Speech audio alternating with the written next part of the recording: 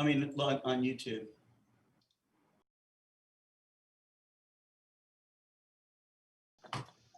Oh my God, the 5-second countdown. Yes.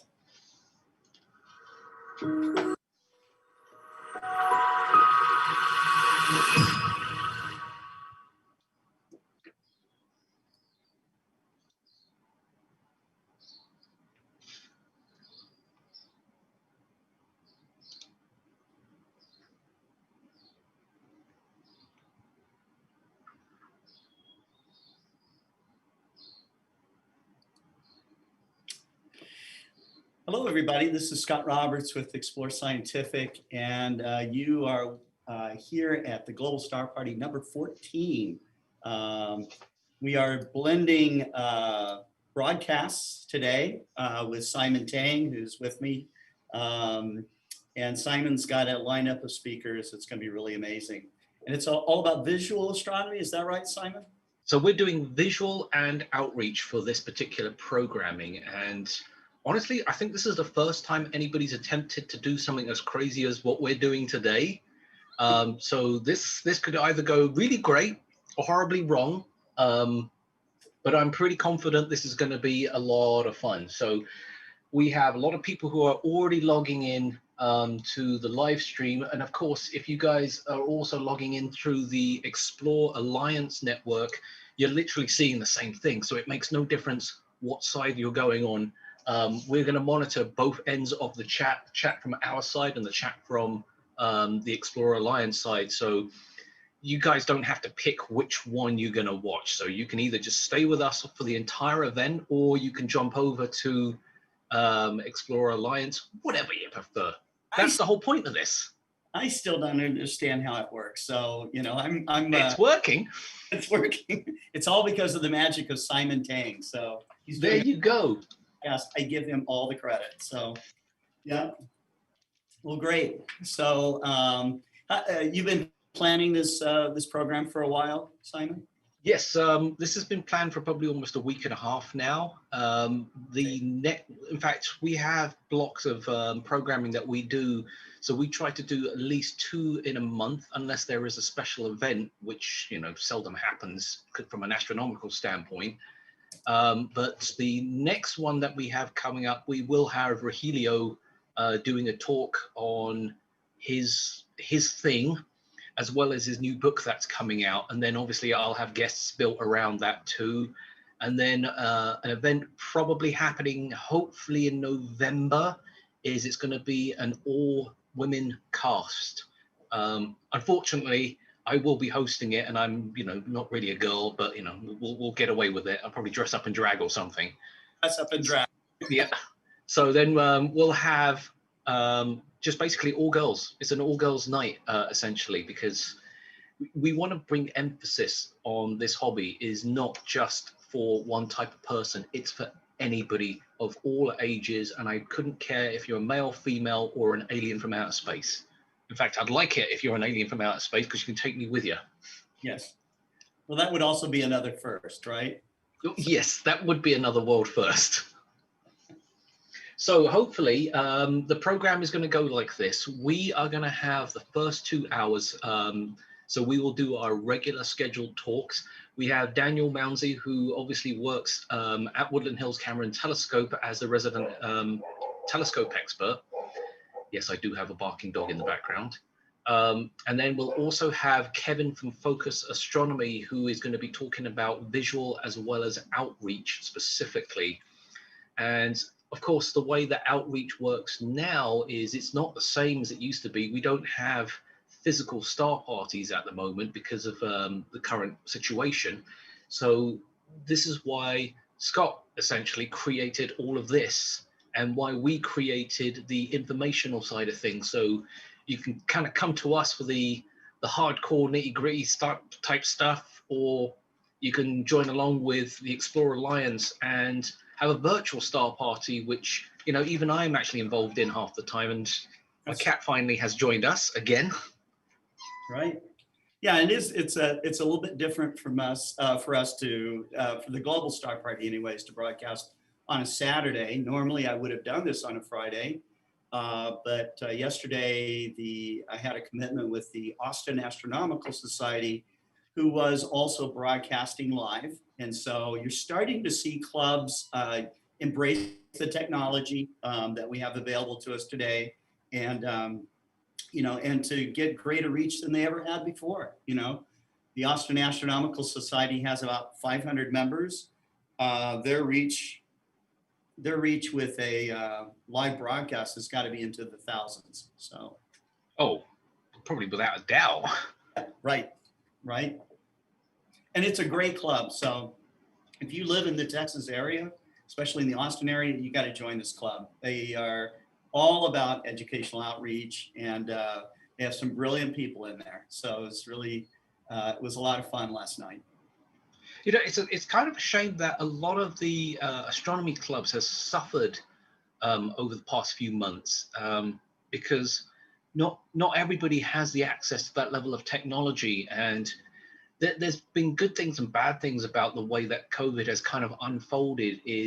I think we're now truly thrusted into the 21st century in terms of integrating how technology works, and what it's done to help evolve astronomy in so many ways, because the phrase EAA, electronic assisted astronomy, was not really a thing up until now. And it's fantastic to see that there is now this new bleed over coming out to create this outreach. And even though what we're technically doing is not electronic assisted, it is to a certain extent, because now we're able to show people the things that you just simply can't see and introduce people into the world. And we're going to have people logging in all over the world at around about 2 o'clock our time. That's going to be 4 o'clock your time, and God knows what it is for the rest of the world. But they will be showing all sorts of different weird and wonderful things. And I'm actually happy that a guy called Chox just logged in just a second ago, just to pop in to say hi. He's getting set up. Now, I sent him a camera, which will be his first monochrome camera. That's right. And yep. So I'm gonna be really excited to see his results. I'm really looking forward to this, because it's that game changer, and I can tell he's already excited. Sure. All right. Has Daniel showed up yet? I have not seen him show up yet. No. Okay. Let me poke him real fast. In traffic or something. Now he's sitting at home, probably with his kid pulling his pants down his ankles or something like that. And I've got my cat now, who decided to sit on my lap. You can tell it's getting cold now, because usually in the summer she generally leaves me alone, but in the colder days she's just all over me and just will not leave me alone. Mm-hmm. So, who else have you got coming on during your programming? We have some of our regulars that will be coming on. Certainly David Levy will be on, and he will give his talks, which are always really inspiring. And he always adds some poetry in there, so he'll read some Robert Frost or something like that. He'll be on initially for 10, 15 minutes, and then we've got Gary Palmer, who is co-hosting the show with me. And he's gathered up some of his friends that do astrophotography in the UK. So we got Steve Collingwood is coming on. He's got a guy named Gary Varney, who I'm not familiar with, but does some really top-notch planetary imaging. So he's going to give a little tutorial on how to image process. He's got a tutorial on Mars that we're going to show. We have 10-year-old Libby in the Stars. She's going to be on, and she's going to talk about her trip to Kennedy Space Center. So that's actually something to look forward to, actually. Yeah, right. So Libby has been on several of our shows. She loves doing them, and she's learning how to be a presenter. And so it's a skill. It takes a while to learn it, but she seems to get better every time she does it. So I think that's really cool. And it's just cool to see a 10-year-old, that interested in astronomy and space exploration. So, and who else? There will be others. Shailendra that was just on, he'll be on as well. I hope to see some cool live imaging going on, and some live image processing. And there'll be kind of an open panel towards the end where people just share different experiences. If there is someone shooting live stuff, we may get into letting the audience make requests to image different things. So remember that, of course, it's dark right now in Europe, and or getting dark, and so it's this is really a global star party. Yeah, I think this is just going to be brilliant. I'm actually excited because I haven't done anything quite like this. I've done simultaneous castings before, but not on this scale. Because, like I said, this is why it's called a global star party. It's going to stretch from one side of the planet to the other. Speaking of planets, here comes one right now. Hey. More like an asteroid. Can you hear us, Daniel? Oh yeah, I'm good. I'm here. I'm just renaming myself. I got Benjamin's name on here. How you guys doing? We're good. We're good. So I'm just going to run off with a couple of questions or comments on our side of the chat. Chimp6 says, "I'm a visual guy, not a photo guy. I prefer to be in the moment rather than capture the moment. Thanks for this programming." And then Sensi AJ says, "I bought a solar filter and I'm scared to view the sun." Don't be scared to view the sun. As long as you follow all safety precautions when using the solar filter. Obviously, do not look at the sun without a solar filter. All right, so Daniel. You're the solar man, I'm telling you. I know, it feels like that's what I've turned into all of a sudden. I wasn't originally. Yeah, that's what you do. You're good at it. Okay, so what we're going to do, let's get this program started. So Daniel, give us an introduction about yourself, and then the floor is yours, essentially. Yeah, no, it's cool. I like to interact with everybody. I'm just going to close the window real quick to stop the sound from coming in, because I'm about to hear somebody start a truck. Oh.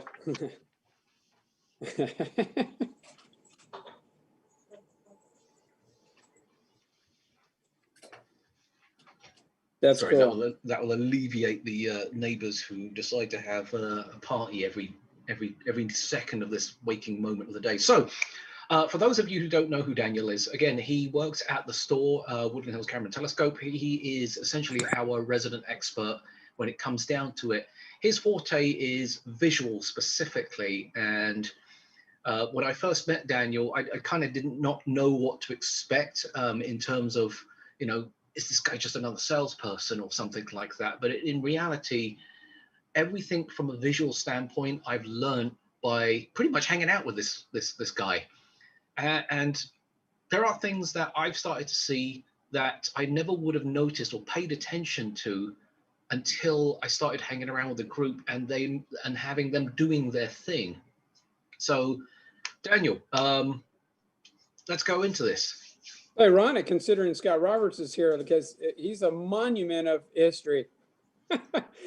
Between Scott Roberts and Alan Hill are like the two guys, man. It's just like seen it all, Unbelievable. Two guys. Yeah, so I started with this Backyard Astronomers Guide. Oh yeah. Remember that, Simon, how I keep going on and on and on? Hold on. That's still the Bible, man. It's still the Bible, Simon's probably got one there. What do you have over there? I don't know where my copy of the same book is. Okay. It's buried somewhere. I'm sure it'll come up, No, yeah. Actually, Scott Roberts' buddy, David Levy, the Shoemakers and Levy, David, they discovered Comet Shoemaker Levy 9. That was what started it. It was actually on a newsstand in a supermarket. I was a box boy. I was bagging groceries back in the day. I don't know, what was that? and then I saw this magazine cover about these comets were going to hit Jupiter, and I was like, wow, you only heard about that in science fiction movies, you know? So that really blew me away. So that image on that magazine was burned into my soul. And at that time, I think I was just tinkering with a 6-inch Newtonian, and then I was corresponding with Jeff Wood over at Scope City in Sherman Oaks, California. And that's kind of how we started. Jeff and I were doing, you know, I was going in there as a customer, and back in that time in the early 90s, there's a lot of visual stuff. Now it's changed a lot in the sense that you have a big demographic of imagers like yourself. And then but you know, we still have a surprising amount of visual observers, which is still kind of cool. I don't know. Simon, what would you say? It's about 50-50? You know what the funny thing is? I would probably turn around and say there are more visual observers still Yeah. than there are imagers, only because the transition hasn't fully happened yet. Yeah. And the age group is where the interesting side comes from. So it tends to be the older generation that tends to do more of the visual aspect of things. And then it's the younger crowd that does the imaging aspect. But what the interesting thing here that I found here is imagers are discovering visual astronomy again. And older visual astronomers who used to use film to do imaging have rediscovered imaging. And this is my thing. The way I look at it is the reason why I do imaging is I make the invisible visible. Whereas looking through an eyepiece is you are a part of what's happening. And there is probably at some point in time, and I'm going to pick a slow transit. I actually want to see the ISS transit the sun through an eyepiece this time round. So like the plan here is I'm picking one specifically that has at least a 2-second transit chord so I can see it. Because 2 seconds through an eyepiece it can be is that a long, lifetime. 2 seconds? Because I remember the live video you shot, it was a fraction of a second, it seemed. So when it comes down to transit specifically, there, depending on the website that you're using, you have the apparent sizes of them that can vary from the size of, say, Venus, all the way down to basically a flea on a dog, essentially. Right. And the smaller it appears, the slower it goes in front of the sun. So that's why I want to pick one of those particular ones. And you'd be surprised, you can actually see it. Yeah, I saw the live video that one time, but it was just instant, you know? Right. Speed. Okay, so you're going to do a visual? I'm actually planning on visually seeing it.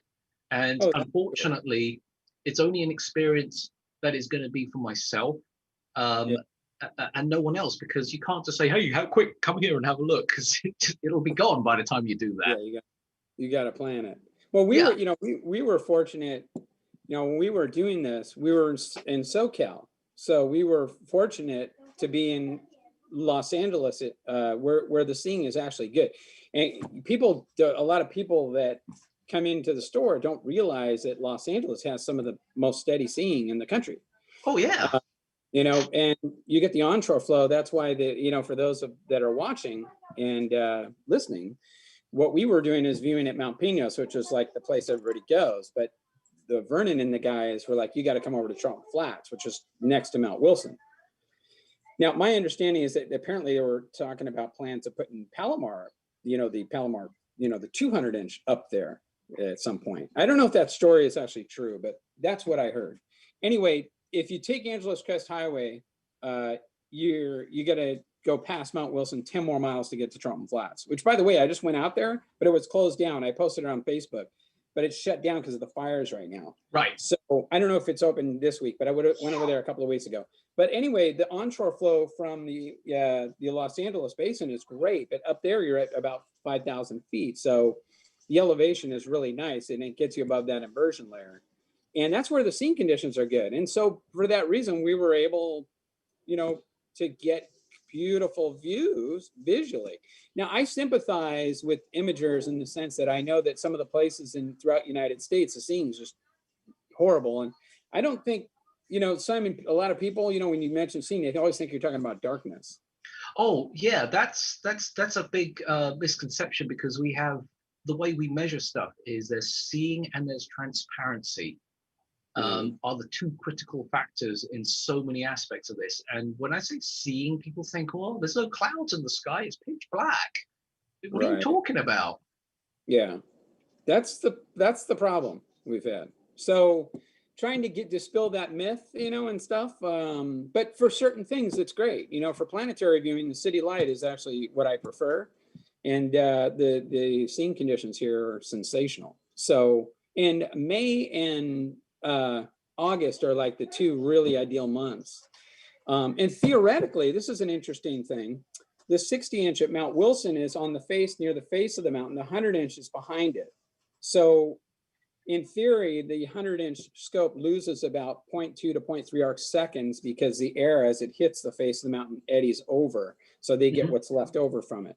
Now, Charlton Flats is further in, but there we were getting, compared to Mount Pinos, which is very seldom you got good seeing. You had good darkness and good transparency at Pinos, but you didn't have good seeing. So we went over to Charlton Flats, and that was when it really changed my whole life, because we could view the planets and everything was rock stable. And in fact, most of the time, 9 times out of 10, the seeing was just sensational. There was very rarely a night where the seeing was not good. I mean, it was good most of the time, really good. See, it's funny. It's funny that because the solar stuff that I do relies heavily on seeing, and this is something that you guys at home need to do. It doesn't matter if you're a visual or an imager. Is learn weather patterns in your vicinity, because at some points there are key times. For me, I've discovered between the hours of 7 till around about 10 o'clock in the morning, I get my optimal seeing. And the reason for that is I'm literally on the edge of the Los Angeles National Forest. So if the forest's here, I'm here. And there's a valley that runs through like a V shape. And by knowing if the wind is flowing from, say, east to west or west to east, I've got 2 mountains to block. So the air can go up and then go back down, and I'll have this clear column that shoots out. If it's south-north or north to south, forget it. I'm in big trouble. Plus, I know that there's a storm. How long did it take you to discover that? Because, people, they're not familiar with the best time to view. It's something they're still in the process. I mean, so I know this has been going with you for a couple of years. It took me a good 6 months to figure it out. And admittedly, I'm not exactly the best weather predictor on the planet or understand any of that stuff. And to be honest, I had to really learn it. So I started to look at things like onshore flow. I started to look at what's happening in LA specifically to know what would happen in my area, because we have like a microclimate here in Southern California. It's like 1 minute it's snowing and the next minute it's like sunny, and you're like, well, hold on a minute, I just drove over a mountain. And then what was the other thing that I used to, well, I still look at all the time. What's it called? Hold on, I've got to open up the site. It's the jet stream map. Transparency, you mean? Yeah, the jet stream. So I watch the jet stream very, very carefully, because that tells me everything. Yeah, it tells you a great deal. It did for me too. I was always keeping an eye on that. And that's how Vernon and I planned those nights to go to Charlton Flats. And another interesting thing is that, when we're in the valley, Woodland Hills at the store, the temperatures, as can be 90 to 100 degrees Fahrenheit sometimes. Yeah, it's crazy. Then you drive over to the 405 freeway into the LA basin, and the temperature will literally drop 20 degrees Fahrenheit. It's a huge factor because you have that onshore airflow that comes into the LA basin, and Mount Wilson and all that is above it. That's why, it's such a trade-off. I used to take my larger reflector scopes to the star parties where we were in the valley. And that was when the reflectors were really having a hard time adjusting, because there's no ocean there. It's all blocked by the mountains. So there's nothing there to control the temperatures, and I always think of the ocean as an air conditioning. It just keeps everything consistent. And you get very subtle deltas, about, 8-10 degrees Fahrenheit. Whereas you go into the valley and the temperature just swings like crazy and the scopes can't keep up with it. And the other thing, and one of the things I have learned, I like you, I look at the jet stream maps, I keep an eye on that. But the other thing I had learned is to look at the atmosphere. Like I can actually stare at it and look, I can feel which way the air is flowing. I know if it's very transparent, it's not a good thing. I know the seeing's usually not good. If I don't see an inversion layer, I don't see any kind of water vapor or some kind of haze, then I know the air has been zapped out by some kind of dry Santa Ana. And I think these are important things if you want to get into the hobby of viewing double stars and viewing the moon and the planets. And by the way, and I go into the Cloudy Nights forum, I discuss this, and people are just like, can't believe what I'm telling them is that I actually like light pollution for the kind of viewing that I do. I prefer it. And I have all these reasons why. And, but the most important thing is the seeing conditions. And I'm into the hobby of viewing double stars, multiple stars, and planets. And 90% of my viewing is doing that, unless I go up to the mountains, where I'm going to either like Rose Valley, in the dark skies, or Lockwood Valley, or Chichupate, Mount Pinos. Then obviously I'm going to look at things that you can see better in the dark. But I don't usually look at planets and double stars from those locations because they're not the best. Yeah, But I've noticed that because you're much further inland. I mean, again, from an imaging standpoint, I could care less about how much that star wiggles. But yes, if I'm doing outreaches, or when I used to do them in schools a lot, of the course. first thing I would always ask is like, where is it going to be? And they go, why does that have any relevance? I said, it has a lot of relevance because it tells me what I can and can't see. So it's kind of the juggling act of figuring out your local weather patterns. And again, there are numerous websites, apps, and all sorts that you can go into, but be patient with it, because you do have to collect your data over a certain period of time. You do have to look at what the weather patterns are doing, and don't just look at your local, look further out. So if you have an area that instinctively blows wind from east to west, you need to look at what's happening in the east and why it's doing that. And is there somewhere you can go to where you can have an advantage? We do have. I totally agree, and I tell people this: to get to dark skies, you have to leave the coastline. Typically, you have to go further inland to get to dark skies, and that's where you start losing your seeing conditions.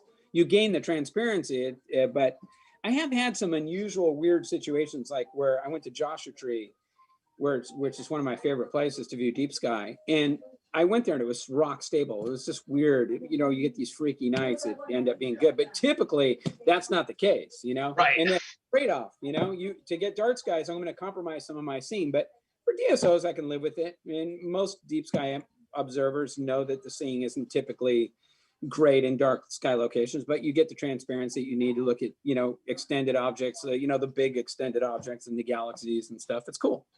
Okay, so let's just switch to a couple of questions real fast. Daniel, is the 6-inch Eclipse Smart Solar Filter safe to observe the sun with? The Eclipse Smart, yeah, it's safe to observe. I think they're talking about the polymer mylar looking. Yes. Totally safe. As a safety precaution, I generally advise people anything over 8 inches worth of aperture when it comes down to solar filter should always use an off-axis mask. It gets too big at that particular point. Completely agree. And it's not that it's unsafe, it's the intensity of the light is quite dramatic. If you were doing imaging, obviously the bigger the better. I do know some crazy people out there that have used 11 inches with an 11-inch white light filter, but they don't dare look through it. And they know because they'll see the sensor temperature shoot up quite drastically. I know you kind of answered this, but how would you rate your LA mountain seeing view versus Joshua Tree National Park and Anza Borrego? So Daniel, you can answer it from your end. I'll answer it from my end. Yeah, so it's pretty huge. I mean, if you go to Joshua Tree, I'm going there basically to. First of all, I got to say, Joshua Tree is very sacred, special place. I go to Jumbo Rock, and it's a very spiritual experience. That's the thing. I get a very peaceful enjoy. I actually enjoy just sitting quietly there. It's just so peaceful out there.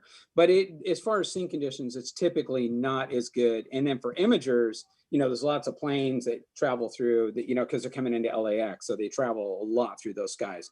So imagers have complained, but as far as for me, the seeing, I don't go there for seeing conditions. LA just night and day better. LA is amazing. People just don't. They misconstrue light pollution with scene conditions, and that's one of the big myths that we always have to dispel at work. You know, explaining it. This is like the worst place. I'm like, no. Ironically, this is a great place. Yeah, know? so I'm going to answer it in regards to where I am. It's like I said, it's because I have that luck of the onshore flow from LA, and there is this interesting gap that I have. So think of it as there's the ocean that's down here. So we're basically in what, Topanga, Malibu, and all that hits that mountain, the Santa Monica Mountains, I think they call it. And the air basically gets pushed back up. Now, the problem here is as it gets pushed back up and it goes over LA, it can come back down. What I'm hoping for is the east to west wind to knock it sideways.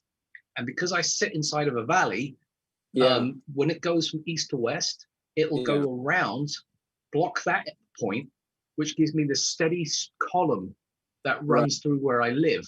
And like I said, it always happens between 7 and 10 o'clock in the morning, my time, from a solar standpoint. It happens in the evening as well. So as soon as 11 o'clock in the afternoon, in the morning starts, it's like the wind just picks up. It's like clockwork, guaranteed. Right. That's good. And You get familiar with your location and Yeah. what the behavior of this, and then you learn the seasons that are good. I was mentored by a few guys, George Rackledge, Ed Grissom, and John Pons. And I remember them doing all the solar viewing in the morning. There's like all these factors. And, you know, it's funny, you and I, we're all having this discussion because these are the things that are so fundamentally important before even getting the telescopes, you know, and that's the thing, you know, you can have all these great instruments and everything, but if you don't know what you're doing, you don't know about your location, sometimes it can backfire and disappointing results, you know? So I'm going to do a couple of questions over from the other chat here. I just missed the one that you just sent me. I found atmospherics to be also useful tracking. Oh, not that one. There was a question that I just saw. And there was a question from someone that says, "Is global warming affect?" Oh, yes, there that in was the it. hemisphere? Yeah, I don't, you know, for me personally, if I believe there's an issue with, you know, from the satellites have shown that, but as far as from an observational standpoint, I haven't had any issue with that from what I can tell so far. At least from where I'm at, you know, as far as global warming is concerned. Maybe Simon, maybe you have thoughts on it, but for me personally, no, I haven't had that much of an issue. I'm not going to get too much into the science because this turns into one of these crazy arguments for a couple of people that are naysayers in some ways. But I will say this. Temperature changes will affect how the jet stream works. You have to understand that this entire planet works off of, it's like a conveyor belt. You've got the one in the ocean and you've got the one in the sky.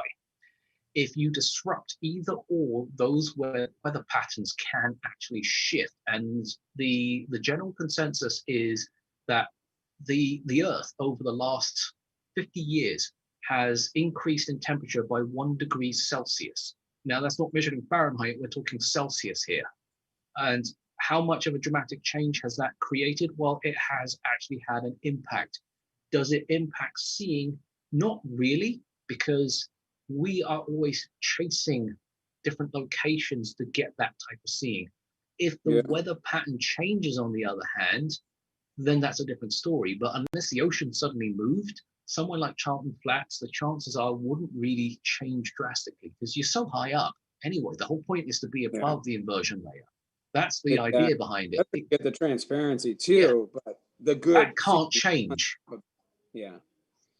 Yeah, and the other thing too, and this is the funny thing is like the way I actually determine scene conditions is instinctively now. I was talking to my friend Mike Forslund, remember Mike Forslund? Yep. And he was talking about a guy that does fishing, and this guy is like the ultimate fisherman, and they have these fishing contests, and this guy can tell instinctively by the weather where the fish are going to be at. It's just the craziest thing. But in a way, astronomy is the same thing where I look at some sites, but generally I can tell by the way the atmosphere is behaving. And the other thing is I've seen situations where you'll have clouds moving one direction at one altitude and moving another is the trippiest thing. So I'm always looking at these things. I look at the smokestacks near the coast here at El Segundo, Manhattan Beach, and they have these stacks, and I can look at which way the air is flowing.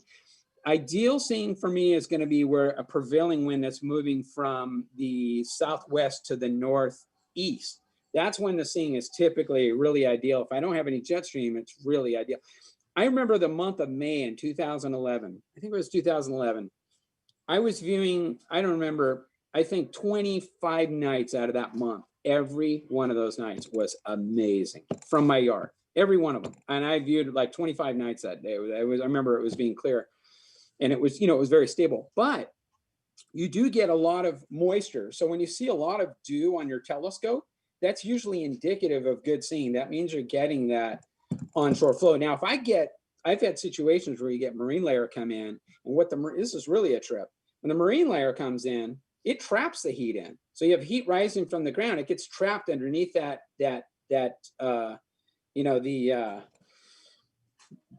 those clouds, those low clouds there, and actually the dew disappears, which is the trip. You know, the funny thing is though, for us that are north of LA, because that's technically where I am, I pray for the marine layer because it makes such a difference for me, because I can see the glow is so much lessened.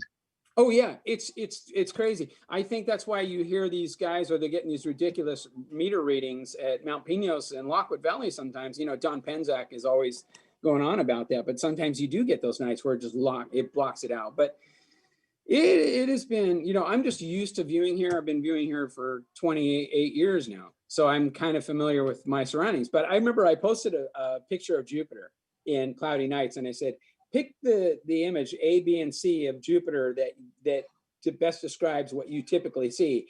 And I was shocked. It was really unfortunate. I sympathize with people throughout the country who don't have good seeing conditions.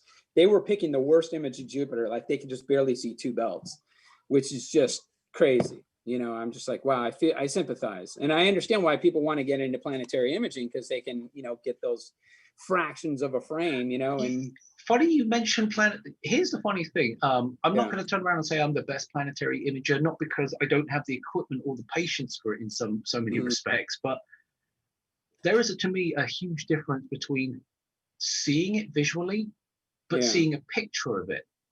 And I'm going to tell you this now. I prefer to look at it through the eyepiece. Yeah. And people never. We did an outreach back in a long time ago, and there was a two-moon transit occurring on that night, and people couldn't understand why I was freaking out, because from the public side they didn't really see this and they didn't really understand what was going on. But I'm just looking at it, and we're in the middle of a shopping center, just so you know. In Valencia, so it's like lights everywhere, and I'm not surprised. That place it was just a nightmare at best. But planets are just dead easy; you can see them anywhere. And the funny part of it was, on that same night, it was, I think, 4:30. The sun was like getting caught up behind the buildings, and I said to the guy, because he bought his 12-inch Dobsonian out, and I said to him, "You want to see Jupiter right now?" And he goes, "4:30? You're going to be out of your mind. There's no way we can see it." I said, "No, we can, because I know exactly where it is." Right. So I go to the moon and I start nudging to my left, and I go, okay, so however many movements in terms of degrees, I'm in the vicinity. So I'm just going to move it up and down until I see it. It floated into view. We got the higher magnification out. I said, like, quick, it's over here. And he couldn't believe it. He was seeing it at 4:30 in the daytime. Anyway, going back to the story of the transit. So people were freaking out. I was freaking out, and people just didn't understand why I was going nuts. At seeing this. And recently we had a double transit again, and every imager that does planets under the sun was out there trying to shoot it. And I got to admit, it was somewhat disappointing, because it was not what I remembered seeing. And then I started to realize there is that disconnect between imaging versus visual. Oh, yeah. When you see it visually, it's totally different. When you do it by imaging, it's not the same. Not even remotely the same. I'm curious about this, because you do a lot of the imaging, whereas I look at a lot of the planetary images that I see, online. And there's a few world-class imagers out there, but I know a lot of people, I can tell, because I've seen so many views of planets, that I have a very clear idea of my own perception of the color of them and the way, things are highlighted. But I do notice that it's difficult. I don't know if it's for people to process the image in the sense that they kind of get the colors wrong. They look a little bit too stark and contrasty. And I wonder if that's just from their own inability to have that experience of seeing good views visually to have a frame of reference. I think it is. I think it is, because I try to image my planets using the refractor, not because it's whatever the size is. It's because it gives me the closest idea of what I physically saw. Yeah. And I try to color it based upon what I remember seeing in my mind's eye, so to speak. But at the same time, what's irritating here is, and this is why I'm not a big planetary imager in general, is when I look at the picture and it's like that small, you can see the pixels and all that kind of stuff, and in your head how you create that image, and it just has this false sense to it. But then when I view through something like a 9 1/4, when we were over at John Hawke's place, and Darren had his 9 1/4 there, and I'm looking through it and I'm like, this is just crazy. It doesn't look the same, even though it was small in the eyepiece. I could see everything. Oh yeah, I see what you mean. Yeah, I could pick out the cloud band details, even though the planet was just tiny. And then I could see inside of the cloud bands. I'm like, oh, hold on a second, my camera doesn't pick up anything close to this. Right, absolutely. Yeah, no, I've had so many of those nights, and those evenings, and you cherish them when you have them. It's a very, they call it a religious experience. Right. And I've been, I switched, I have a couple of different scopes I use, and I typically, I remember going back just for a second though. I remember, you talked about daylight viewing the planets. Venus, the best image of Venus I ever saw was in broad daylight here at home in my backyard in a 12.5-inch reflector. And it was just rock stable in broad daylight. That day the air was very stable. Broad daylight, I saw Venus and it just looked unbelievable. How beautiful and how sharp and crisp it looked. It was really nice, And that's what I find out. And sometimes, you have varying variances of seeing conditions. And then sometimes it's easy to just use the refractor because you don't have to worry about collimating anything. They're not affected by the cool down the same way as reflectors are. There's all these factors that go into the mechanical physics of it before you can even, there's a lot of misconceptions. I can just say that. There's talk about telescopes and the physics of Strehl ratios and we can go into you don't even get to there first. You got to have a platform to view from. It's like when you look at an observatory, they do research before they put observatories in place. Right. It's not like you just take the scope out any place and you get good results. I mean, it's only as good as your weakest link. I'm just going to acknowledge somebody on Scott Roberts's live chat. I just noticed Clyde Playmate is watching. Hello, Clyde. For those of you who don't know who Clyde is, he did the Solar Extravaganza. I strongly recommend you see some of this guy's work. I mean, he's going to be retiring soon. He runs the Big Bear Solar Observatory, so it's good to see him actually on. Making his couple of comments here and there. So, hats off to that guy for sure. He's so brilliant, Daniel. I wish you get a chance to listen to some of his talks. I'm going to have to do a little follow-up with you afterwards about that because I'd like to see that and be curious. Yeah, no, Clyde is somewhere else when it comes down to when it's doing solar and observational stuff. It's just unreal. Cool. Got some people chiming in. Scott, that was on yours. Scott? What's that? That was on the Explore Scientific comments? Yes, that was Claude Playmate. He is like chief astronomer over there at Big Bear Solar Observatory. Oh, that's so cool. God, I think of Joe Napolitano when I remember the Big Bear Solar Observatory thing they did. Remember that? Sure. That was really something. Sure. Benjamin, this is why I can't write on cloudy nights because I'm constantly interrupted by this little infant. The funniest thing is I remember when he was only 2 years old. And you just no peace and no quiet. You just can't concentrate on anything anymore. Well, that's what having a kid's about. God, so it's so hard. Now, regardless of who the brand of the telescope is you actually have quite a few telescopes that you use for visual, and there is no such thing as just one scope can do it all. Out of the scopes that you use, which one do you find you use the most of, and for what particular subjects?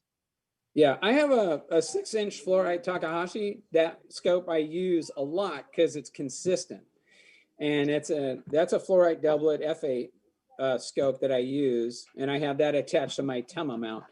But later in the evening, what I'll do is I'll take the Muon 250 out and I'll set that up on a towel with a fan, and I will leave that scope from, usually for planets, I'll leave that scope say 7:30, 8 p.m. with the fan for 2 to 3 hours till I get to midnight.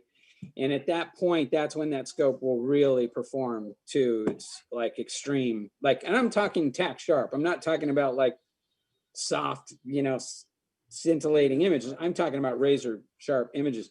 And that's what I want to see. That's what makes it exciting and fun to watch. And it takes the time. And I think that's the problem a lot of enthusiasts have, is knowing when it's cooled down. And there's techniques you can do. I encourage people to Google Schlieren photography, which is a German word for streak. Do a streak test. And there's techniques to doing streak tests that you can do.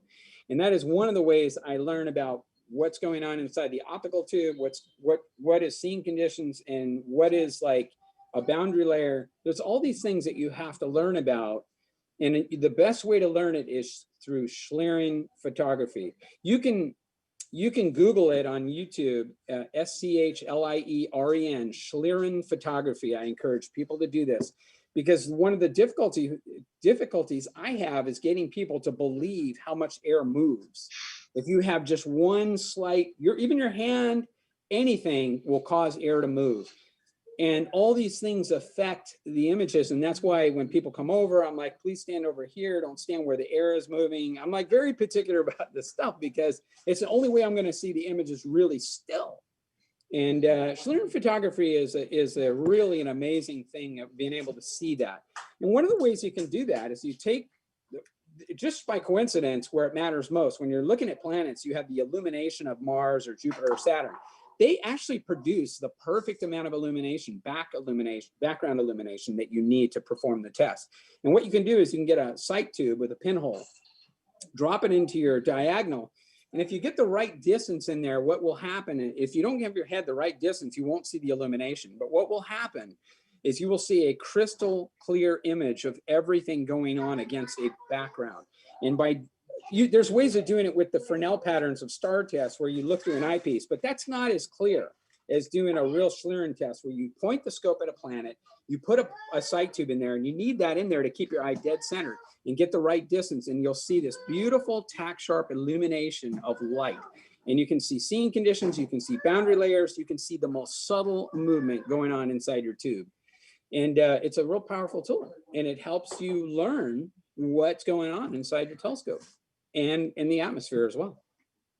Funny you mentioned that. I'm going to give you a little bit of a funny story about the Schlieringer test and the Schlieringer effect. There is a great YouTube video, which you showed me originally, Daniel, of this guy. He's got his hair dryer out. He has a match, and then he has like bottles of nothing in them, but there is actually a gas in there, and he'll pour it out.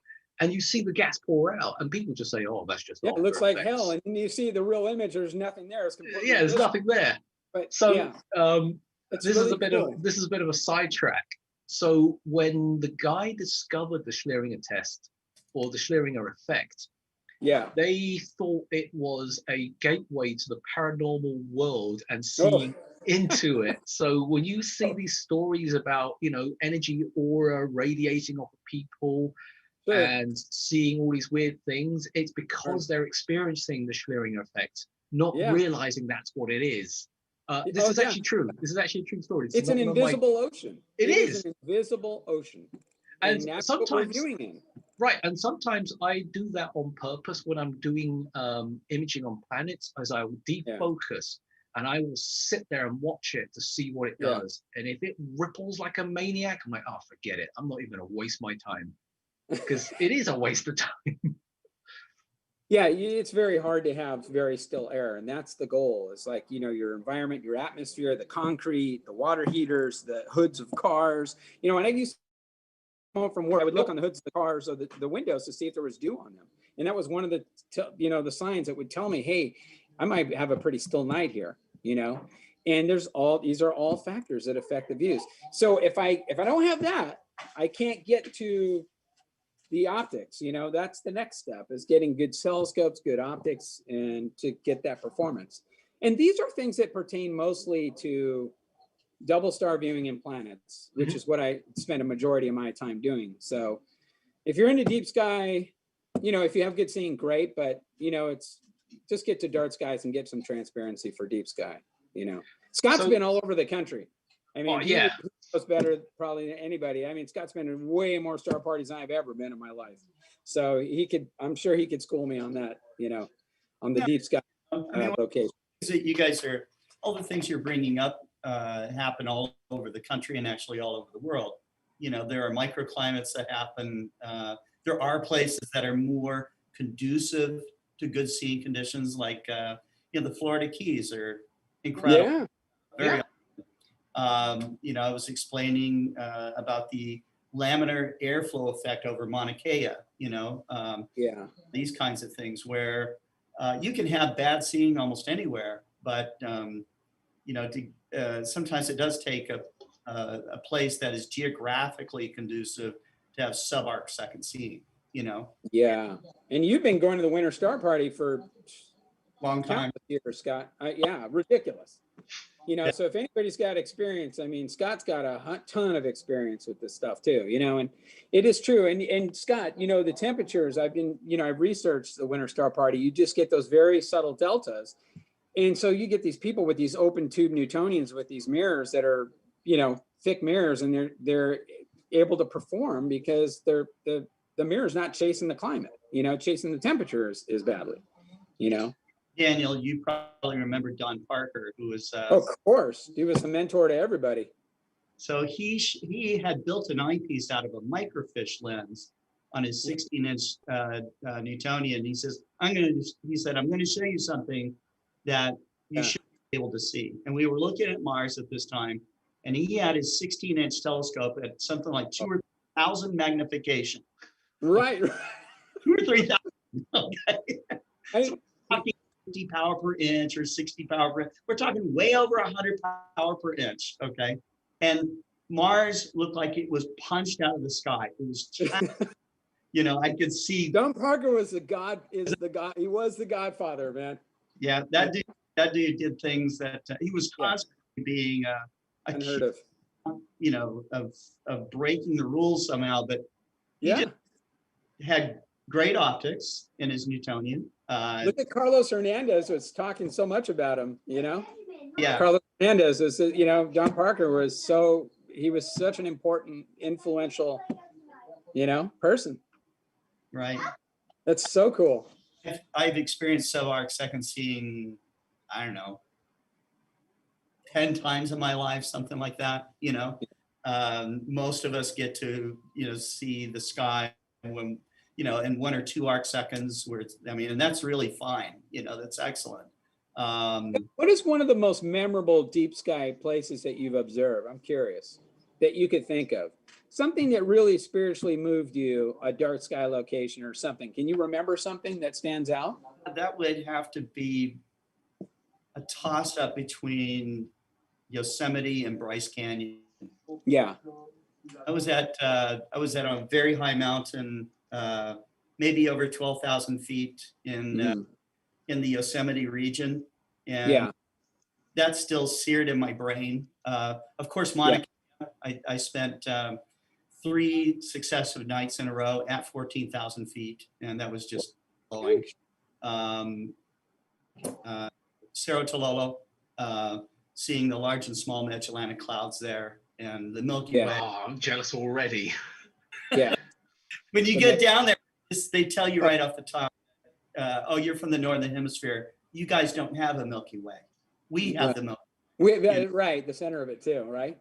It's kind of like NGC 891, just right above your head, you know? So, hey, Benjamin, Daddy's on here. Sorry, guys. It is. So we're going to do 2 questions here from the live chat because we've got about 15 minutes left and I don't know how long it's going to take to answer these. But question number 1, best type of surfaces to set up on, and then give bad examples as well. So that's question number 1. So let's start with that. Am I answering or Scott? You, Daniel. Well, anybody can answer, to be honest.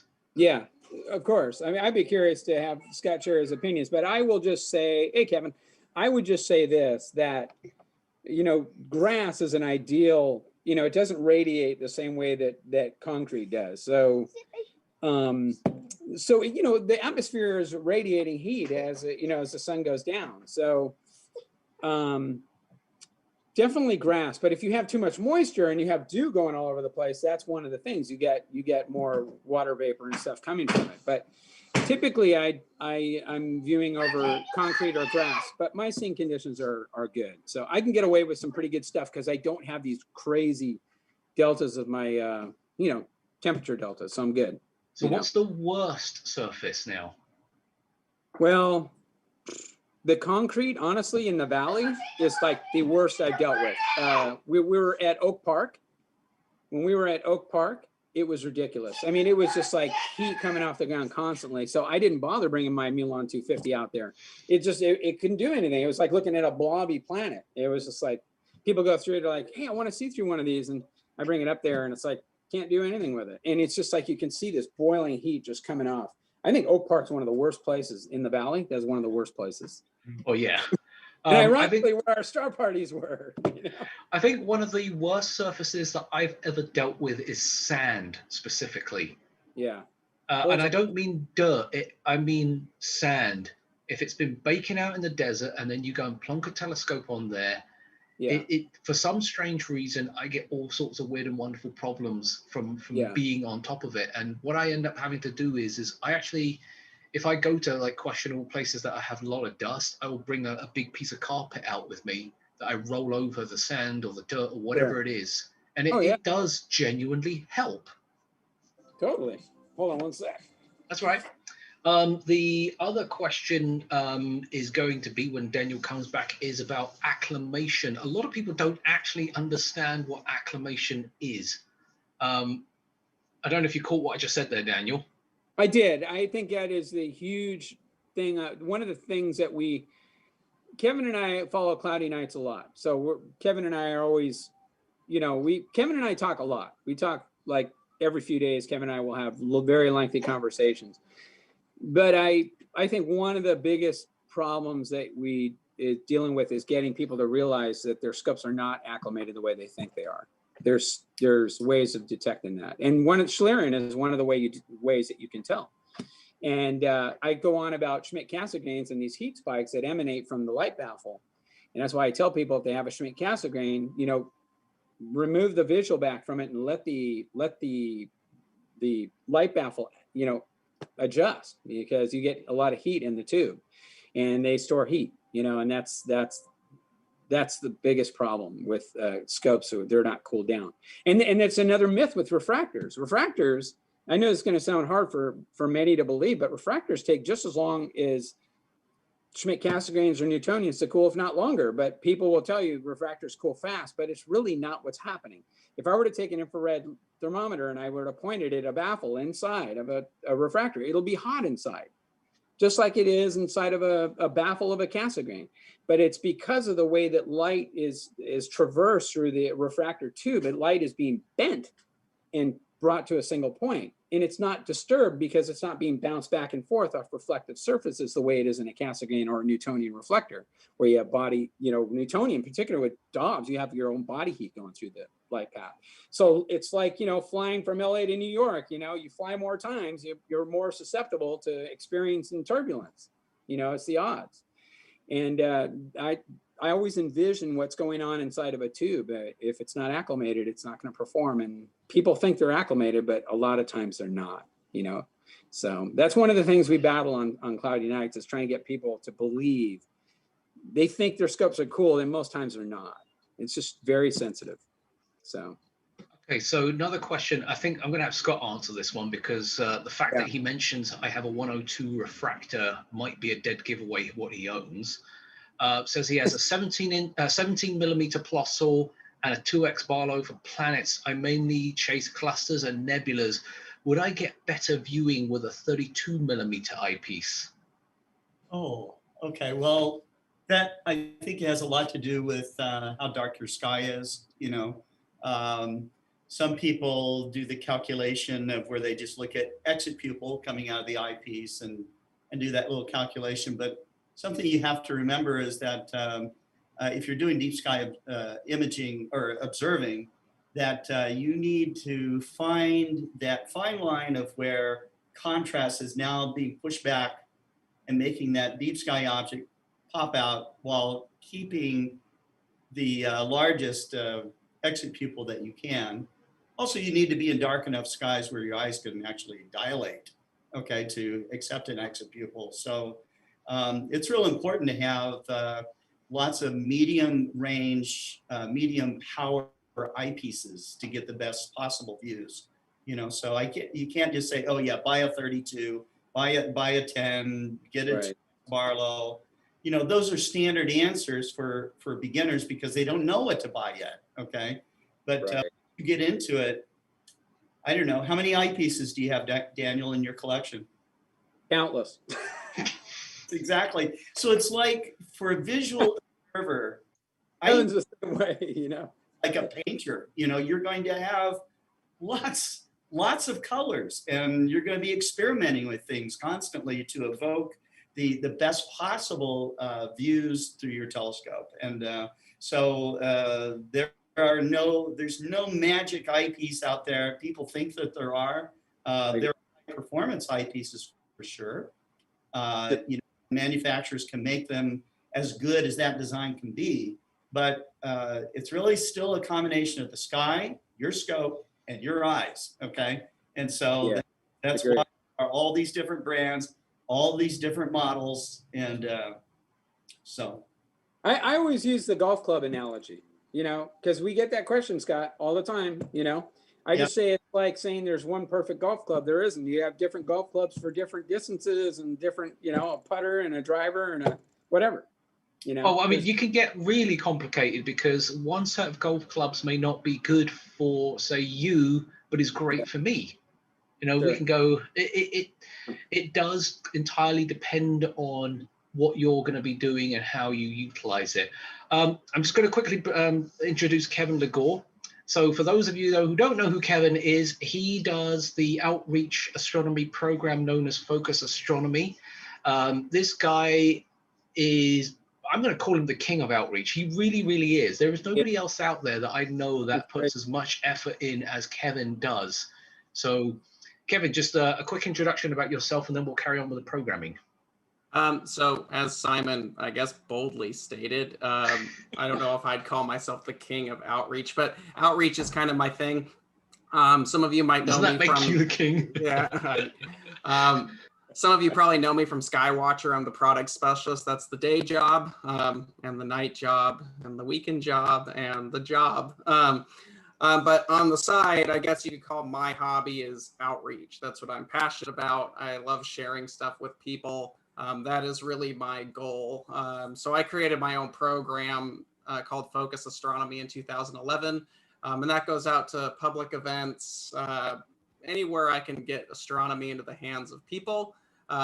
That's where I go to do it. And likely most of the time it's not in particularly good locations, but I have to go where the people are at, not where the skies are good. So that's who I am. You can always go to focusastro.org and check out all the other stuff that I do over there. So, but thanks for having me on today. And hello to Scott and Daniel as well. So. Yeah, you're in trouble now, aren't you? You're like, It's, crap. it's a, that's Explorer Scientific, and you got Kevin from Skywatcher. Don't you and Scott Roberts fight, Kevin, on the phone? You guys are arguing with each other because he's Explorer Scientific and you're Skywatcher? We're chewing I each think of other. it more as sparring, I guess, because at the end of the day, we're all still friends too. Where it's like that We're was all great. the same mission. Spar. We don't spar. They're good competitors.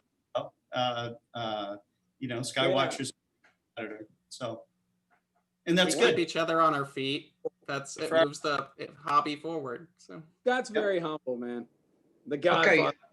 Okay. We're going to go back to one of the questions, and this is about acclimation again, or going back to acclimation. Just lost the question. I think you sent it to me on the chat, right? Yeah, you did. Does keeping my rig in a non-heated, non-cooled garage, is it helpful with temperature acclimation? So in other words, am I better storing a telescope in a place that's similar to the outdoor temperature, or is it a bad idea? You want it similar. I always tell people like a cellar or something where the temperature is cooler, but it's really just about having the scope be the same temperature as the atmosphere or the area you're viewing in. That's what you want. You just don't want anything to have a different temperature. You want the temperatures to be the same. And anytime you don't, then you're having to cope with these artifacts that we were discussing in Schlieren. But I went to a friend's house up in Tehachapi, and I went down in his down below in a cellar, and I went, oh my God, it's so cool in here. And I said, you should have his scopes weren't in there. I said, you should have your scopes in here because it's going to get cool at night. So, the ideal thing, in my opinion, is check out what your expected temperature is going to be outdoors and put your scope in an air-conditioned room. It makes a huge difference, man. Oh, totally. Huge. It's not subtle. It's huge. All right. So, Daniel, I'm going to give you one last question, and then we're going to carry on. This is actually a good one. So this is why I want to spend a bit of time on this. So we've got about 5 minutes to try and get through this one. Yeah. Regardless if it's imaging or visual, okay? Because the guy's asking specifically for imaging. I will answer that in a second. When I'm imaging Mars, I can never seem to get surface contrast or the correct color of the polar ice caps. The whole planet is washed out in red. Would a UV-IR cut remedy something like this? So I'm going to answer this part for you. The answer straight up is no. A UV-IR cut, all it does is it reduces the amount of glow the planet actually has, so it's not too piercing. If you're using a Barlow specifically, I always tell people, no, you do need to use a UV-IR cut because it helps get rid of this hot spot when you're dead center on the Barlow. Now, how this transition to visual is, a lot of people don't realize this, Daniel, and I remember that we used to sell these things quite frequently, is colored filters. Yeah. And how much of a difference a color filter can actually make in either both visual and imaging. I think there's I agree, and I think there's sometimes misconceptions. Kevin Lagore and I were having a discussion about this about a month ago. I always tell people this. If you're like for Mars, for example, because Mars is out, it's ideal.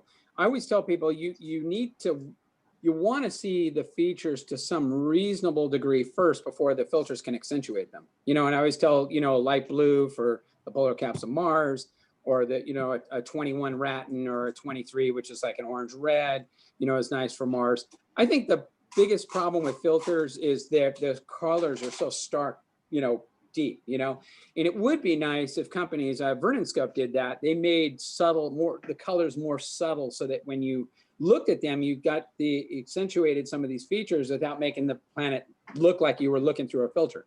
So I actually do have a bunch of very subtle filters that help enhance certain features. But I'm a big believer in using filters. I mean, Bill P on Cloudy Nights has got a big thread going on about filters right now. And one of my favorites for Mars is the Beta Contrast Booster. And I think this morning I was watching a video that Kevin Lagore did, because I was watching YouTube videos and stuff, and Kevin's video came up and he was talking about, I think it was the neodymium filter, Kevin, from Beta. And then yesterday we talked about Mars on our webcast at Skywatcher, and the two that I like to use the most are the neodymium, Moon and Sky Glow, and the contrast booster. And then if you have a large enough telescope, visually a UHC actually really pops the surface detail out. You have to have a and Kevin actually had photographs, I think, through each of them. I think, if I recall correctly, Kevin, I think you had photographs through each of those filters. Really cool. So those are helpful.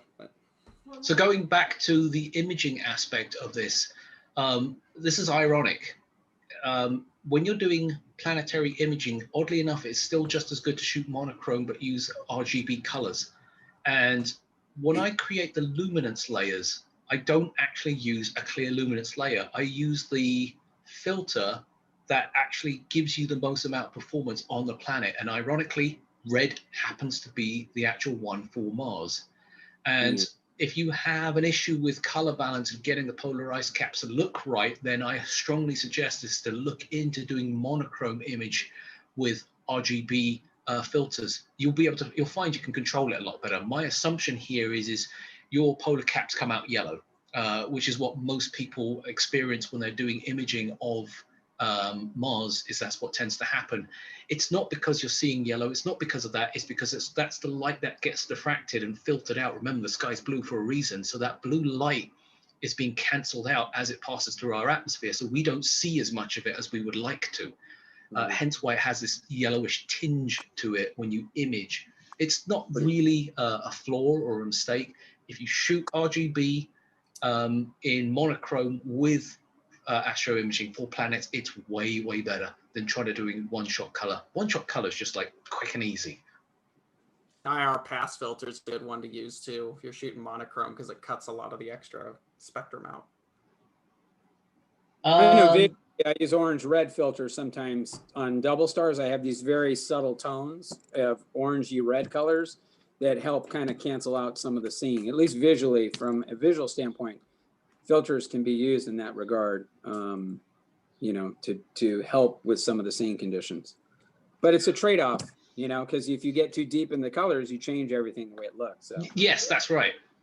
Okay, so Kevin, you have a presentation? I do not. We can just kind of talk. Oh, excellent. So we're just going to, I thought for some weird reason, I thought you were going to have a presentation. So thank God you don't, because that usually turns everyone off. Yeah, it usually turns everyone off. Okay, so Kevin, the reason why I have you on this particular event is because I know you do a lot of outreach, and there is a lot of people who watch our live stream, both here on the Woodland Hills Cameron Telescope and possibly the Explorer Scientific side of things. And the biggest problem they're facing here is their thing was outreach, and you can't do outreach right now.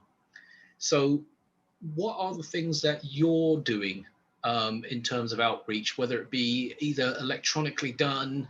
Is there certain things or procedures that you are going to implement in doing astronomy in the public physically that you are going to put into it, if that makes sense? Procedures, that's the word I was looking for.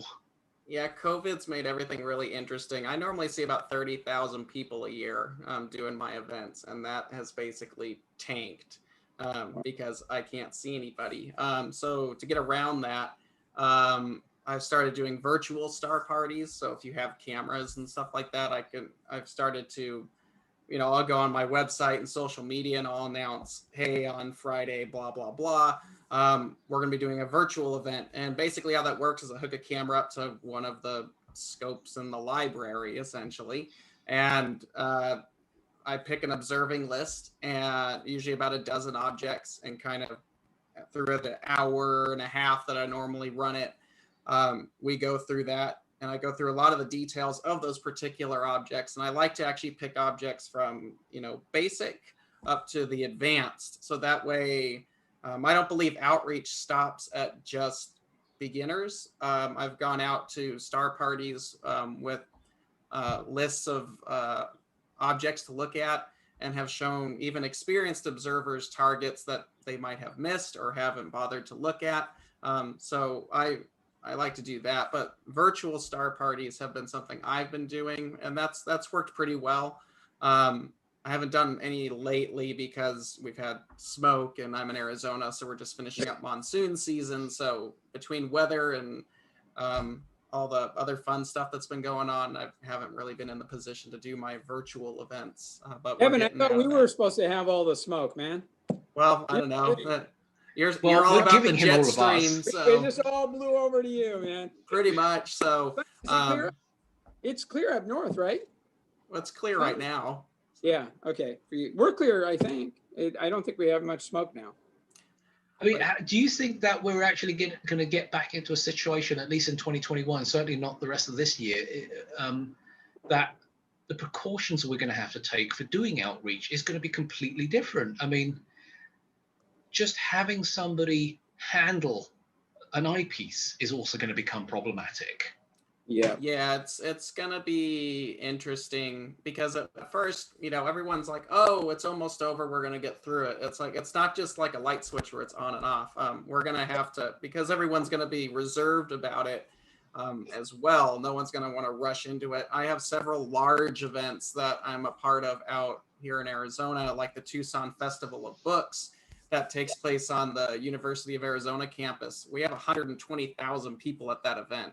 They've already canceled it for next year. They're doing it virtually. So I'm already seeing casualties for stuff like that moving into next year. There is one large event. It's an air show that takes place out here. They're still going forward with it. I don't have a lot of hope that one's going to occur, but I'm even kind of reserved. That brings about 10,000 people. I like doing large events because it brings a ton of people and you can hit a bunch of people real quick with outreach. That one's moving forward, but it hasn't been canceled yet. And then, of course, my personal favorite, the Grand Canyon Star Party, which takes place in June. That's the only one I think of as a higher probability because we'll be in the summer at that point. I think there'll be a better way of approaching and treating COVID, hopefully, by the time that comes around. But I'm not expecting any major events to start occurring until mid next year. And even then, it's going to be kind of weird to segue into doing events again, especially in a large format. And I've been asked to do events already. And the funny part about that is, people who want to have us come out and do events, they're like, well, we'll social distance. It's like, all of you will, but I have to stand next to it and tell you all about it. So I'm next to everybody. So right now it's just kind of, it's not worth doing at the moment. Right. So I mean, I'm going to mention this. It's going to be interesting how we handle something like an eyepiece. I mean, in general, I tell people, please don't touch the scope anyway. You shouldn't be messing with it in the first place. The most I would say is this is how you change the focus. That's an easy one to solve. You could put a condom on the freaking knob for all I care and be done with it and then just take it off from the next person.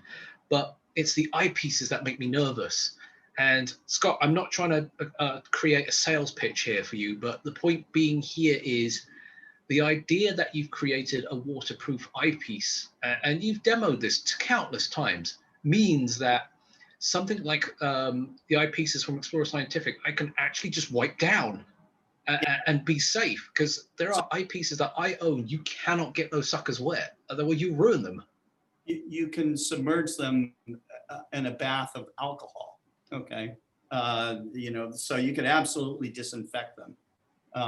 So when you say it that way, it makes me think you dropped it in your beer. Right. So, but that is something that I was approached several times this year. What do? We have this outreach planned, and so one of the scenarios that I came up with was, still there has to be social distancing, there has to be face masks, there has to be all these things. But we have an inexpensive line of waterproof eyepieces in our 52-degree line. And I suggested that they buy 15 or 20 of them. And because they have serial numbers on, they could assign the serial numbered eyepiece to that person. That eyepiece all night, okay? He keeps that eyepiece and then dumps it into a bath of sterilization bath at the end of the observation session. I never thought about that. That's one way to do this, okay? Someone else, I was reading the chat here, said that, and there are these handheld UV things. So let's say you don't have a waterproof eyepiece. You could UV sterilize it, okay? So that's another possibility. I still like the idea of dunking in alcohol, but UV light may be just as effective. So just answering something. So, comfortable cat? Sorry, I've got my cat sitting on my lap like she always does. I just have to say, I'm really impressed with the way that this broadcast is working out. If you're just coming in to watch the broadcast right now, it looks like one broadcast, but it's not. Okay. Yeah, it's actually two.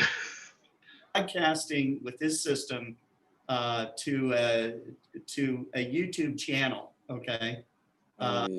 We are broadcasting a separate broadcast platform. Okay. Simulcasting out to our channels. Simon figured out how to combine them. Okay, which is really cool, and it's working great. So I was wondering how you guys pulled this off.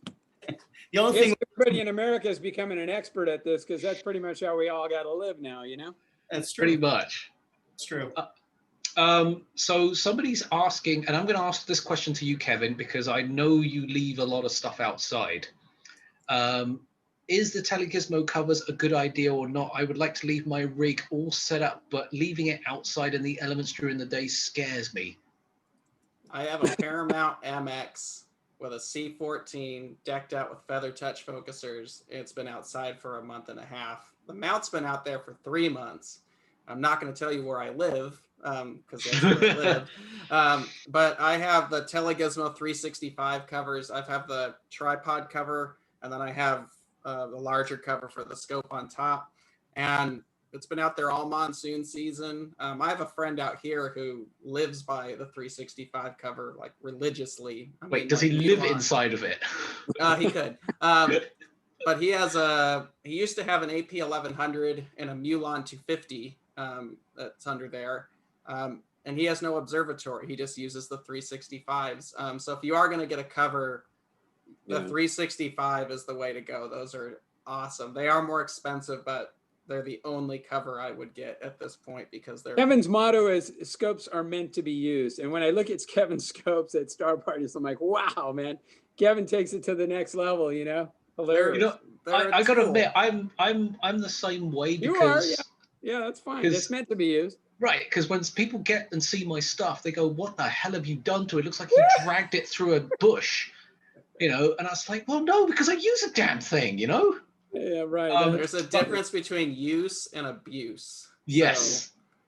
So, Now, people pay a lot of money for a, Gibson 1970 that's been worn down and stuff like that. So I like telescopes that have, you can get them at a better price because they're not cosmetically sound, but they have a story to them.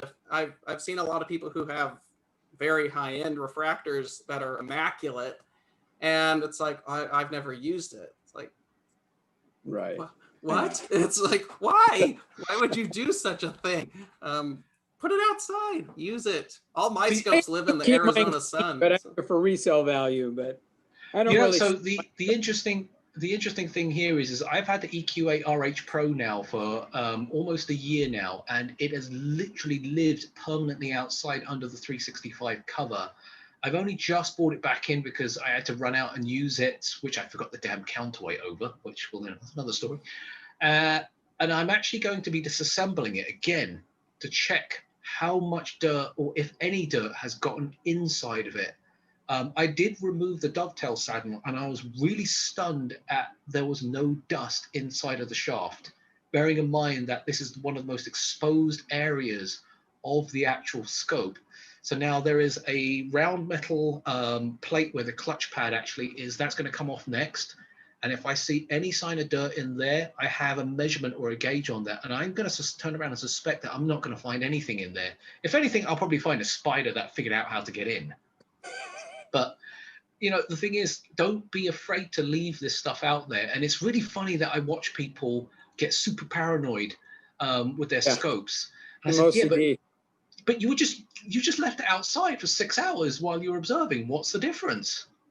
You know, I mean, you know, if there's a big storm coming, yeah. obviously it's like bring it in, but you know, it's if it's gonna be now. I'm in Arizona, you know, we don't know what rain is out here, so at that point I'm trying to find a picture on my phone of a particular piece of equipment that I've got that's been outside for a very long time.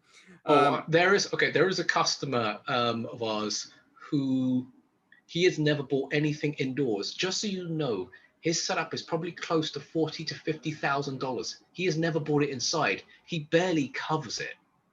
And he's had it out there. It's all faded. He had an eagle. Now the eagle, if you know what it is red. His is pink now. Mine's Everything still works. That's the funny thing. While Kevin's looking for that picture, Scott, real quick, isopropyl alcohol, is it safe to use on the eyepieces? Because I think I know why he's asking this. Will it strip the coatings? No. Isopropyl is used all the time in cleaning optics and working with optics, and no, I mean, What I use the most. people use acetone also. You know, it's just that acetone is a little bit more. It's a bit harsh, isn't it? It's If more. you have paint, but if you have no paint, it's nothing to worry about. Yeah, it melts plastics. It dissolves paints. Silk screening, stuff like that. So you got to be careful with acetone. But acetone's really awesome in that it leaves almost no streaks or, so it is in the arsenal of, professionals who work with optics and clean them all the time. So I would, but isopropyl is a very easy thing to work with. I do recommend 99% isopropyl and distilled water, to clean up optics with. Okay, Scott, do you want to just introduce our new people that have just joined in? Yeah, Steve's been there for a little bit. Steve's been quiet here. I've been trying to privately chat with him, but didn't see my chat. So, how you doing? Sorry. Good. Sorry about that. Yeah, Scott, I just replied actually. Okay. I was hoping to get on earlier and to have a solar scope set up, and you guys were talking about the weather earlier on and weather patterns and how to predict the weather. Simon, I found it very interesting, and having to live through some of that here too. I've had rain, sun, wind, a lot of clouds all day, and it's been like that most of the week. The only thing that's missing is snow, which I'm not upset about. So where I am up in the Toronto area, we have a good variety of weather throughout the week, and that has to do a lot right now with what's happening in the Gulf, because as the storms come in, it kicks up a lot of that humidity and changes the weather pattern that gets picked up by the jet stream and sucked straight up north. In a northwest direction that we get covered. But I wanted to hopefully join in some of the intriguing conversation that's been taking place. I didn't want to interrupt. And then I saw Kevin, like, come on. And I love your aquarium in the background, Kevin. Yeah, it kind of adds a nice backdrop since we upgraded it. So The fish tank's cool. I told him to keep it. Okay. Well, when the weather sucks. Isn't that a the other bigger hobby. tank, Kevin? I thought you said you were getting a bigger tank. This is the big one. I had a This is the 75. bigger This one. is a 143 now. So That's cool. knock on wood, it never breaks. Yeah, right. That's right. We also have Libby in the stars here with us, and Libby is later in our program is going to talk about her experience at Kennedy Space Center. So that's going to be really cool. That's cool. Yeah. Wow. We are about here Central Time. It's 3:33. We will start the second part of our program here in about 27 minutes. But where we'll have David Levy joining us as well, and Gary Palmer will be checking in, I think, by that time. So, but it's been very, very interesting, listening to all the recommendations for visual observation and how to handle seeing conditions and stuff like that. Eyepiece questions, these kinds of things. By a show of hands, you guys that do visual astronomy, would you prefer to do visual astronomy over astrophotography, or astrophotography over visual astronomy, or do you equally like both? I'm going to start then. So I would turn around and say I like to do imaging more than I like to do visual, not because of the typical objects that we all see. It's my thing is making the invisible visible. The things that you just straight up cannot see are the things that I tend to like to see the most. And then at the same time, I look at imaging. See, some guys just going out for just straight up pretty pictures, which is great in so many respects, but I'm trying to approach it with some level of scientific reasoning. So there is a picture that I recently posted on my Instagram where I have the North American Nebula and the Pelican Nebula, and I tell this story countless times. If you actually look at the nebula carefully, it's actually the same part. It's actually the same nebula. And the only reason why you have the two shapes of the North America and the Pelican is because there is a cloud band that sits in front of it that creates that shape. And that's the science that I'm looking at. So when I look at an image and I see this huge patch of stars, in fact, I'm going to see if I can screen share. Let me just minimize all the silliness so you guys can't actually see what we're doing here. And then I'm just going to go to my Instagram real fast, and then I'm going to do a screen share. So I'm just going to show you guys this thing real quick. So I'm going to share the screen.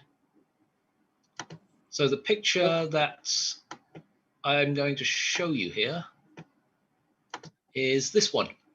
So what we're actually looking at here is that is the North American Nebula here on the left, and the Pelican here is down to the right. The Wall of Cygnus is just over here. But more importantly is you see this dark band that runs across from the top and then works its way through and then snakes its way back round again. That's actually in the foreground. And I know that because the darker the area appears, the less stars there physically are. And the lighter it is, the more stars there appear to be. Hence why I know why there is something in front. And a lot of people, the way they process their images of the North American Nebula just make it look like this pitch black sea when it really isn't. It is far from the truth. In fact, there's so much going on there. It's just outrageous. That's a good image. It's a different way of looking at it. And I found that not a lot of imagers like to see things like that. They just want to see this strict black harsh edge and whatever it is of the subject. But I'm looking for things like dark nebulas. I'm looking for what is in front, what is behind. So Daniel. Well, I like the way you go about the imaging. And you and I have discussed that many times. You know how I feel about it. I like visual because I feel like I think a lot of that just comes from Robert Burnham Jr. Because, you know, I always mention this, that, you know, it's like Alvin Huey, faintfuzzies.com. You know, you can go to it, faintfuzzies.com. It's that subtlety that impacts me, you know, even if it's a very subtle thing. So I don't see for me, just personally, for me, I'm okay seeing things faint and subtle because I've read so much about them, and it makes me appreciate even the most subtle thing. So I like to see things, even if they're faint. It just really blows me away. So, but I get it. I get it. Some people don't have that same perspective or feeling. And so for some people just prefer to image to see things visually. And then there's the people like yourself where you kind of have a mixture of both, where you appreciate both aspects of it. So that's good. You know, whatever makes, there's no right way of doing it. I think it's just a personal preference, you know, what people like. I've just always loved visual. It still moves me, you know. I keep a little plastic hammer in my case, okay? Just in case somebody looks at, some really amazing deep sky object and looks at me and says, "Is that it?" Like that, and then I just hit it with the plastic camera, okay? Yeah, exactly. Yeah. What's your thoughts on this, Kevin? So I've more recently gotten into imaging. I use imaging as an extension of, much like Simon does, of visual. There's a lot of weird things I like to look at. I'm not big on pretty pictures. I think they're great. It's just not my cup of tea. I like shooting in black and white all the time because I really like the old school glass plates like E.E. Barnard and the dark nebulas. I think those are really cool.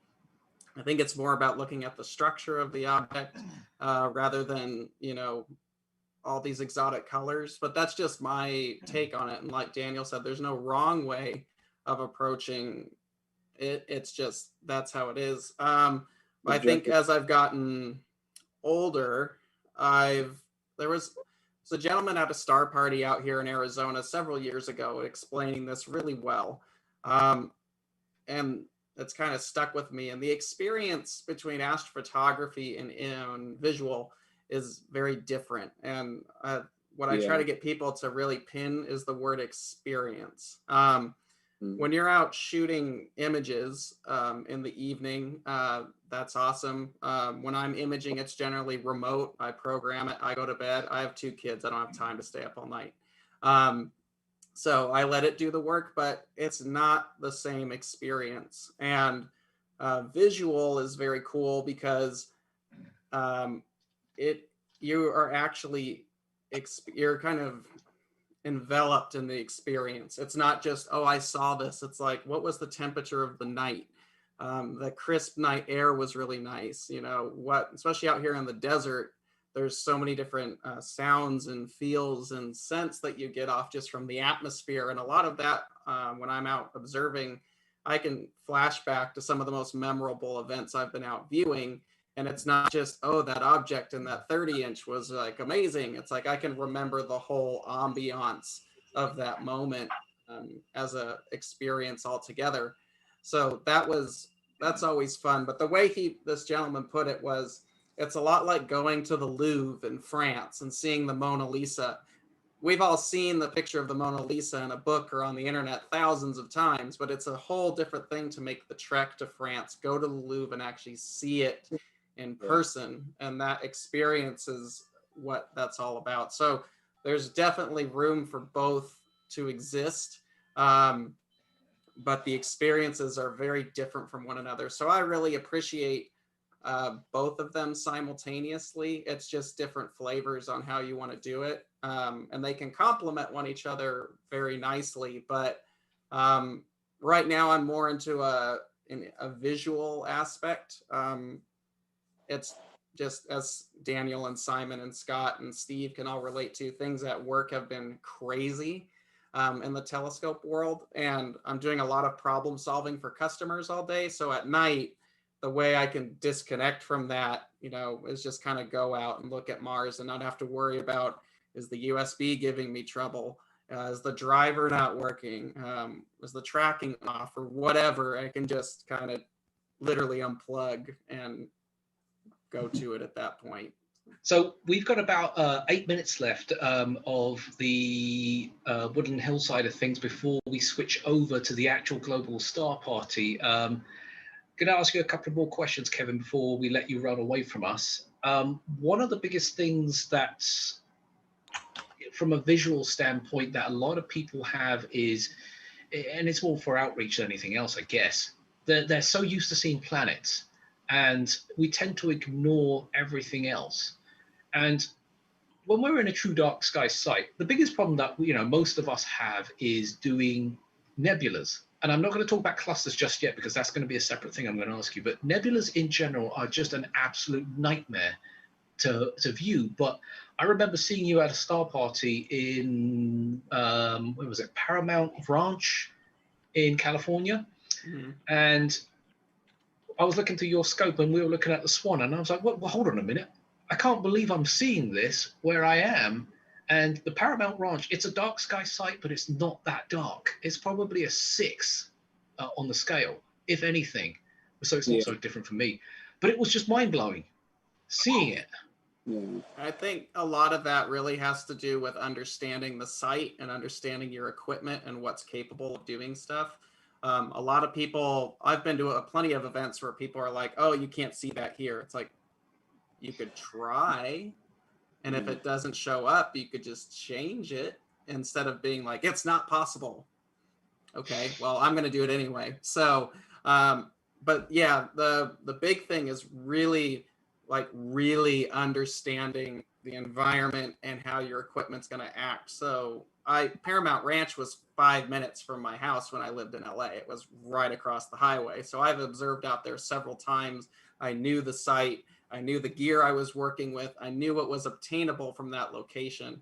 And it's very similar to like a guitarist where, you know, you're going to know certain things, you know, your instrument, you know, you can hit this and whatever. And that just takes time. But I know there's a lot of people out there that everything's kind of a rush. And I understand that you want to see stuff and you want to play with all these different scopes. There's so many great options, but there's something nice about, you know, astronomy is all about time. Take a breath, relax, like really hone in your gear, you know, it's just like a musician, hone in your ear, where this time you're honing in on your environment and your equipment. And then that way it's like, oh, I know skies look good, I can push the power on here. Or like when we looked at the Swan, it's like an 03 would be great. I understand that this is an emission nebula. It's in a good position in the dark portion of the sky. I'm running a 6-inch refractor. I could back it off to like 75 power. And all that comes together as like a bunch of puzzle pieces to really give you that punch. Where in other locations, it's just, hey, this isn't possible tonight. We're not going to do it. And I've done that on different locations. It just, I know the way all my scopes act and which targets they shine on at what locations. But that just takes time and experience. Cool. Evan, I was going to tell you, I think one of the most beautiful nebulas is the North American Nebula. You can see it so beautiful in an 80 mil, like a small wide field 80 millimeter refractor or something with a UHC filter. It's just mind blowing how clear it is. You know what the funny thing here is a lot of people don't expect that you can visually see that nebula. Yeah, and you know, it's incredible. Oh yeah, you totally can, and people just don't realize it. I mean, nine times out of 10, they're out there with some gigantic refractor reflector, and I'm just like, dude, wrong scope, go small. And it's that prime example that I'm trying to give. You can actually see it naked eye. That's how crazy it is. So if I remember when I was out in some, I was out in a dark sky site. And we were setting everything up, and I'm like explaining to the guy, there's the Milky Way, goes right over here because we're doing a photography thing. And I'm just looking at it, and I kind of go silent because I'm doing this. And he's like, what are you looking at? And I was like, you know what? I've never really paid any attention to that, but it's the North American Nebula because I haven't seen it as illuminating as it was there. So don't assume. What? Yeah, when you get to some dark sky sites, it's really impressive. We did a viewing event up at Kitt Peak once. We had the whole mountain to ourselves. They let us bring our own equipment up there. That was the first time I saw Uranus naked eye. It's like, oh, crap, it should be right. And then we take the finder and put it on there. It's like, oh, well, that's Uranus then. So, but it's impressive. But yeah, give it a try. Don't just say, it's impossible. I can't. There was it doesn't look good. I think there was even discussions about seeing Barnard's loop with the naked eye using filters in front of your eyes or something. I don't know if that was. I don't think you can directly observe Barnard's loop. I know you can see. There was some discussion about it. I've never tried it, so I don't know. But there was some discussion about it. Well, I mean, the only way I could turn around and say I wouldn't say you could directly observe it, but you can make out some structural elements because of where the dark and the light contrast can occur. But can you see that? No. Well, I would say there's no way. I have seen Barnard's loop with the unaided eye under very, very good sky. I think David Levy's seen every friggin' thing. Well, there yeah. is. And David You, Levy. you can't argue with David Levy. Yeah. No, you David, can't. Yes, you can, Godfather. but I did see that one. I haven't seen everything, Yeah. but I did see that So one. I stand correct. You know what? It's a shame, Daniel, that we didn't have Don Penzak because he can see Barnard's Loop in the daytime. Yeah, I mean, you know, Right. but David Levy, man, yeah, I mean, he's the reason, you know, the Shoemakers and David are real, I mean, huge impact on my getting into this, you know? And that, like I said, the Comets, that was real amazing experience, that whole thing. Hey, All guys. right, guys. So this about wraps up this portion of our live stream. We will actually keep this running throughout the entire Global Star Party. John Isaacs will be joining us at 2:30 with his talk about eyepieces and star hopping. It's going to be a very condensed version of it, but hopefully he can stick around and we can just jump backwards and forwards with him like we've been doing throughout this. So we're probably going to take a 10-minute break from our side. I will leave the stream running for all of you guys who want to stay on our side of things. If not, you can always go over to the Explore Alliance network and view it through there. It makes no difference. We're going to keep on monitoring this until, I don't know, the cows come home, I guess. Yeah, Simon, it's been really great though. Thanks for being the technical guru on putting this. What we think is, we think this is the first ever. One of the people in chat called it a mosaic broadcast, and so it's a it's two separate broadcasts blended together. It's pretty amazing that it's working. Cool. So very cool, very cool. Okay, so we are going to take about a 10-minute break, and we're coming back on with David Levy, Gary Palmer, Livy in the Stars, and Terry Mann, and we have astronomers from around the world, and we've got an incredible audience watching from everywhere. So it's really cool, and we'll be back.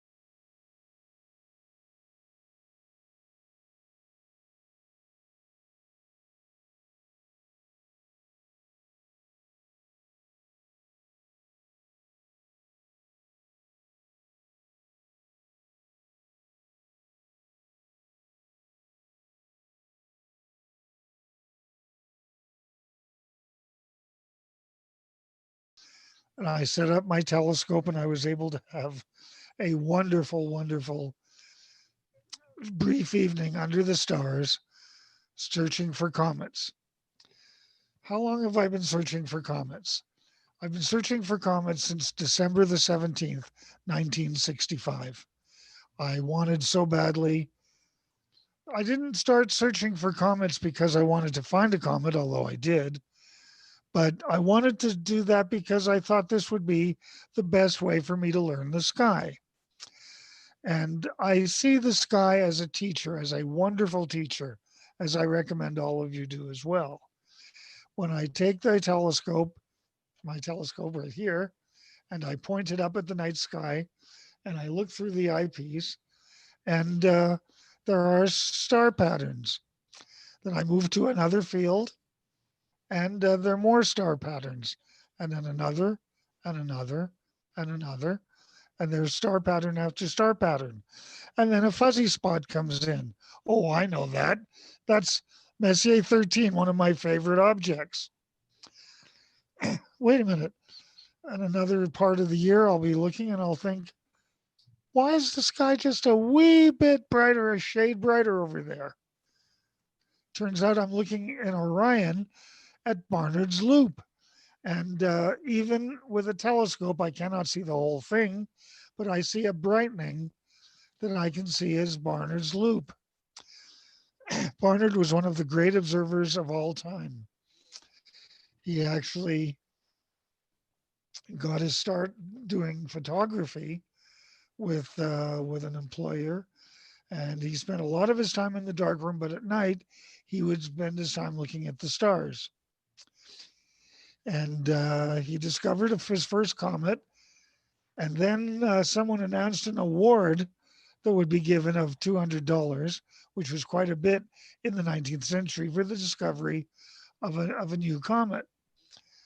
And eventually he was able to make enough money from his discovery of comets to build a house that he and his wife could live in. And it was really a very exciting time for him. He eventually got a position at Yerkes Observatory and really did enjoy doing the double stars that he did and all the other observing. He's one of the greatest visual observers of all time. One of Barnard's colleagues, we want to say, living at the same time he was the poet Alfred Lord Tennyson. And Tennyson also was an astronomer. He loved to look at the night sky. He loved to take his telescope, which was a small refractor, take it up to the roof of his home and on the Isle of Wight in England, and look at the night sky with it. He didn't get to use it all that much because whenever he really wanted to observe, he would go to nearby London and he would use one of the large telescopes there at one of the observatories, mostly at the Royal Greenwich Observatory. But in between looking at the night sky, Alfred Lord Tennyson was a poet, and a great one.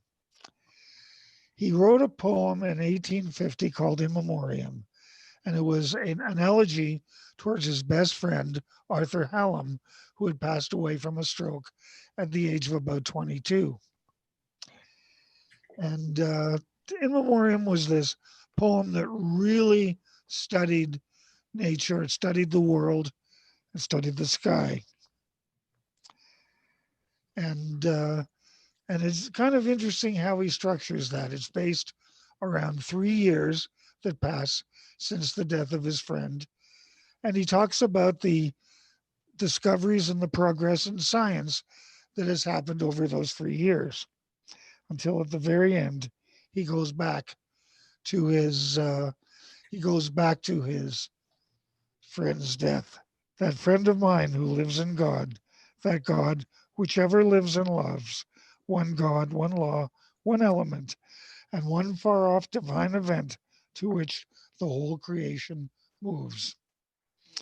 That far off divine event really was not understood in the time of Tennyson, although Tennyson actually predated by by about half a century, Edwin Hubble's measuring of the origin of the universe. And it opened the great question as to whether the universe will end in a big crunch in which the universe is condensed into a single point as it existed 13.7 billion years ago, or would it continue to expand forever?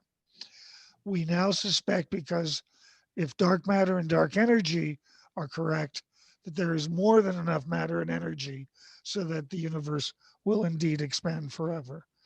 But Tennyson really was brilliant, and he really understood the night sky, and so did his children, and so did his grandchildren, and so did his great grandchildren, and so did his great great grandchild, Jonathan Tennyson, who I know, and I've met him at the University College London. It was while I was doing my thesis, my doctoral thesis, and I just looked up Tennyson to see if there were any living relatives. It turns out there was Jonathan Tennyson. And I wrote to him. He wrote back immediately. He said, I know who you are, and I've done research on one of your comets, Wow. which was really exciting. So it was wonderful to get to meet him and to get to meet the great great grandson of the man who wrote these words, which inspire us not to mourn the darkness, but to go out and celebrate it, to go out and celebrate the stars, celebrate the night sky, and to learn as much about it and them as we can. This is from Ulysses. The lights begin to twinkle from the rocks. The long day wanes. The slow moon climbs. The deep moans round with many voices. Come, my friends, 'tis not too late to seek a newer world. Push off, and sitting well in order, smite the sounding furrows. For my purpose holds to sail beyond the sunset and the baths of all the western stars until I die. It may be that the gulfs will wash us down. It may be that we shall touch the happy isles and see the great Achilles whom we knew. Though much is taken, much abides.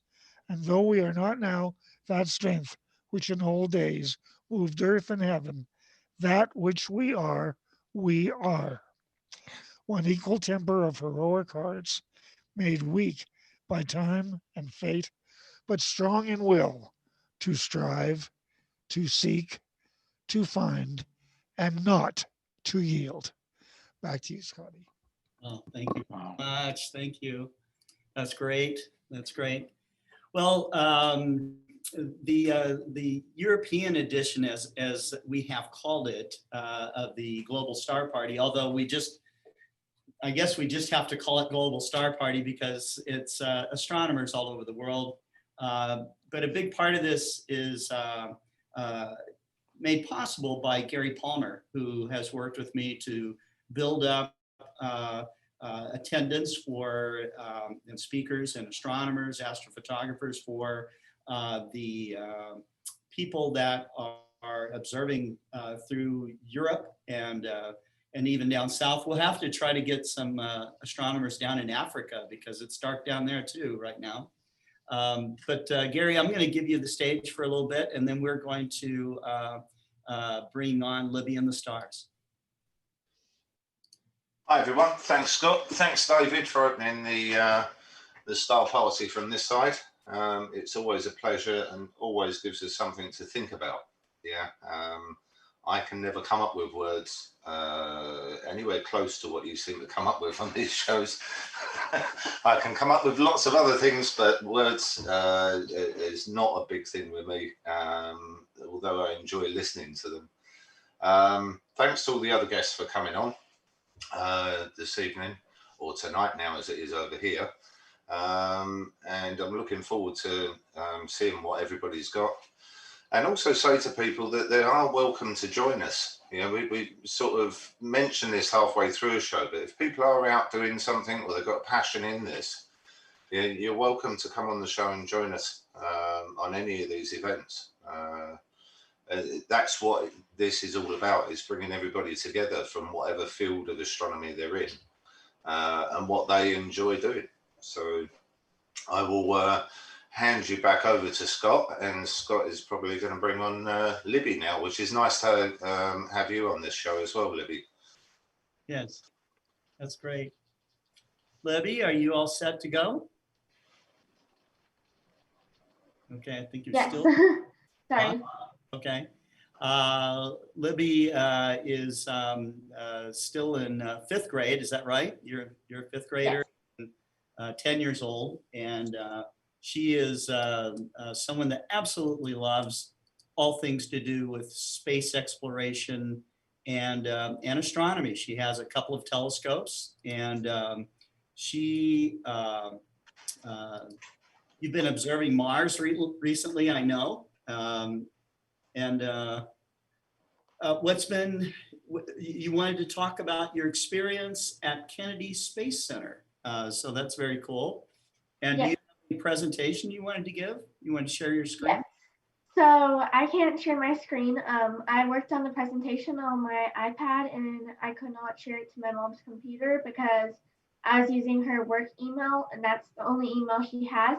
So I'll try and show like the pictures to my iPad like that. That's cool. Because technical difficulties, the only email that she has is her business. And I can't use it because of her domain. And I need to contact her administrator or something to use her email. So I'll be showing it from my iPad.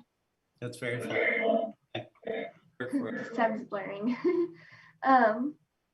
So last year I went to Kennedy Space Center in Florida, and that was probably the best experience or almost closest experience I've had with a spaceship.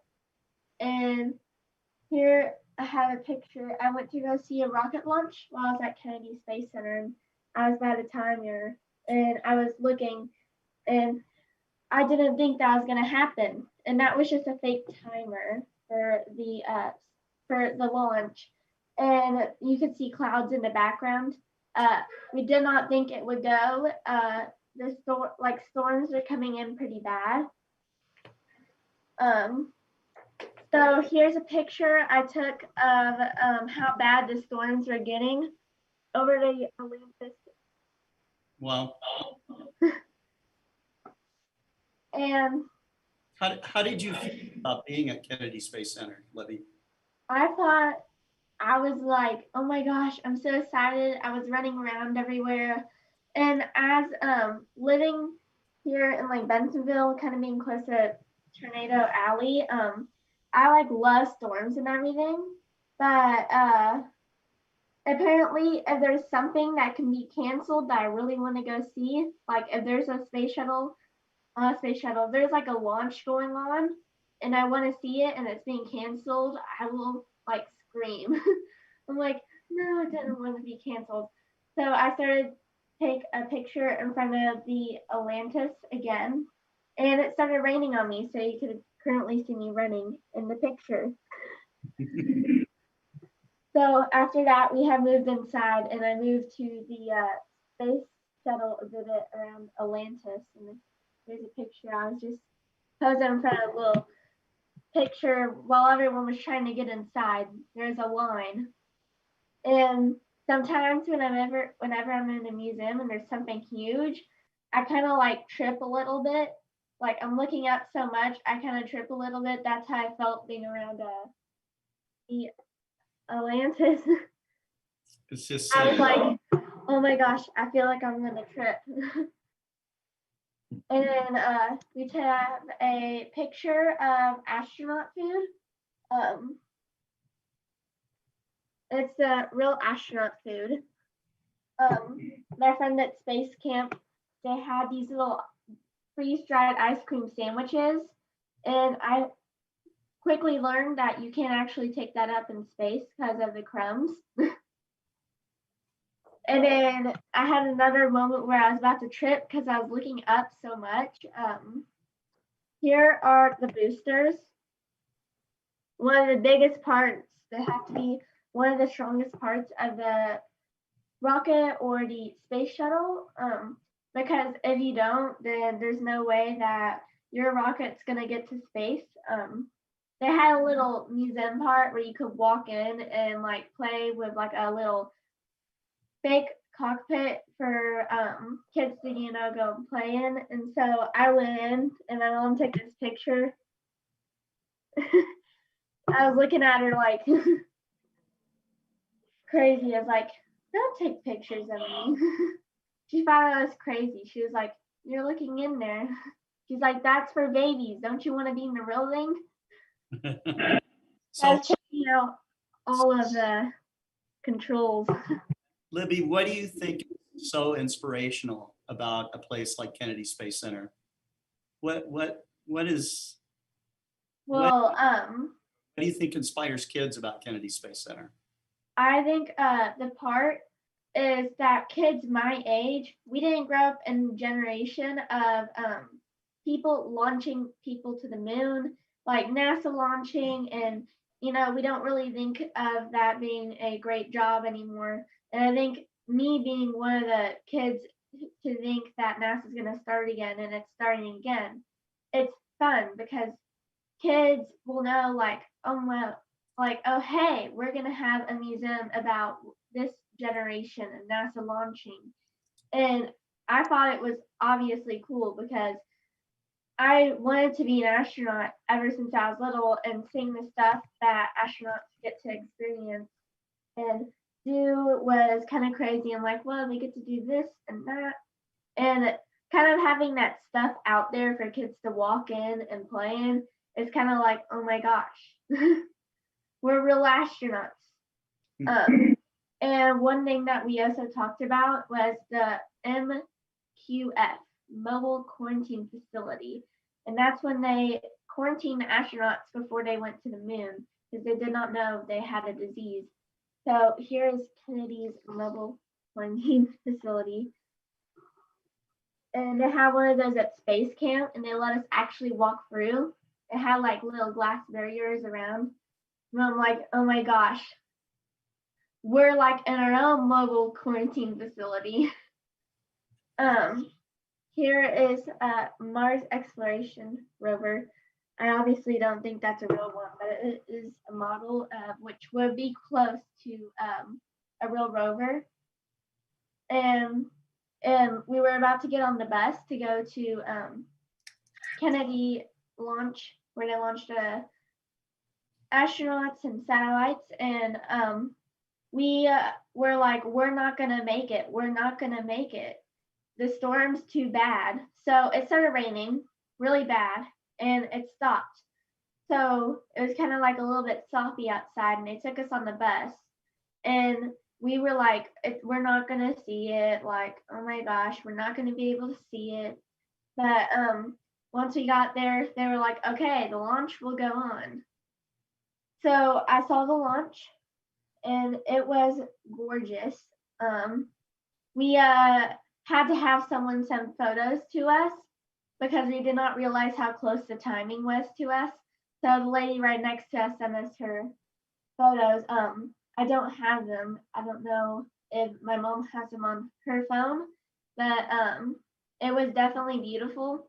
It was a satellite for communication for Israel, and I thought that was amazing.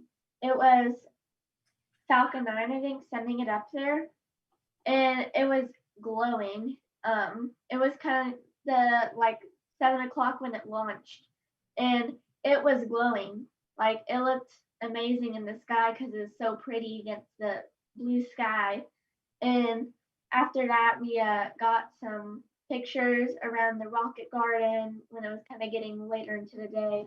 And so I have this picture of me after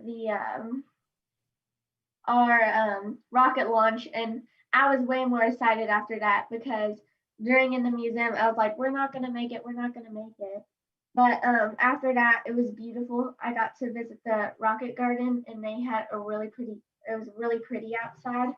Here's a gorgeous picture that we got of the rocket gardens, and there's a moon in the star, at least in the picture.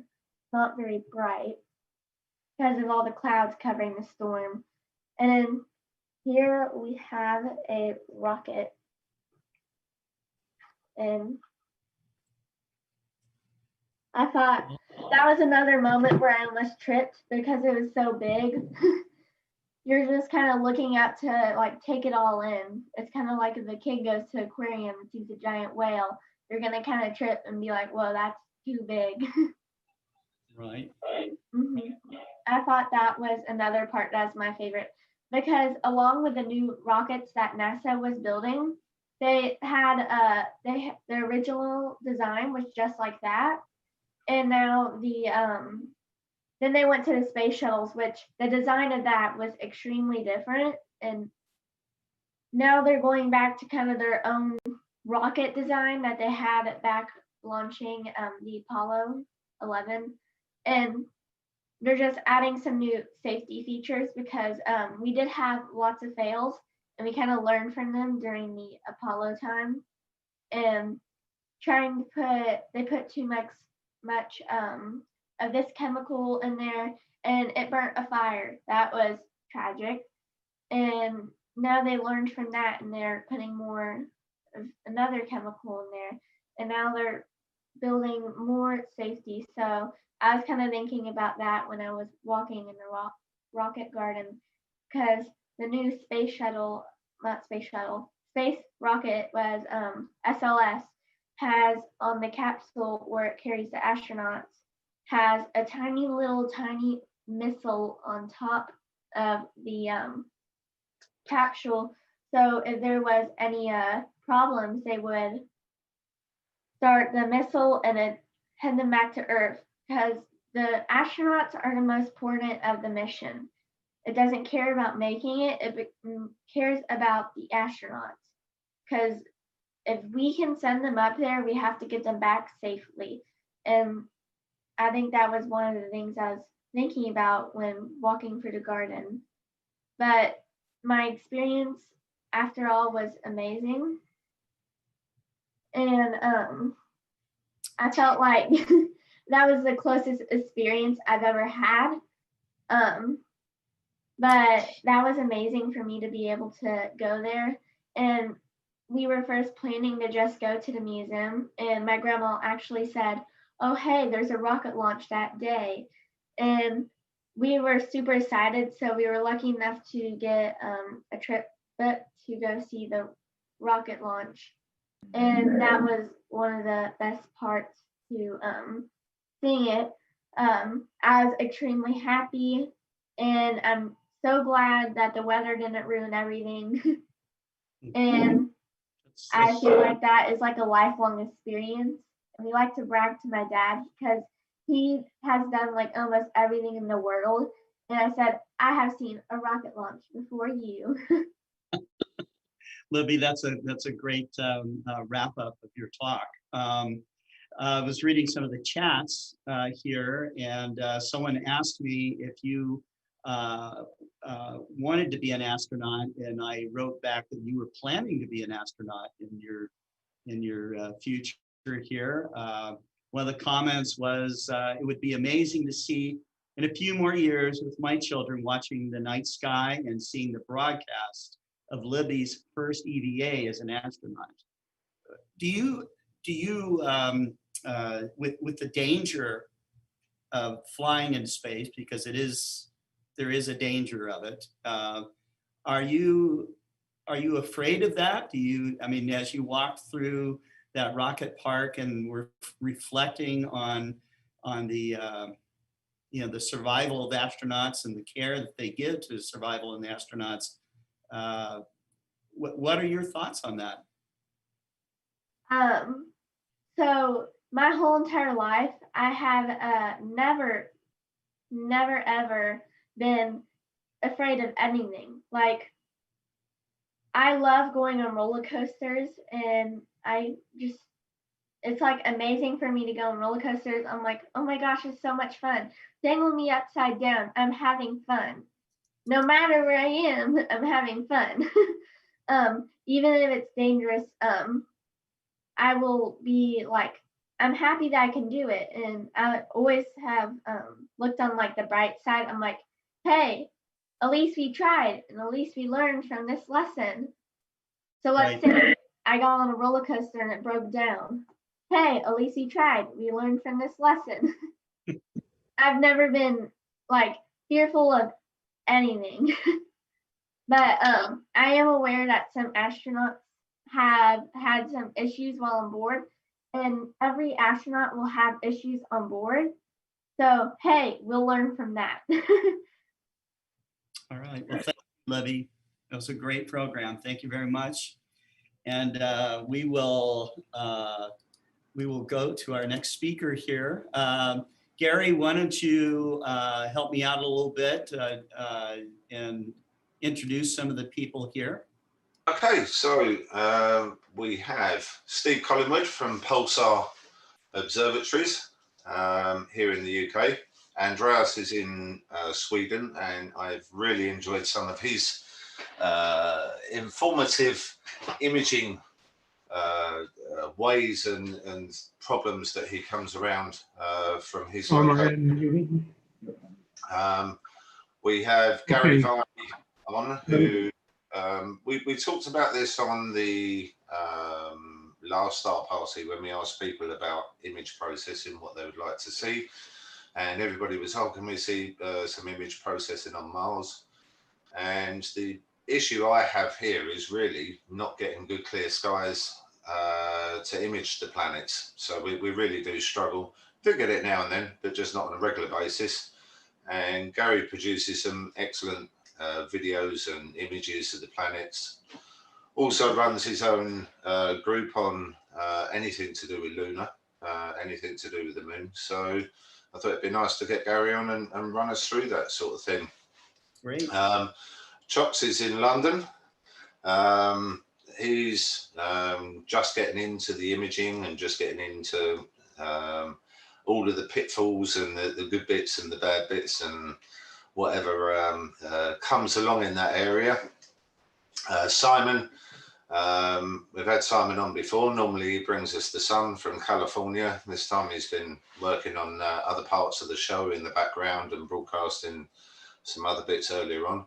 Unfortunately, I didn't get to see all of that. I watched some of that on catch up. I was busy rushing around trying to get everything ready to go out live on here. Oh, no worries. So just so you guys know, John Isaacs is standing by right now. So as soon as you're done with your intros, we'll go over to John. Yeah, fine.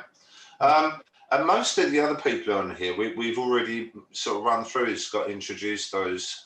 We've got Terry Mann on from the Astronomical League again. It's always nice to have Terry on. And we need Terry to show more of those fantastic aurora images, because I was really impressed with those the last time. They're really enjoyable. Yes, she's excellent. Yeah. And the same with Steve. Steve's always there supporting us in one way or another from Canada. It's always good to have you on. So whenever you're ready, Simon, if you want to go over to John, and we sort of work from there. Yeah. Okay, so this brings our last part to the telescopes.net live broadcast section with John Isaac. John Isaac was brought to my attention through Daniel, who is an avid supporter of Cloudy Nights. You can always find John there. And John specializes obviously in visual astronomy. That's what our event was about today, is visual and outreach. And the outreach part is essentially the global star party of the entire thing. So, John, we've got about 15 minutes roughly to go through this, and I don't want to try and overly cram this. So I'm going to launch into the first part, which is the types of eyepieces. And you mentioned when choosing an eyepiece, you're looking at things like eye relief, exit pupil, and things like that. Give us a good brief rundown of what we're looking for when we're choosing an eyepiece. Well, this is kind of a interesting question. I'm a believer that most any eyepiece you can buy will give you a good sharp image on axis in the center of the field. What you're paying for when you buy eyepieces are things like the how wide the parent field is, how big it seems, how much eye relief the eyepiece has. So when the eye relief is the distance behind the eyepiece, you can see the image. And some eyepieces, particularly short focal length eyepieces like Fossil's, you're very close and it's quite uncomfortable and you have a difficult time seeing the image. Having maybe 15 millimeters of eye relief just makes for a more pleasant, pleasing image. The field of view, you know, eyepieces come in anywhere from 40 degrees, that would be an ortho, to 100 degrees or more. I think for me, I mean, I have 100-degree eyepieces and I use them a lot, but I find that anything above 50, 60 degrees and above seems comfortable and feel like I'm seeing as much as I need to see. So if I was doing outreach, you mentioned something very critical here, and I used to get this constantly, is you get somebody to come up to the eyepiece and they look through it and they go, I can't see a damn thing, it's pitch black. And they're not just saying that because they can't see anything. It's just that, the eye relief, it's that distance. I mean, in your experience, what have you found to be the best type of eyepiece for outreach? Well, now a lot of people use inexpensive eyepieces because they're afraid they'll get damaged, or there's somebody who will put their fingerprint on them, or that they're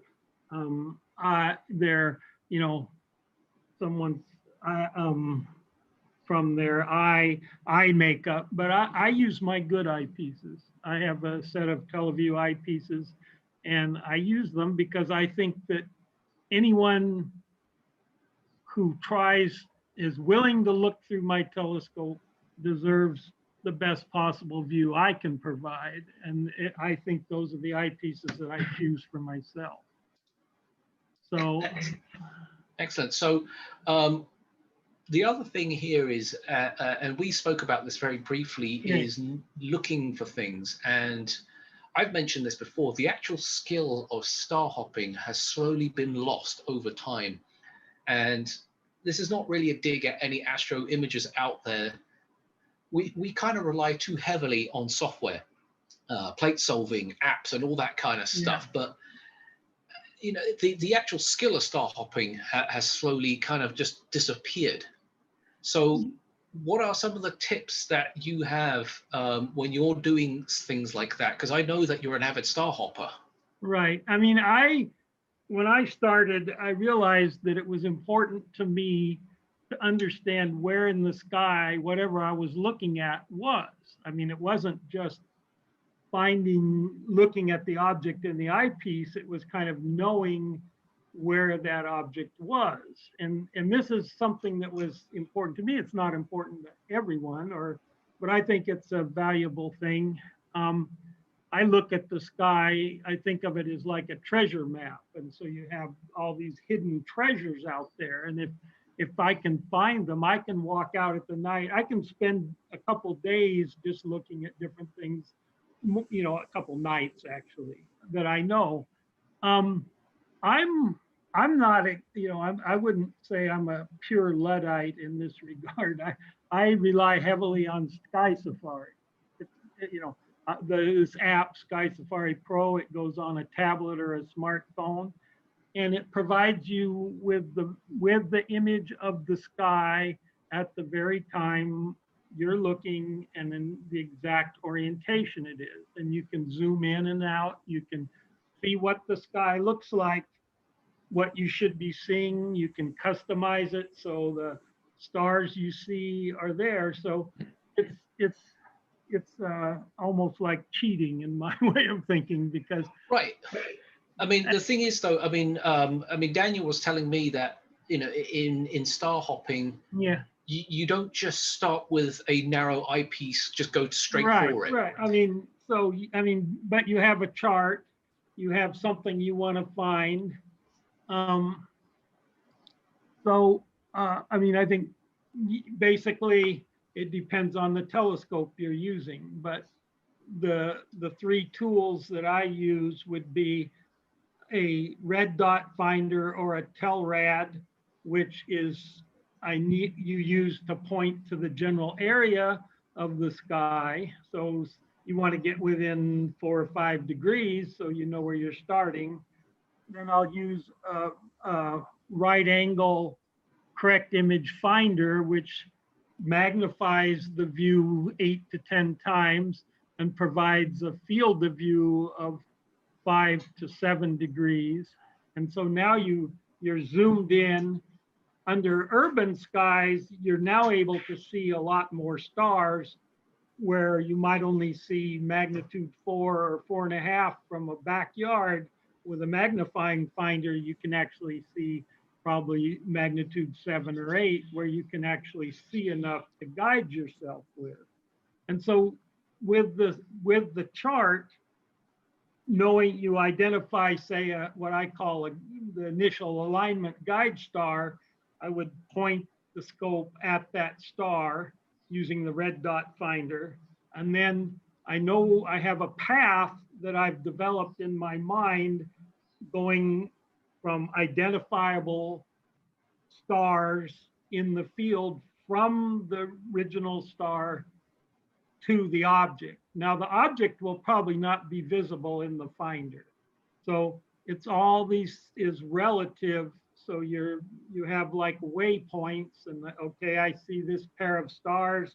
That means I'm 3 degrees from the original star. Now I want to go up to the left and find this other pair. Eventually you find what you want, the area you want, and then I would put in a low power wide field eyepiece in the main telescope. And so depending on the telescope, some telescopes that might be 5 degrees. That would be a short focal length refractor. Some telescopes, like my 22-inch, it would be maybe 3/4 of a degree or less. And so I need to be much more precise in my star hopping. But I think it's that, you know, I started out as a child, actually, I was a hunter fisherman. And so what really appeals to me about star hopping is it's the same thing. I'm hunting my stars and, you know, I'm finding these gems, hidden gems.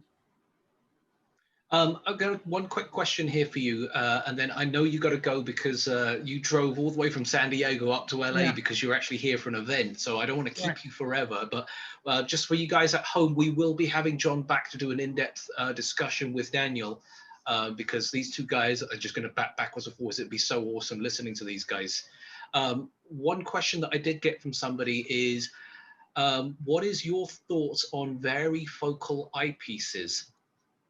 On what? On varifocal, so variable focal length, zoom eyepieces. Zooms? Yes. Zoom. Okay, I mean, yeah, it's a frequent topic. I think they have like there's a good place in astronomy, amateur astronomy for zooms. They have the advanced. One of the things is with the image is that there's a trade-off between the brightness of the image, the magnification, and so you have to optimize the view, you have to swap eyepieces. And so say if I'm hunting down a magnitude 15 galaxy, I may only be able to see that at a very narrow range of magnifications and brightness as exit pieces. But with a zoom eyepiece, I can go in there and I can tweak the magnification to get it exactly right. Whereas when you're changing eyepieces, number one, it takes time. And number two, you may not have the right eyepiece. So a zoom covers a lot. It's very useful. They have their limitations, but I mean, it's a frequent topic of discussion. But yeah, I think they have a lot of value. And for viewing the planets, for example, if you have the right magnification with your zoom, then, you know, the atmospheric, seeing the stability of the atmosphere really sets the limit of the magnification you can use. So with a zoom, you can in real time optimize the magnification. So, yeah. Excellent. Okay, so this is about closes it up for our the telescopes.net live stream broadcast. We will continue to run the stream throughout the global star party. So again, it doesn't matter which side you watch it from, you'll still catch everything. John, thank you very much for coming in. I really do hope that you can come back and then we can do an in-depth one, because I know that you've got a lot of experience that would just be invaluable to some of the people that watch this program. Yes. Well, thank you, Simon. And I would definitely do that. So. Yeah, well, don't worry, we'll drag you back. I mean, I wish we could actually have been all together, me, you, and Daniel, because I think between all three of us, we could have had an excellent discussion. So hopefully, getting Daniel's not a problem. So we will definitely come back and revisit this one. Yeah. Well, I'm a retired, so I usually have plenty of time. So. Awesome. All right, John, thank you very much for your time. Thank you. Thank All you. right, Scott, I'm going to do a giveaway now. Okay. All right. Well, let's. So staying in the theme of doing visual astronomy, we are going to give away 2 planispheres. If you are not familiar of what a planisphere is, I highly suggest that you look it up. We're not going to go through it today. Since there are 2 streams running simultaneously, I'm going to give away 2, one on each live stream.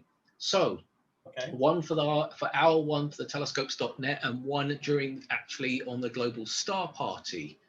So for the telescopes.net, here is the question, and I'm going to write the email in the chat. So I want you to give your answers. Just email me. So that's my side. You guys won't get to see it on that side, but we'll do that one separately. So that's the email address, and I'm not going to shout it out because I don't want anybody cheating.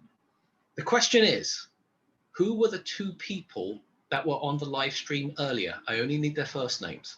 So who were the 2 people that were doing my live stream earlier? Okay, it's very, very easy. So those are only for the people that are on the telescopes.net live stream right now. You don't need to type in the answer into the chat. Just email me the names of the 2 people that were in the live stream at the beginning. And no, Scott Roberts does not count. No. And now for the guys who are on the Global Alliance Network, Gary. Thanks, Simon. I would like you to create a question that's for the global, and I will say this now, I will ship this anywhere in the world. Okay, so do not be afraid if you live in Antarctica, I will still ship it to you. Gary, I want you to come up with a very odd question. A very odd question? Yes. And then okay. Scott, if you can post my email address on your network so they know who to email. All right. We'll do that.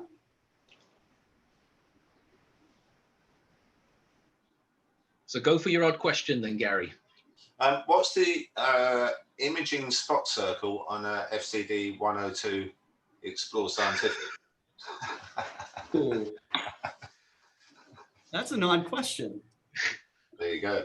Okay, say that again, nice and clear for the guys who are watching on the Explorer Alliance Network. Okay, what is the imaging spot circle on an Explore Scientific FCD 102?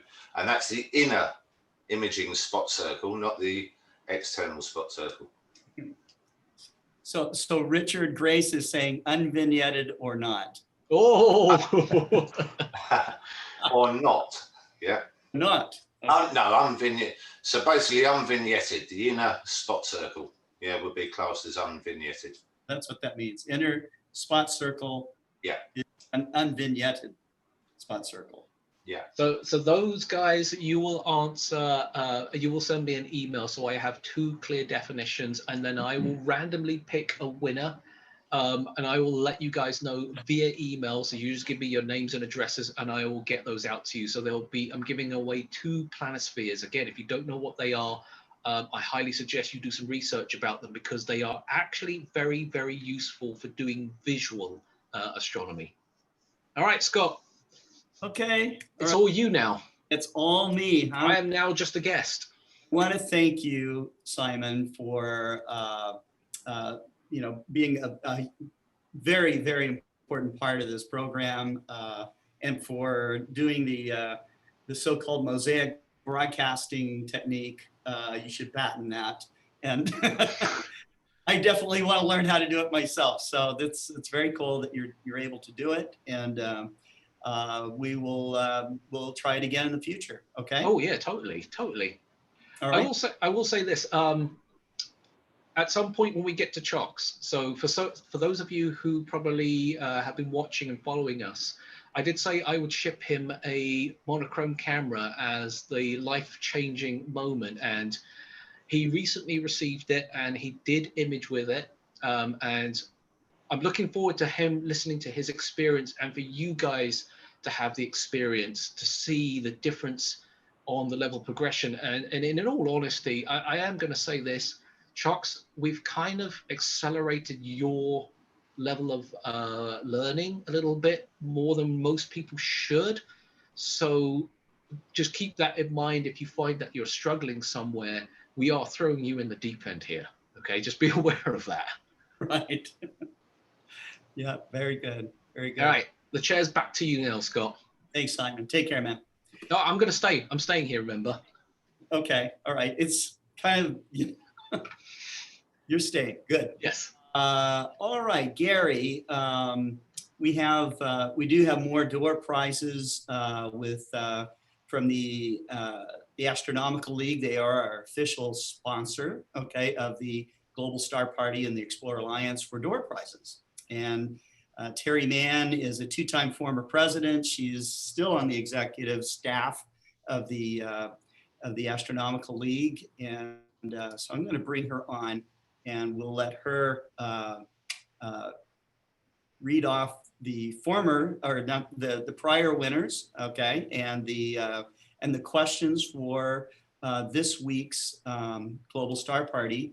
And before we go any further, we actually do have a new email for door prizes, but we'll use that next time. This will be the last time we use Kent's email for door prizes, but it's kent@explorescientific.com. And our prize partners for this for the Global Star Party include Gary Palmer Astronomy, where Gary will give you an hour of his expertise, so you can choose from a wide variety of things that you might need help with, from imaging to telescope setup to image processing. And then we have the Mark Slade Remote Observatory, where you could operate a ED-165 FPL-53 APO and learn how to do everything from just taking a image to doing photometry. They do science that. They also do spectroscopy. So if you want to learn how to do science, this is a great step, and they are offering a session on that telescope. And you access this remotely. So from anywhere in the world, you can participate. Also, we have prizes from Explore Scientific, of course. And then we have prizes from the Vacuum of Space, where they have custom gifts, custom space theme type gifts. So, so I'm going to give you the stage, Terry. How you doing today? I'm good. How are you? Good, good. I'm going to share my screen if I can. Absolutely. It's a beautiful, before you share your screen, that aurora behind you, I think you've shown it before, but it's spectacular. Oh, thank you. That's up on the Dalton Highway. Mm-hmm. Yeah. Okay. And thanks for taking time out of your busy Saturday to do this. No problem. Glad to be here. Okay, I want to start off with the answers from last Star Party. Okay. And the first question was, there are 88 constellations in the sky, and only one of them split into two separate parts. What constellation? That was Serpens. And the winner, I've got this right in front of it, is Matt Walsh, I think. I've got my pictures covering it up, but I believe it's Matt Walsh. Matthew Walsh. Okay, thank you. Hmm. The next question was, what planet has moon whose names mean fear and panic? And that's Mars, with Phobos and Deimos. And the winner is Dave Ing. And the last question was, what is the name of the unmanned space mission that took this photo? And that would be New Horizon. And let me see if I can't. There we go. And that winner is Jason Gunzel. Yeah, Jason Gonzalez. Yes. Gunzel, thank you. Yes. And then here we go with the new questions. What comet is the source of the Perseid meteor shower? Okay. And that's the first question. The next question is, this year, NASA determined that this meteor crater is the oldest known meteor crater on Earth. Where is it located? And what is the name of the crater? Wow. Okay. Looks devastating. Yeah, it does. And the last question is, what percent of the illuminated moon appears half as bright as the full moon? Okay. And that is it. Awesome. Is that a question that a lot of people get wrong, Terry? It's a sure question I had to look up. Okay. All right. Well, that's Yeah, it really surprised me, and I had a hard time even figuring that one out. So I found it, and when Chuck Allen will be here next week. Okay. Yeah, and he will give the answer, and I've put a link in the answer to the place where I found this information, Oh, because it was kind of surprising. The answer is surprising. that's very interesting. Before you go, Terry, tell us about our viewers about the Astronomical League and how they can get involved. The Astronomical League is like an umbrella of international clubs now. And Gary Palmer, I'm very glad to see that you joined as an MAL. It's great to have somebody outside the USA that we can contact and we actually recognize their face. It's nice to know for all the people that are here. Please let me know when you do join. I'd love to connect and maybe get some ideas and throw some ideas back and forth. But we are an umbrella of astronomy clubs. So we have 10 different regions that are in the US, and my region is the Great Lakes. I'm around Dayton, Ohio. So I'm the Great Lakes region, which has 4 states. It has Kentucky, Indiana, Lower Michigan, and Ohio. And I think in our region, we've got somewhere around 1,500 members between those 4 states. And we have, as you've heard many times, observed programs. We have all kinds of awards. We do a lot of outreach, a lot of outreach. One of the clubs is an outreach club. That is a very popular one. This year has been kind of tough, but it's a very popular club that was started by Mike Reynolds. He was one of the founders, one of the people that got this started. And so we have so many different things that we do. We have a yearly conference. We would have been in Albuquerque this year, but it has been shoved to next year, the first week of August. Hopefully we will be there in August. And the next year, I believe it's going to come to Cincinnati, Ohio, here where it's local for our group. So we'll see how that works out. But we have a lot of different things going on in the league. It's just been kind of a tough year, as I think it has been for a lot of clubs and a lot of people. We've all moved online. We've all learned new things. And it's really, I think, you know, we can find some good to come out of some of this, because I have sure learned a lot more about being online. Yes. And reaching out to more clubs. And actually, we talk to a lot more people this way. So we've got a lot going on. Please join us. Let me know. We'll get in contact and see if we can come up with some ideas from the other parts of the world. And that website is www.astroleague.org, right? Right. Okay, I'm putting it in the chat. Thank you, Scott. Thank you very much, Terry. Thank you. You too. Awesome. Okay, back to you, Gary. You have astronomers here in Europe and in Florida. How do you want to get started? Scott, thanks, Terry.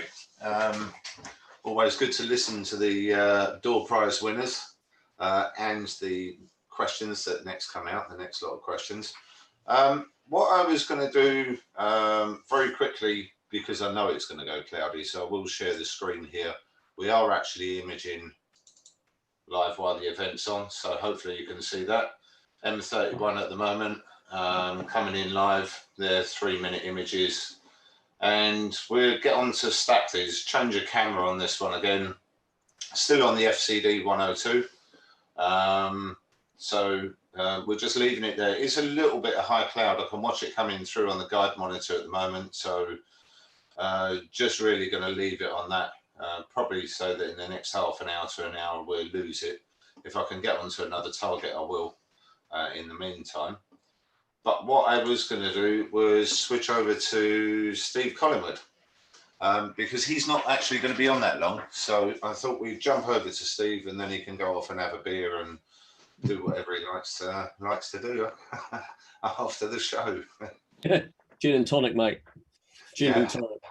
I'm on duty in the morning, so I'm crashing out fairly early today. So, and Gary said, "What are you going to talk on?" And I thought, "Oh, I don't know."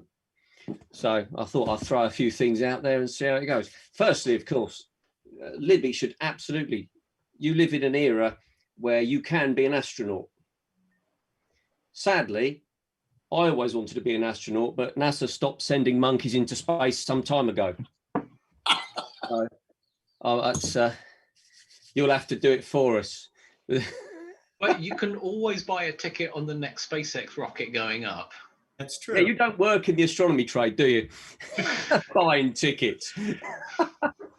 So I thought, actually, I would possibly bait some debate. I don't know. But it was mentioned earlier, perhaps on this cast, perhaps on the earlier one, about there's a question of do you prefer imaging or do you prefer visual, as if they are sort of different or whatever. And I am an old-fashioned, old-school visual astronomer. I'm quite nail my colours to the mast. And to me, I would say that imaging is more data acquisition and the thrill of the chase. And, you know, I think we were talking about outreach at the time, and I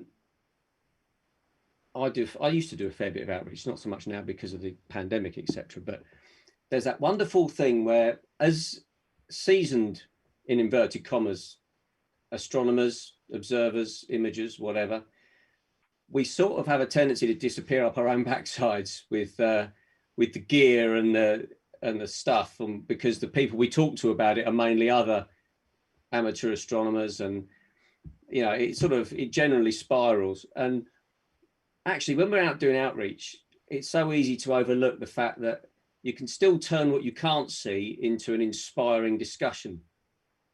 You know, we forget, you know, well, you want to see this, well, we can show you this, but actually the fact is, the reason we can't see it is the numbers involved or whatever.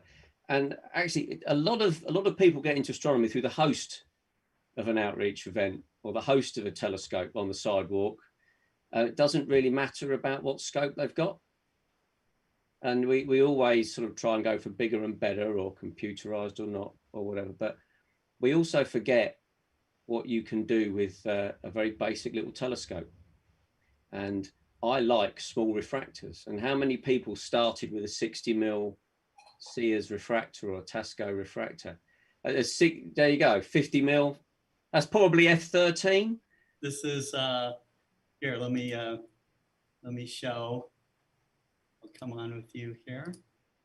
This is my first telescope. It still has the tag on it. This is from 1970, and it's a 40mm with a straight through eyepiece, a tube for a sighting scope with no adjustments, and just a metal tripod, you know, which is actually quite wobbly. But it's this little telescope that propelled me into a life of astronomy. And so I think the little telescope is very important. Yeah, and we sort of forget. I like 60mm long focus refractors, for instance. And I think most of us go through a phase in our lives in this business where you sort of almost sneer at them because you can have 80 mil EDs and you can have whatever, but they're fantastic, especially like me, if you are a fan of the moon. And the moon is my preferred. It's easy to find, simple as that. Gary's pointing his pictures there. The moon. So, you know, I suppose if anything, doesn't matter what scope you have a look at the moon. And basic. So this very dusty bit of brass here, that. For a bit of lunar history that Gary might like, that is the finder scope from Sir Patrick Moore's brass telescope that he mapped the moon with. Wow, that is cool. And it's basically... Wait, hold on. He knows he knows that you have it, right? You didn't just like grab it. Oh, okay. Backstory, Patrick and I were very good friends and I restored his telescopes. And we took this off to replace it for a modern one because he wasn't precious about his stuff. He wanted it to be usable. And this is one of the worst finder scopes I've ever encountered.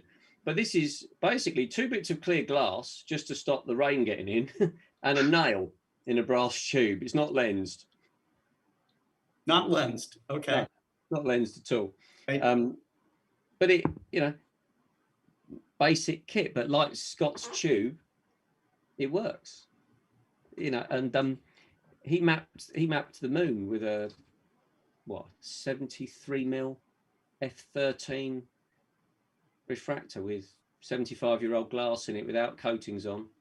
Had a shell break in the lens, you know, and it didn't matter. He could have had anything, but you know, we should really really encourage people to get hold of, you know, whatever they can and start looking up.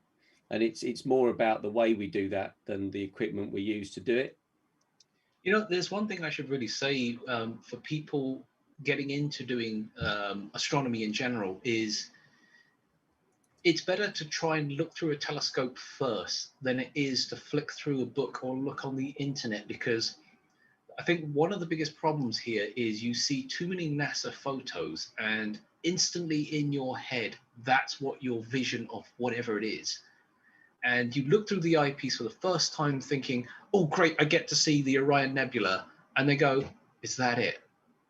And I tell you what now, when I used to do my outreach, it would break me sometimes when they say, is that it? And I'm like going, what do you mean, is that it? You're looking at something that is thousands, if not hundreds of millions of light years away and is older than you and I, and it's up there and you can see it and you say, is that it? And then they show you this picture on their iPhone and goes, I was expecting to see this. And to me, that is kind of the wrong way of getting into astronomy in so many facets. I mean, it's great that Libby gets into it from the rocket science standpoint and is fascinated by manned missions going up there. I mean, that's another way to get into it, the practical aspect. So for most people who are watching this, who are not into astronomy and have some kind of interest, you really have to start by doing visual first. Do not just jump into doing imaging. It's a whole different thing. I agreed to a point, but I don't think you even need a telescope to get into astronomy. No, you don't. But there is a caveat to the reading the book thing. If you take good advice on the book, and I have a thing for old books. I like, so some of the books that I enjoy are 18th century introductions to astronomy. This is a book for kids by Peter Parley. It's Tales About the Sun, Moon and Stars. There's actually a chapter in this book about the freezing properties of moonlight. Is that a little advanced for kids? You know what? You'd be amazed at the stuff in this book. We've dumbed down over the decades, I have to tell you. But I love that sort of thing because you read stuff in there and we laugh at the idea of the freezing properties of moonlight. If you think about it though, there's usually on a good, crisp, clear full moon, Atlas of the Moon, I'm going to come to that, Gary. Full moon, right? You get a frost. They hadn't really worked out anything else, well, you get a frost when it's a clear night of the moon. And when you read the chapter on it, you can almost believe it. It's only that we know different now, but it's perfectly believable. But there are also books from the war. So J.B. Sedgwick's Introduction to Astronomy, this was written for air raid wardens during World War II to make use of the blackouts. And it's not like books you get today. It's really nice and basic, but the language of it inspires you to get out and look up. And one for Gary, I don't know if you've got this one. This is just a blue cover, but this is The Moon by H.P. Wilkins and Sir Patrick Moore, which is one of the archetypal books on the moon, because there was a big scandal about the detail of the drawings in this book. A huge scandal because he saw things that weren't there. But I think it's just really to enthuse people to astronomy. It's really easy to get tied up in what they can and can't see in the equipment. You do it, but actually, someone with some enthusiasm and a laser pen, or someone with enthusiasm and a cup of coffee on the street, can actually engage someone to be drawn into astronomy without any equipment whatsoever. And it's really easy to forget that when we, I build and sell observatories, remote observatories. I'm quite a long way removed from visual astronomy in many respects, the same as Scott and same as Gary. And we do technical stuff, same, and same as you guys really, but it's what we do. But, actually it's really nice. I learned the sky by sitting on a kid's trampoline with a glass of scotch and a moon map and a star chart. It was brilliant. Didn't need a telescope. No. Yeah. If you think of the enjoyment somebody gets out of looking at the sun with a basic pair of solar sunglasses. Yeah. Yeah, for the first time. That's just a proof of the level of equipment you can use to, promote astronomy or bring it across to other people. It really doesn't have to be technical in any way. No, and the thing about that is, and very much like your first view of the moon through a telescope, or Saturn is another prime example, all of a sudden it's real. As long as you have a filter on there and don't take your cornea out at the same time. Yeah, well, you've got two eyes, you've got a spare. I'll let you do the safety caveat, chaps. But, but when you do your first view of the moon, the sun through white light, and you see a sunspot. That's the same as the moon looking through, just maybe like a 8-inch reflector. You don't actually realise how bright it is until you look through that telescope at the moon. Yeah, and then you're trying to get your eyesight back for the next hour and a half without tripping over the mount or something. Yeah, with the green blobs. But the thing is, the sun and the moon, I suspect, I would class as the two most dynamic objects you can view in the night sky. I don't know if anyone else agrees, but the moon is the sun's a bit flat at the minute, but the moon, you never see it the same twice. Yeah. It's not just a ball of dust. Yeah, rock of dust. It is a wonderfully dynamic, changing surface because you never view it in the same conditions twice. So you get different details, not just things like the lunar X and things like that, but it's a magical target. Yeah, it's like it's the same with the sun. I never lose interest in it. It doesn't matter whether it's white light, whether it's HA, whatever I'm looking at.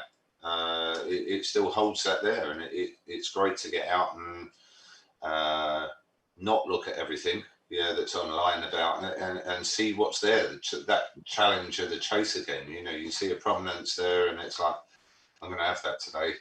I want to image that. Or even visually, sometimes pulling the camera out and going back to the visual on it is really nice to do that. I did that a couple of days back. Don't you find it great? Some of the best type of astrophotography in my book is where you've seen something and think, I've got to record that somehow. Yeah. That's the chase factor. Yeah. Because you've been sparked because you've seen it. But it becomes between you and the object then, and I think that happens a lot in astrophotography in general.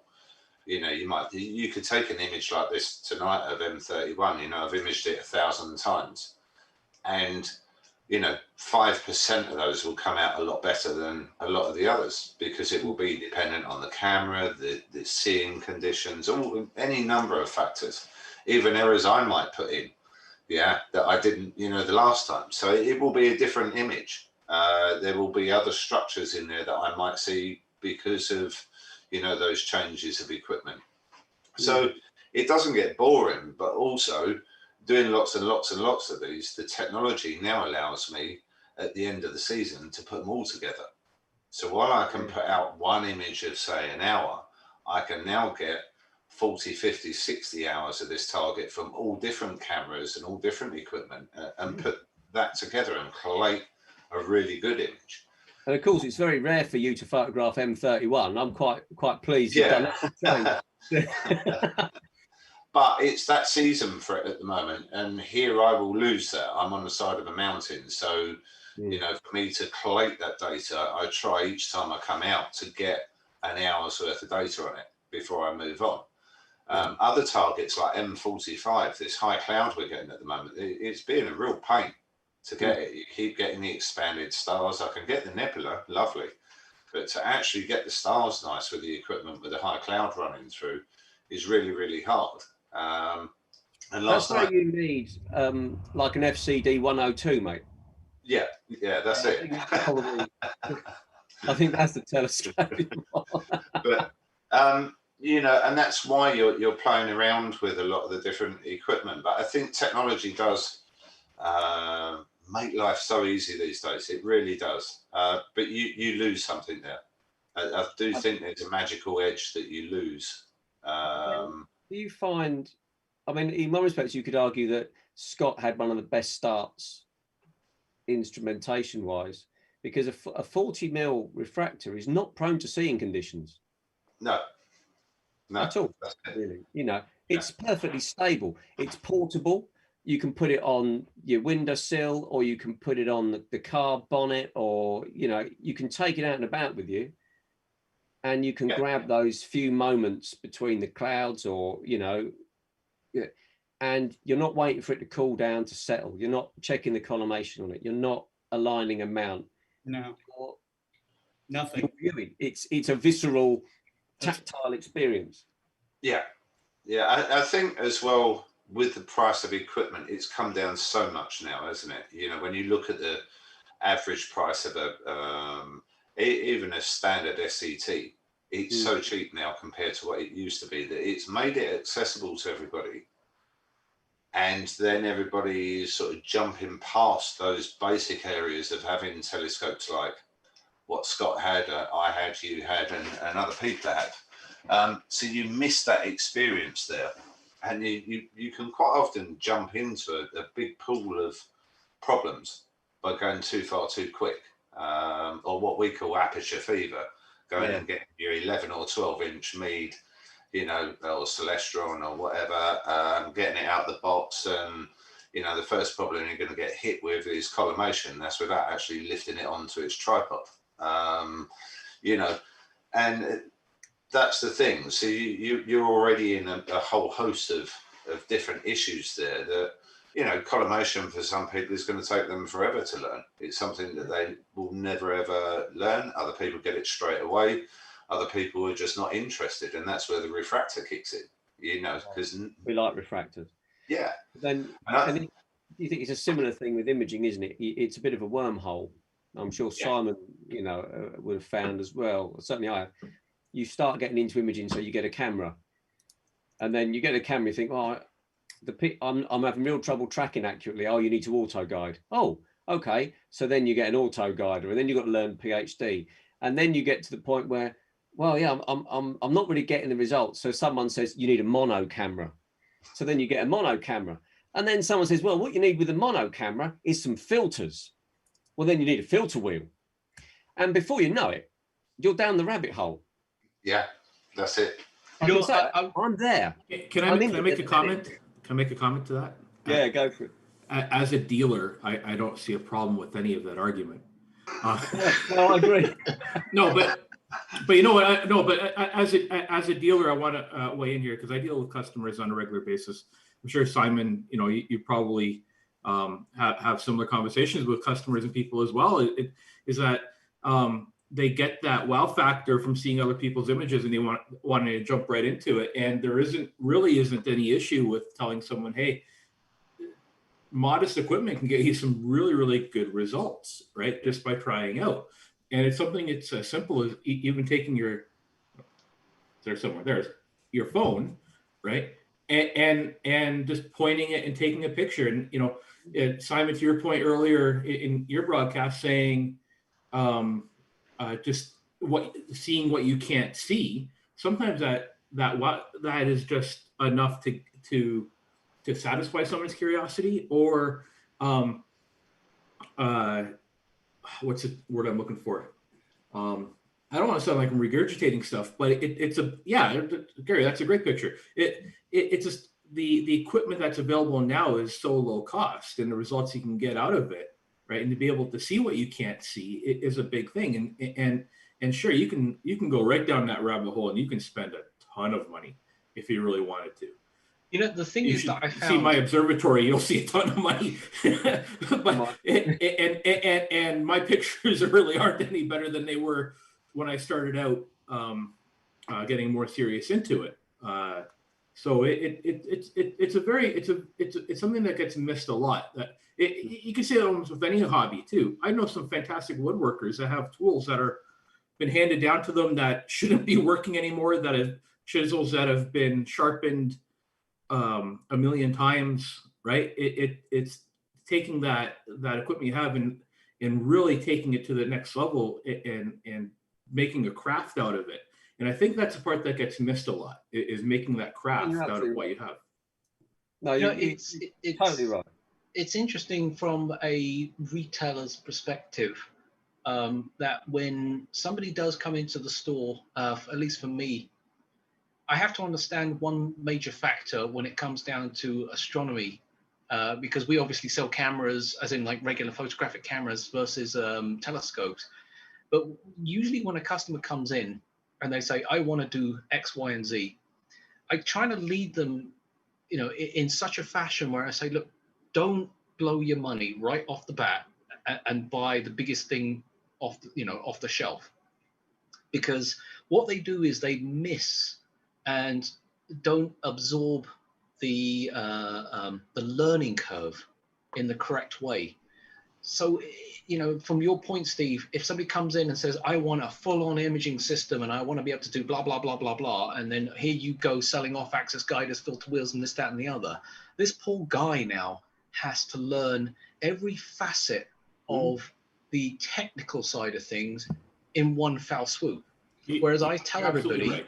You're absolutely right, and the biggest fear with doing that, and you can almost tell right away when somebody's coming in with that big budget of mine. I've got $5,000 as a budget. Great. Well, we're only going to use like a third of that, because from what you're telling me, from what you're telling me you want to do, you don't need to spend that money, and you can get some. Hey, look at all the great work there. The image you had of the Pelican in North America that you shared earlier, right? That's with a small scope. That's not even with a scope. It's done with a camera lens. It's done with a camera lens. Yeah. Right? And what you can do with just a camera lens, right? And a small scope, right? And most of the objects out there are so big that you need the small scope in order to capture it. So it's a funny hobby where where you think you need to spend a lot of money and you don't. Right. Not when you start off with. I mean, I can't keep saying this anymore. I mean, at the end of the day, for retailers, we are here because we're making money. But as astronomers, I'm not here to make you spend your money. I'm here to make sure that your progression is a nice natural one. See, the way I got into it is I'm looking up, and by the way, at this point, I wasn't unemployed. I wasn't working at Woodland Hills. I didn't have any interest in astronomy per se at that point. And it was over Christmas, and I would watch Orion come up, and I'm like staring at it going, I can see something, but I don't know what it is. So off I run back into the house, get my tripod out, get my camera out, and I start taking pictures. And I just get this long streaking mess. And for most people, it'll be an off-putting thing, but I was getting like, oh, wow, There's like blue, there's like pinks, there's all sorts of weird, wonderful colors. And I said to myself, how do I track the apparent movement of the sky in order to do a longer exposure? And that's how I discovered equatorial mounts. Was in my head was, I need to build something on my tripod that could move with the sky. And the first thing I thought of was a clock. And lo and behold, I had invented an equatorial mount for then somebody to tell me you could just go buy one in the store. And that's the part that really got me into it, was the technological engineering standpoint, and then having to understand all of that. And that's how I progressed. Because then once I got into it, somebody said, oh, you're going to have to start doing guiding. And I'm like, oh, great. What on earth is guiding? And because I approached it from a technical standpoint and an engineering standpoint, when somebody explained it, but poorly, might I add, I kind of got it, tried it, and I thought, now I understand what this is really doing. I can't necessarily set up this mount, telescope and everything to track perfectly.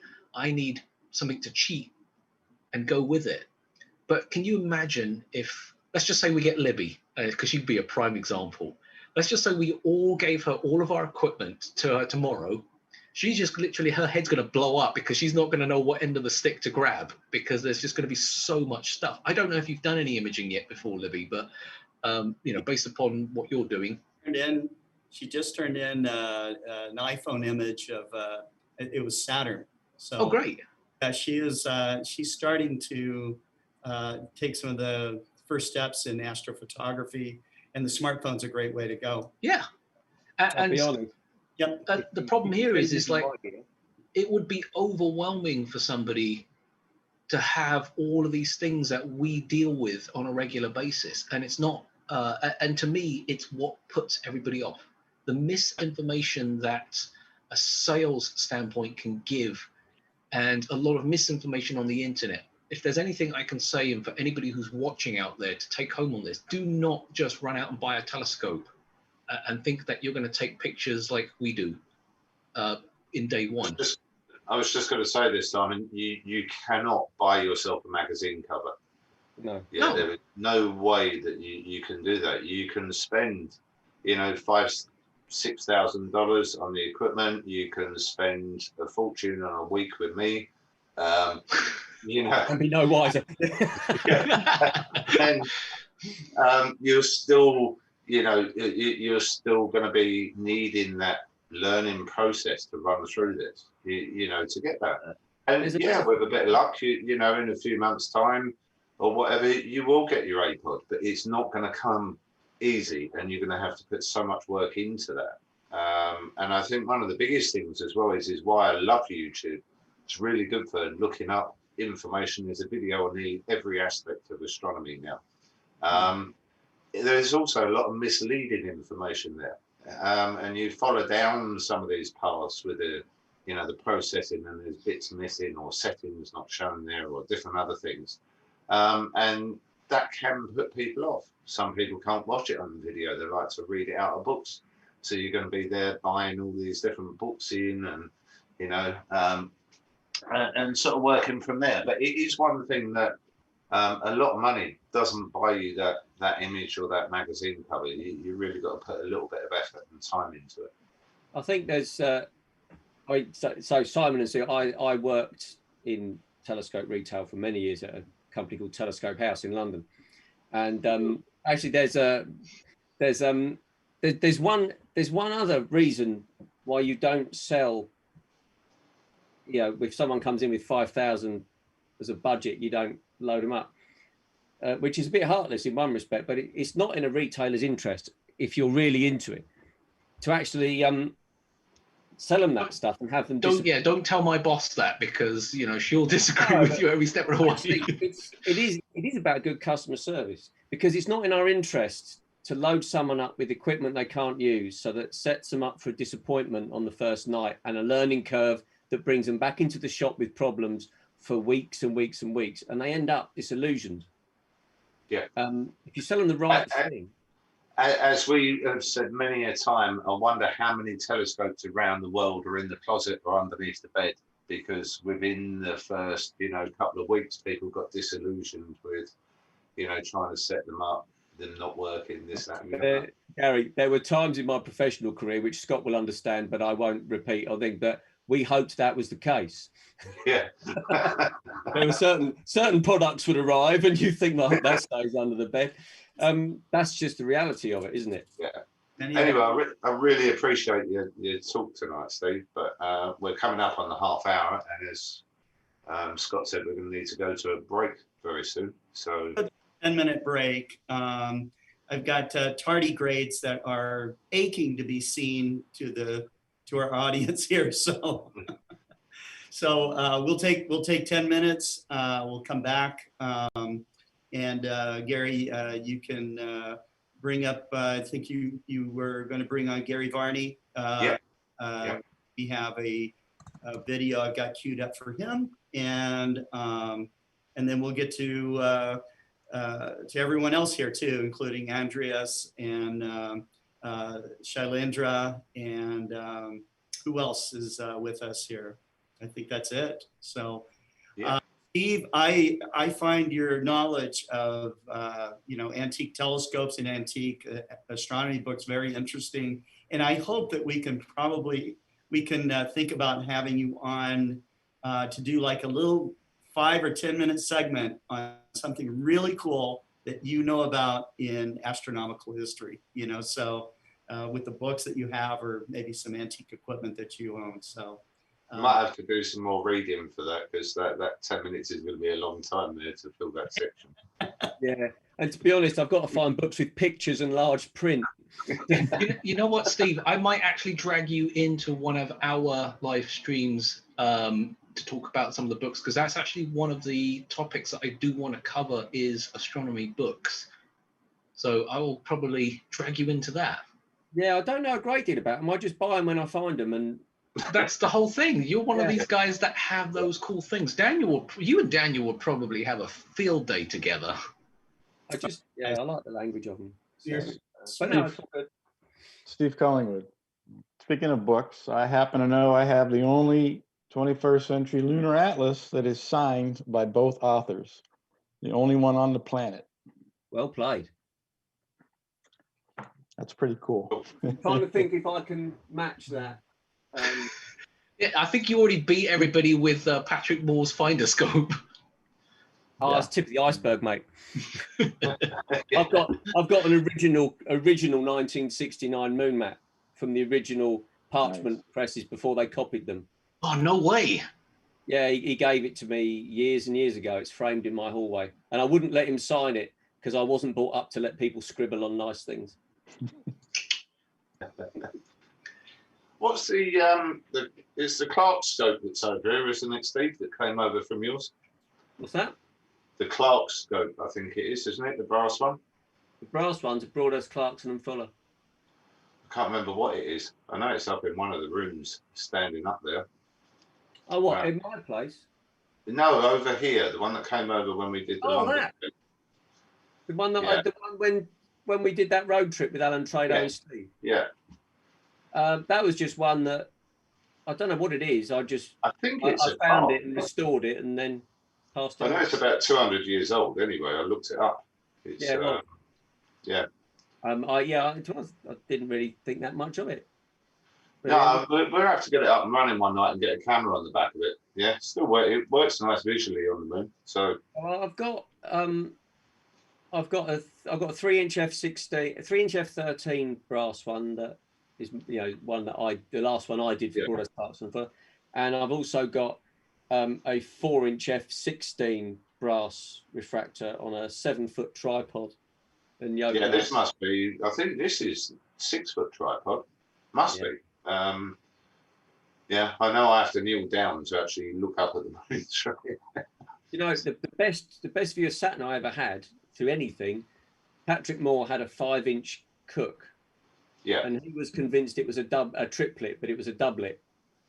And it was about f15, and it had 7 bubbles in the glass.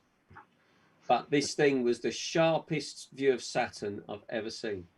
Yeah. Wow. I remember years ago, I had some prototype, and they did sell them in Japan. I never saw them anywhere else, but I had some prototype Nikon eyepieces coming. Yeah. And they were very large. They're very tall, weighed an absolute ton. And I can remember putting them on the 11-inch edge when it first came out, and looking at Saturn. And these eyepieces absolutely blew you away. There was nothing I'd ever looked at that had come close to them at the time.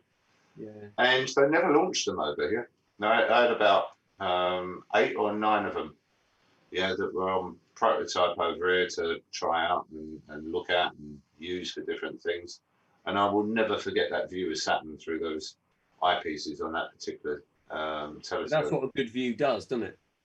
Yeah, it's imprinted there forever.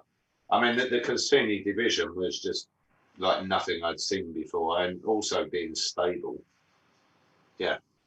I'm an orthoscopic man.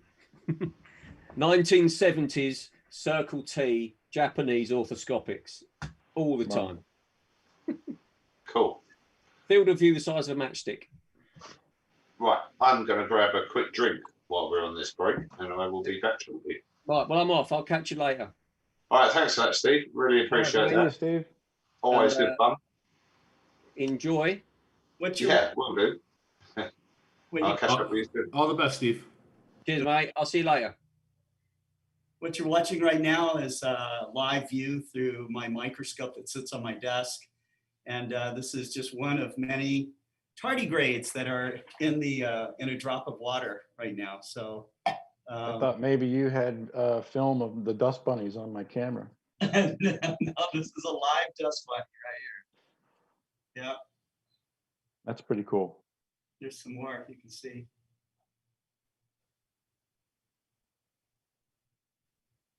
That's awesome. You know, I know I said this last time, I love how they're so oblivious to us that we don't exist, these things. Yeah, maybe we're tardigrades in somebody else's petri dish. You never know. That's right. It'd be a scary thought, that's for sure. Mm-hmm. All right, time to get something to eat, I think. I'll be right back as well. Get a drink of water.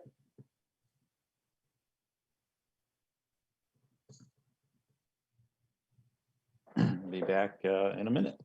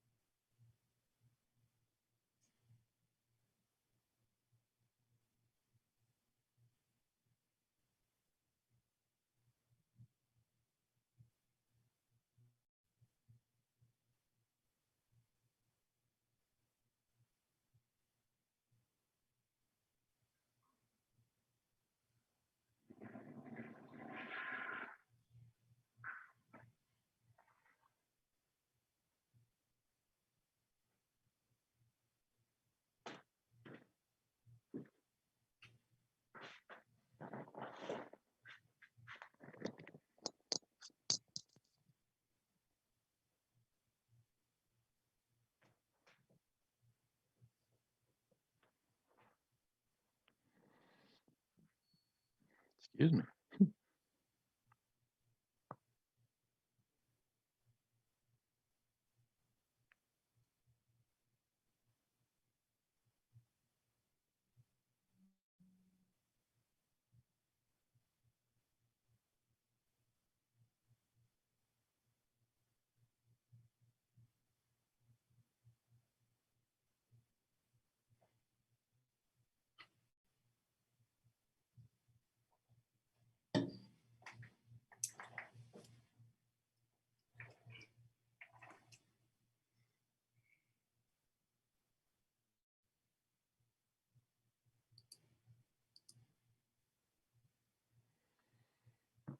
How's it going there, Scott?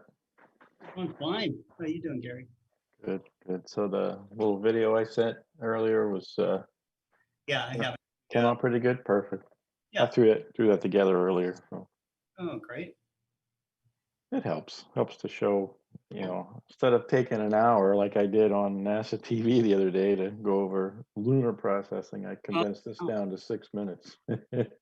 Yeah, so you'll have to talk a little bit about your interaction with NASA. That's really cool, Yeah, I became friends with Brian Day from NASA Ames, and it's just a number of things have happened since then, thanks to him. It's awesome. Unbelievable. Yeah, he came down to Miami late last year for the Mercury transit.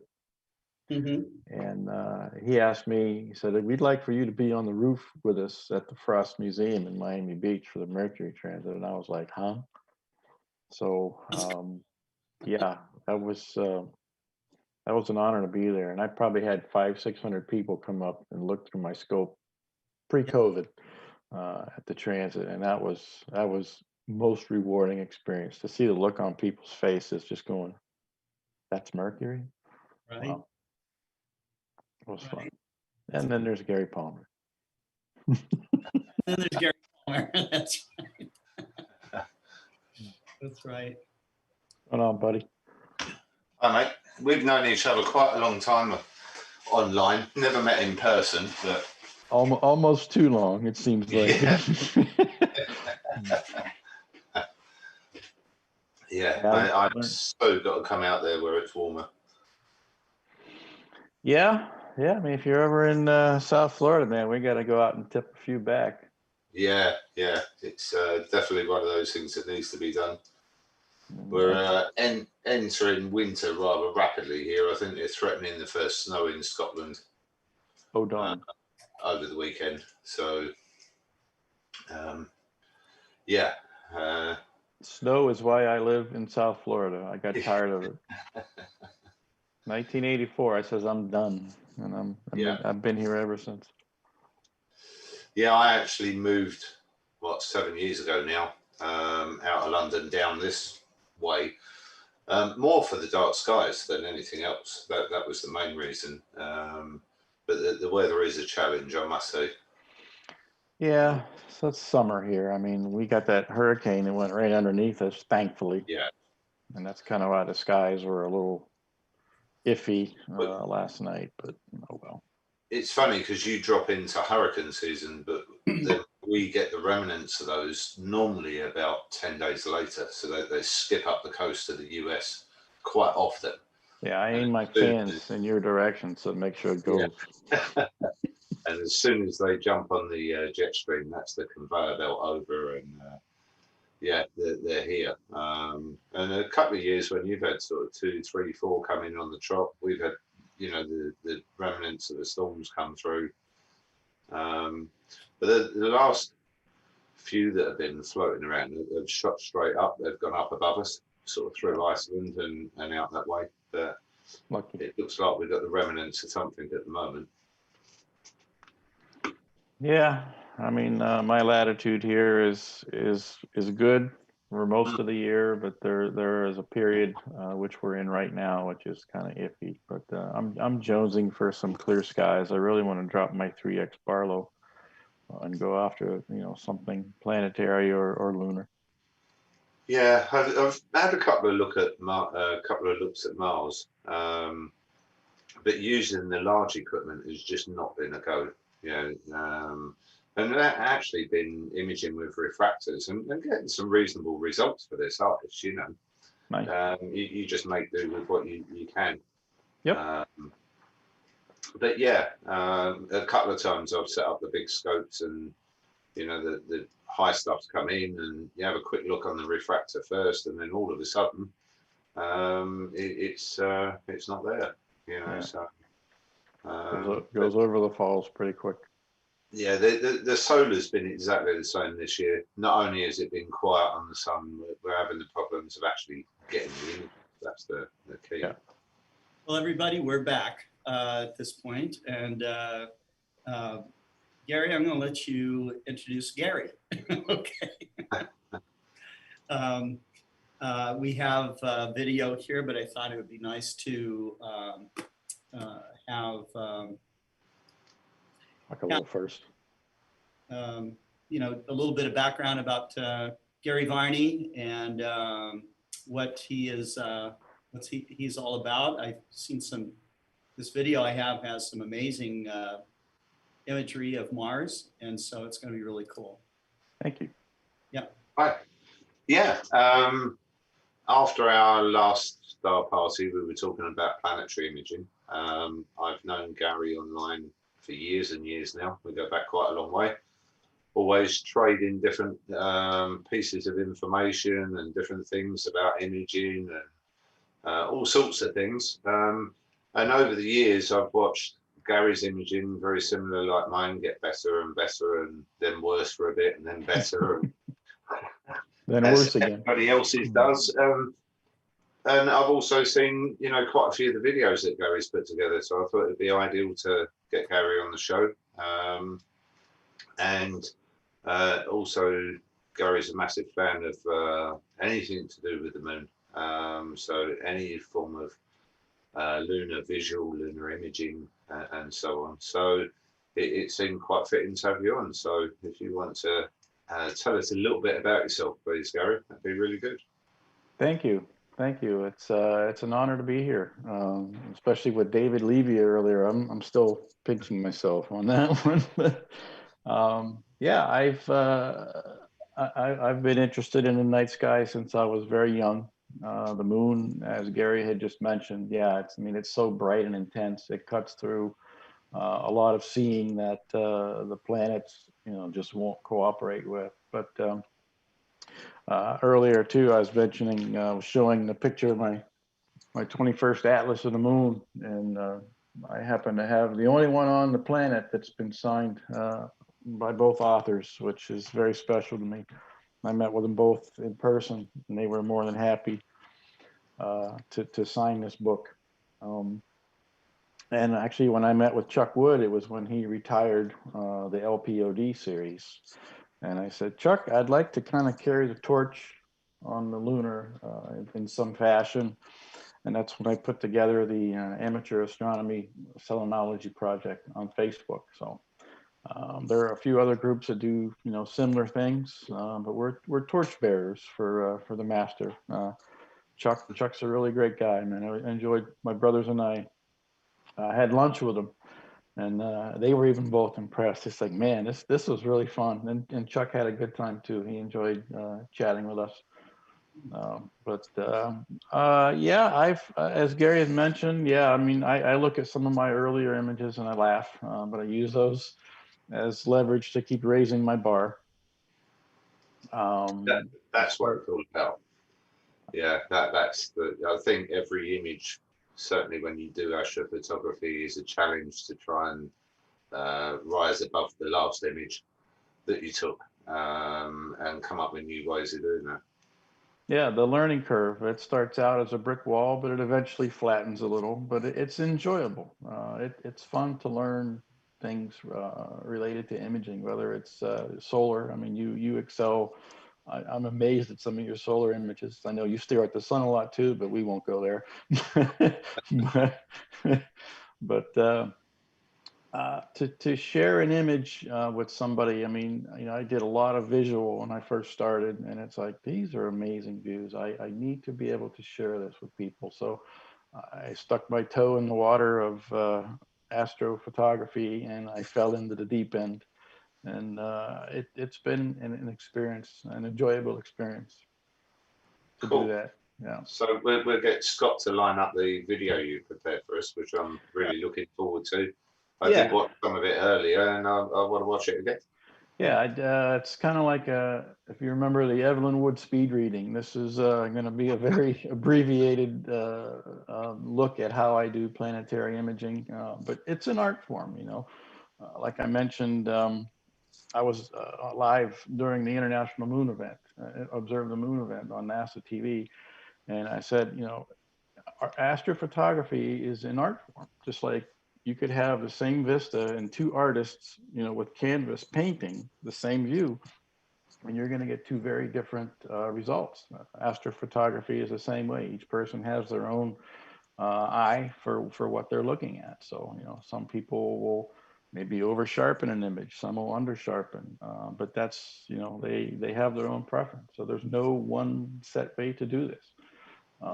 And you know, this Mars image that you're going to see that I processed quickly, I've done better, but this was my most recent one that I actually didn't throw in the trash bin. So Scott, if you want to kick that off, go ahead.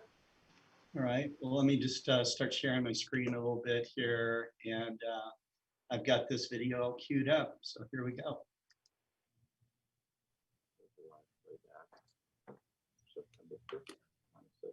Universal time. See, I have pretty decent seeing this evening. You may need to talk over this, Gary. The audio is pretty low. Yeah, that's a live view. This was back on September 5th. That was with my QHY 462 phase auto stacker. Okay. Auto stacker here, center of gravity. Robust setting. The Laplacian noise robust setting, I set it at 6. I go a little lower if seeing's really good. I had already done the analyze process here, so you could see the reorganization of frames. I typically don't keep anything below 50%, so that's what I'm doing here. I'm adjusting the slider. You do a control click on the graph, and it automatically fills in the percentage of frames to stack for you, which is a nice little shortcut feature. So learned that from Emil on one of these seminars recently. For stacking, go ahead. The best frames, is that right? Yes, yeah. The analyze process rearranges all the frames and from best to worst. And then you just keep the percentage that you want to put in the stack. So I think I had 26,000 frames or something in this capture. Wow. So I placed the alignment points, did multi-scale, let it stack, and then now I go into Registacks and do wavelet sharpening. I have a preloaded schema for the wavelets, 40% on wavelets 1 and 2. I bump up the noise to about 0.15 noise reduction. I click sharpen. I raise that 1 click on layer 1. Layers 3, 4, 5, and 6 at 20. And this is just kind of a generic setting that I look at. Sometimes when I'm actually imaging, I'll stack something quickly and look to see what I have. Do an RGB balance. I auto balance, but I also tweak that. Do an RGB balance, auto balance. 2 clicks down on that. I don't know why the audio is a little low. I think what happened when I previously did a video, I had some settings down, but auto balance that. Blue is usually a little low, red's a little high. I mean, blue's a little low, so I tweak those. Do all. Do all, and it updates the entire field of view. Capture. And then I jump into Photoshop to do a little bit of cosmetic tweaks. There's other software that may do the same thing, and some people tell me, why do you pay for Photoshop? I says, because I like it. I go into levels and do a little bit of a cleanup, raise the intensity, and then filter out some of this excessive, this high-end noise. Which is what I'm doing in Photoshop levels there, pushing that first slider up to about 5, 6, go back down to 100. Bring up the dark setting to increase the histogram a little bit. Visually then. I do it visually. Some people might say it's underexposed, it's overexposed, but that's up to their own eye, Right. Then I go into camera raw filter, the texture adjustments. You'll see kind of brings out some of the darker surface features, moves a little more clarity. The clarity level also helps with that. It's so easy to overdo it on some of these settings. So you just kind of less is more is a good rule of thumb. A little bit of dehaze to get rid of some of the fuzziness that you might see in there. Black levels, bring those up, which gives you a little more vivid picture, a little bump in contrast. Sometimes you can do exposure. So there was the camera raw portion. I do a little noise reduction sometimes. Very strength level of 1. Remove JPEG artifact is a very nice feature. Pulls out some artifacts from stacking and sharpening. Just a hint of color noise reduction. Don't want to degrade the image too much. Smart sharpen. And then I'll do a very fine sharpen in Photoshop using Smart Sharpen. It's almost just like a cleanup of the sharpening. And you can toggle back and forth between the Gaussian blur and the lens blur just to see the differences, different algorithm that it applies, to the sharpening of the image. Some look better. It all depends on your stack. You're seeing it, So just fiddle around a little bit. Then I go back to exposure and just fiddle slightly with the gamma. That helps a little bit. Just what looks good visually to sometimes you might have a dark terminator or overexposed. You just little nuances to update that. Offset, I'll bump down a click or two just to get rid of some of the periphery noise and the blackness of space. And depending how much you adjust the gamma here too, you can raise or lower the exposure just to do a visual check on it. And that's pretty much it. And there's the final image. That's beautiful. I've done better, but that was back on September 5th. I tried to image some stuff last night, but no, my recycle bin is nice and full. So, but in a nutshell, that's how I would attack doing planetary processing. Jupiter and Saturn are both dynamic and wonderful targets. But right now, Mars is closest approach just happened, and now we have opposition just right around the corner. I think it's coming up in the next in a couple days, I believe. So, what is your take on the recent news of these underground lakes that they have found on Mars? That's very interesting. I'm always. Are you on the skeptic side of this, or are you on the? No. To me, we're here. Everything here came from out there. We're proof that life is abundant within the universe. It's very possible we have life on the moons of Jupiter and Saturn. And now recently there's some the materials in the atmosphere of Venus, which, go figure, you can cook a pizza outside in about 8 seconds on the surface of Venus. So now there's possibly life in the upper atmosphere, or traces of life. So it's very intriguing to me. I'm fascinated by it immensely. Yes, me too. Okay, well, let's. What do you say, Gary? Should we move on at this point, or? Yeah, that was really, really interesting. Thanks very much for sharing that with us, Gary. Yeah, and coming on tonight. As Andreas is up later than what I am, coming from a bit further north up there, I think we should move over to Andreas and have a listen to what he has to say, which is normally always interesting. So welcome on the show, Andreas. Thank you for having me and the invite, Gary. It's always pleasant to be invited into these shows. And I started astronomy back 25 years ago with a telescope like visually, and I progressed after that.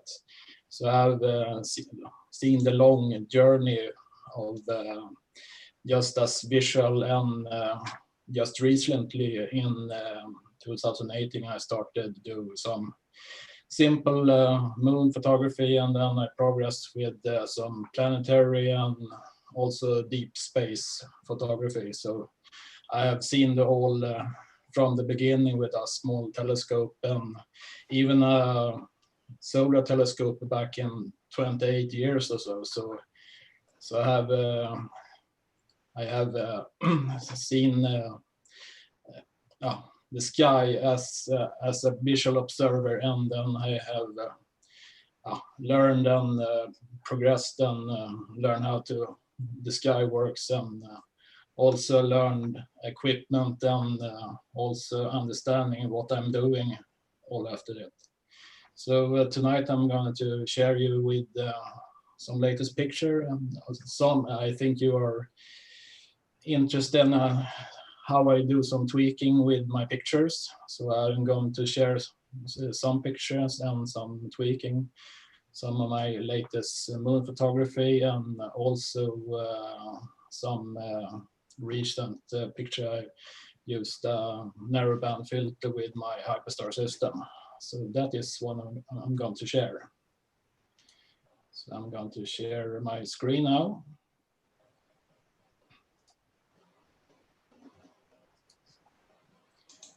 So I think hopefully I'm sharing the right screen. Yep, that all looks good. Yes, all look good.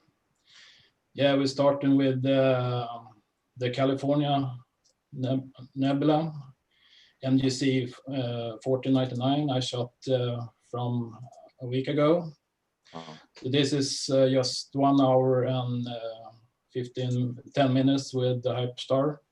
And I shot this with the Saturday 2600 and the new LX Stream filter. They said it can't be used with a Hyperstar system. They said it get shifted in the red and you will probably see anything. And yeah, well, it works for me and other people that use like the Rasa. So I'm going to share how some of the data on my struggle with astrophotography. This is raw data that I got out from my telescope. So you probably see anything a little red, and you see a bit of blur in the middle. We call light pollution. This always destroy my pictures, and I always tweak it to take out the colors. And then I see the processing in multiple layers. So I do one layer with the reds and the background I tweak, and then I blend it in Photoshop. I have seen the bringing out the core in Orion, and I thought, well, can I do this to Orion? Why can't you use it to a whole image? So I tweak the colors I like, and also I bring out the background, and then I merge it together, and then you get a clean noise. And then I flip it over and tweak it and get the whole detail. So this is my approach to get a very clean image with very high level of high light pollution here in Stockholm. This is one of my things to do. This same way that when I shoot Andromeda, I always get called light pollution around it. So I take one image. I have noticed that light pollution and fine details goes hand in hand. So I do one image with that I concentrated on the outer bands, and then I do one color with the background, and then I used Photoshop and just feather it out, and I get a clean image. So this is how I do. You call it cheating photography, but this is how I do it to get a clean image. Yeah, beautiful image. Very nice. And then later I have done some Mars. No, I have been doing some moon photography. My latest, this is shot a week ago or so. So this is my take of the lunar moon. I saw when they get some picture from Pluto, they color it and it looked very cool. So I stretched the colors. The blue is rich of titanium oxide, and the brown is iron. So I tweaked it a little for my personal taste. So this is a very high resolution image. So the moon is actually, when you shoot it, is all black and white, almost. And then you only have to bring out the colors. So first I bring out the colors, and then I clean up the image to look it more clean. And then I go to a third stage process, and I got the final result. So this is how I do some my lunar. And when you do in all astrophotography, the sampling is the most important, I think, in astrophotography, that you combine with a small refractor like the Explorer 780 and then the right camera, then you get the perfect sampling, so you get the most of the equipment as possible. So this is how I learned to get the most of my equipment as possible. And yesterday it was a very clear night, and I did some Mars photography.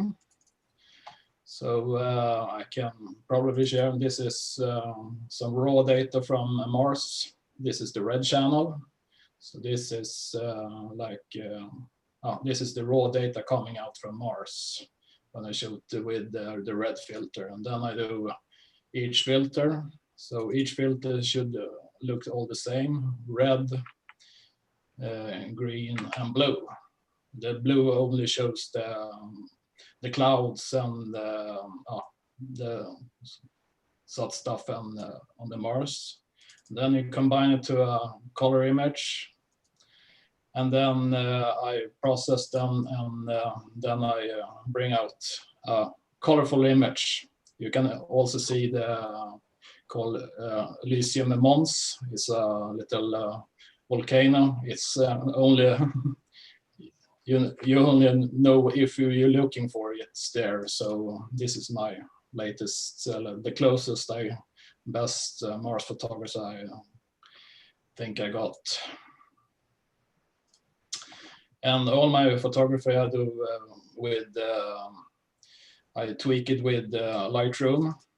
So with only with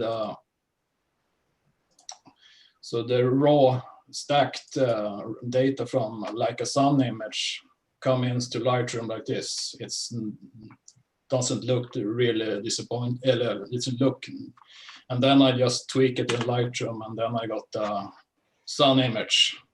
And I store all this to presets, so I come back so I can just press the button and get all the results again, so I don't have to reinvent it. So I have all different presets for different targets, different equipments.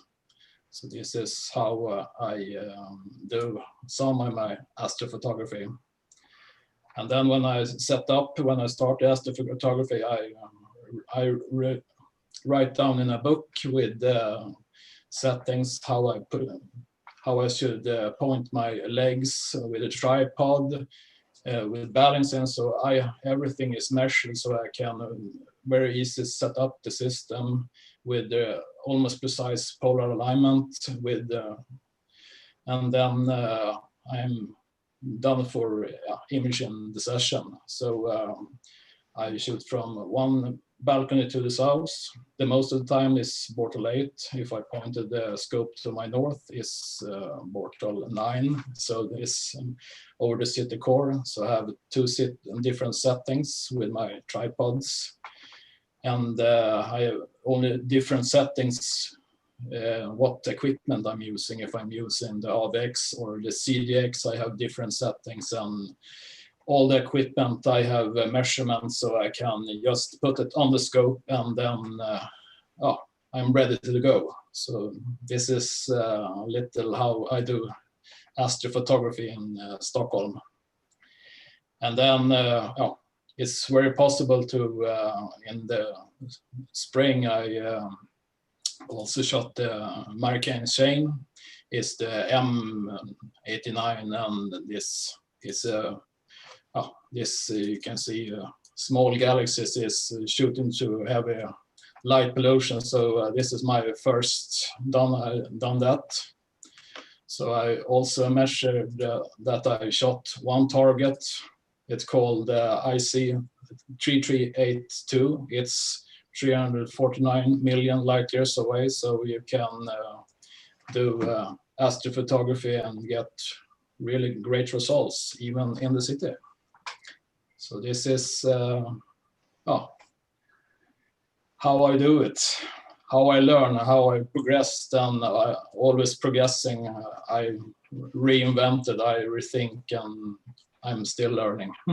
So I'm just doing deep astrophotography from beginning until 2019, and started with just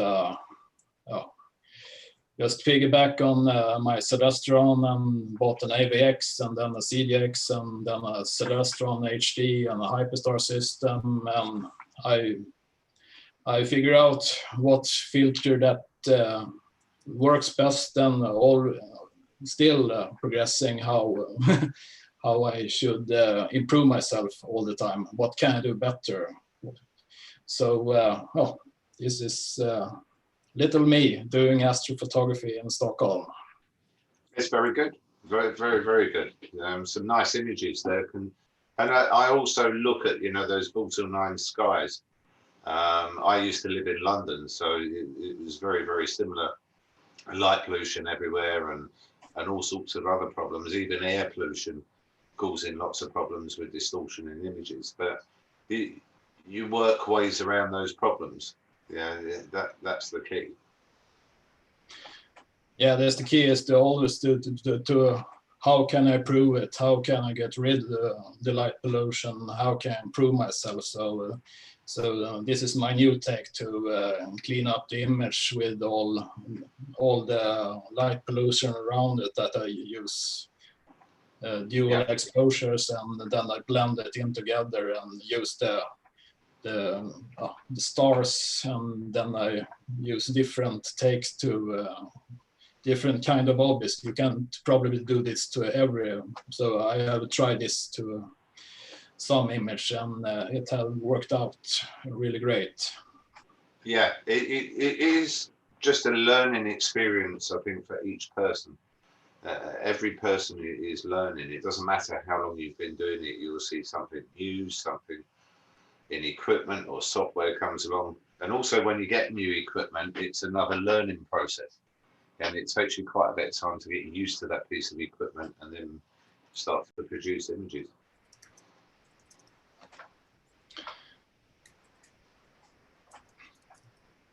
Yeah, it's always a learning curve with every equipment. So I started out with just piggyback and let the telescope just out unguided.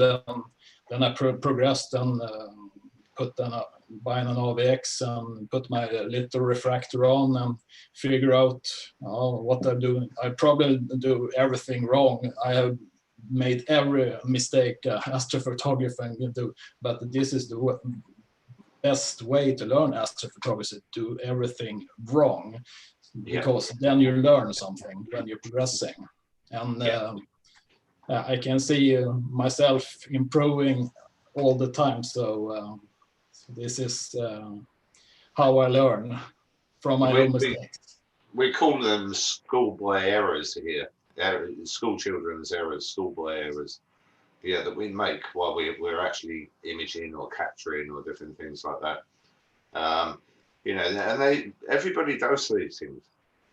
At some time, they take a load of images with a mask on the front of the telescope, or they, you know, set something up wrong. And we've all done it. We've all been there. You know, maybe not check the focus halfway through the night, and the images go out of focus.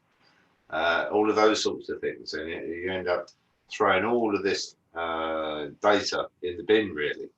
And you know, it's like a lot of the imaging I do. I say to people, you know, there's far better images around than what I am, or the images that I put up online. But they're all test images. They're all images with new equipment that's coming in, and you know, it's got an hour or 2 hours on something, and then it's off to the next piece of equipment. So it stays on there longer if you're trying to work out a problem with it. But in general, you're only using it for a short amount of time before you're off onto the next product. Other people have lots and lots of time to spend on the processing, and that's one thing I don't have. Yes, I always limit the sky, so I use my Stellarium with calculate how much time I had each night, if it's going to be a clear night, and I calculate how much integration time I can have with that target, and then I set up my equipment, and this is how I learned it from a YouTube video, a guy in Canada. So he's had a great video about how to do a custom Stellarium, and then it was very useful to me to know my surroundings and know where I'm pointing the scope, and so this is always learning something new. And the best thing I have bought in what is a Batonov mask for my Hyperstar system, and it's made it very easy to focus with my L Extreme filter, because it doesn't let any light in almost, so it's very hard to focus without any Batonov mask, so it really helps when you're using 7 nanometers.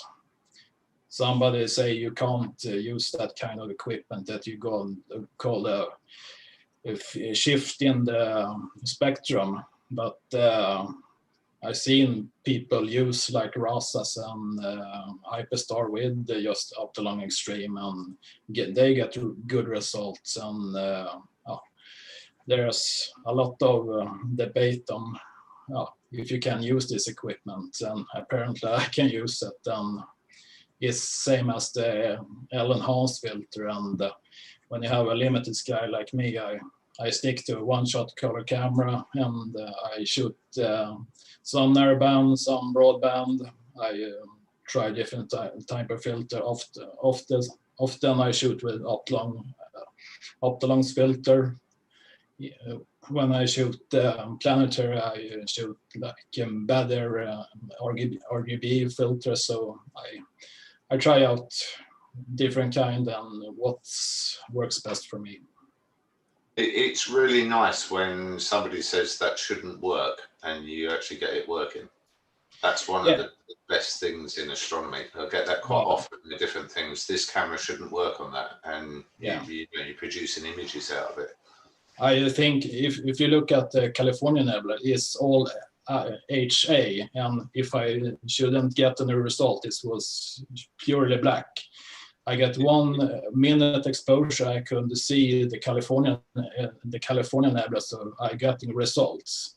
And there are also debate how much data you're getting through, but in my skies, mortal 8 and 9 skies, every data is good data. So even when you stack like 1 hour and 10 minutes, Optolong reached back to me about this is incredible. So excellent.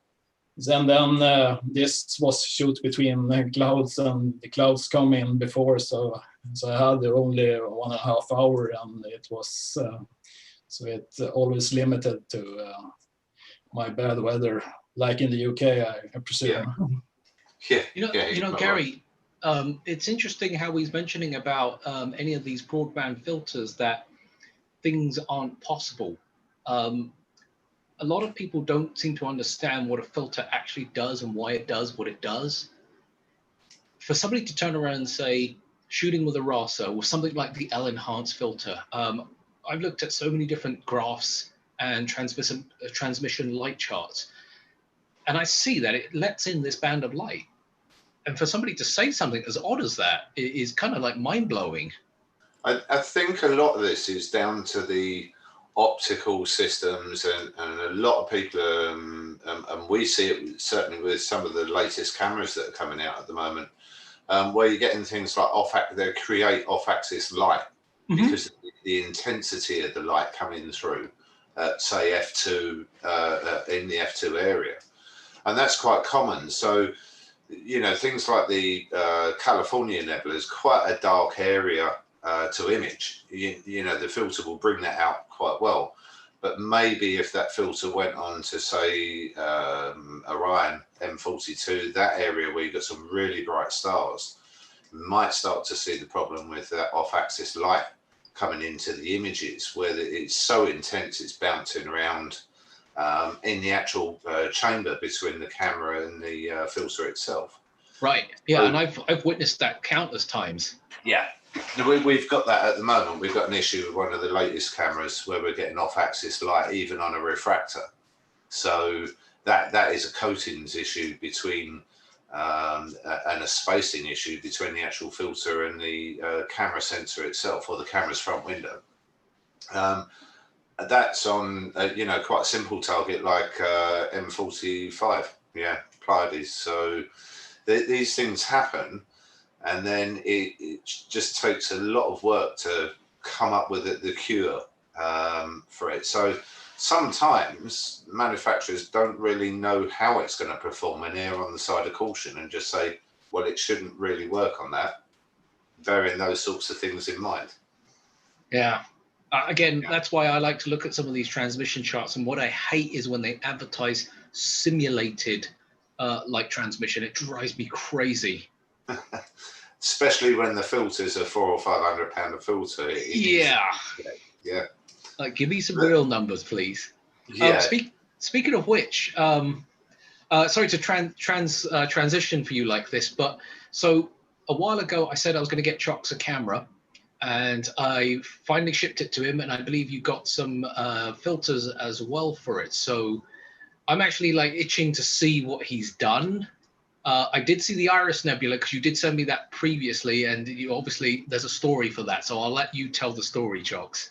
Yeah, cheers. Yeah, so Simon sent me a camera, which was really, really nice of him. And then I finally managed to get some filters in stock in the UK.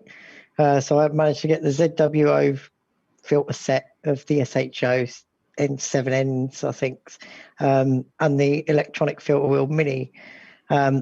So what I did do so far is, let me know when you can see my screen.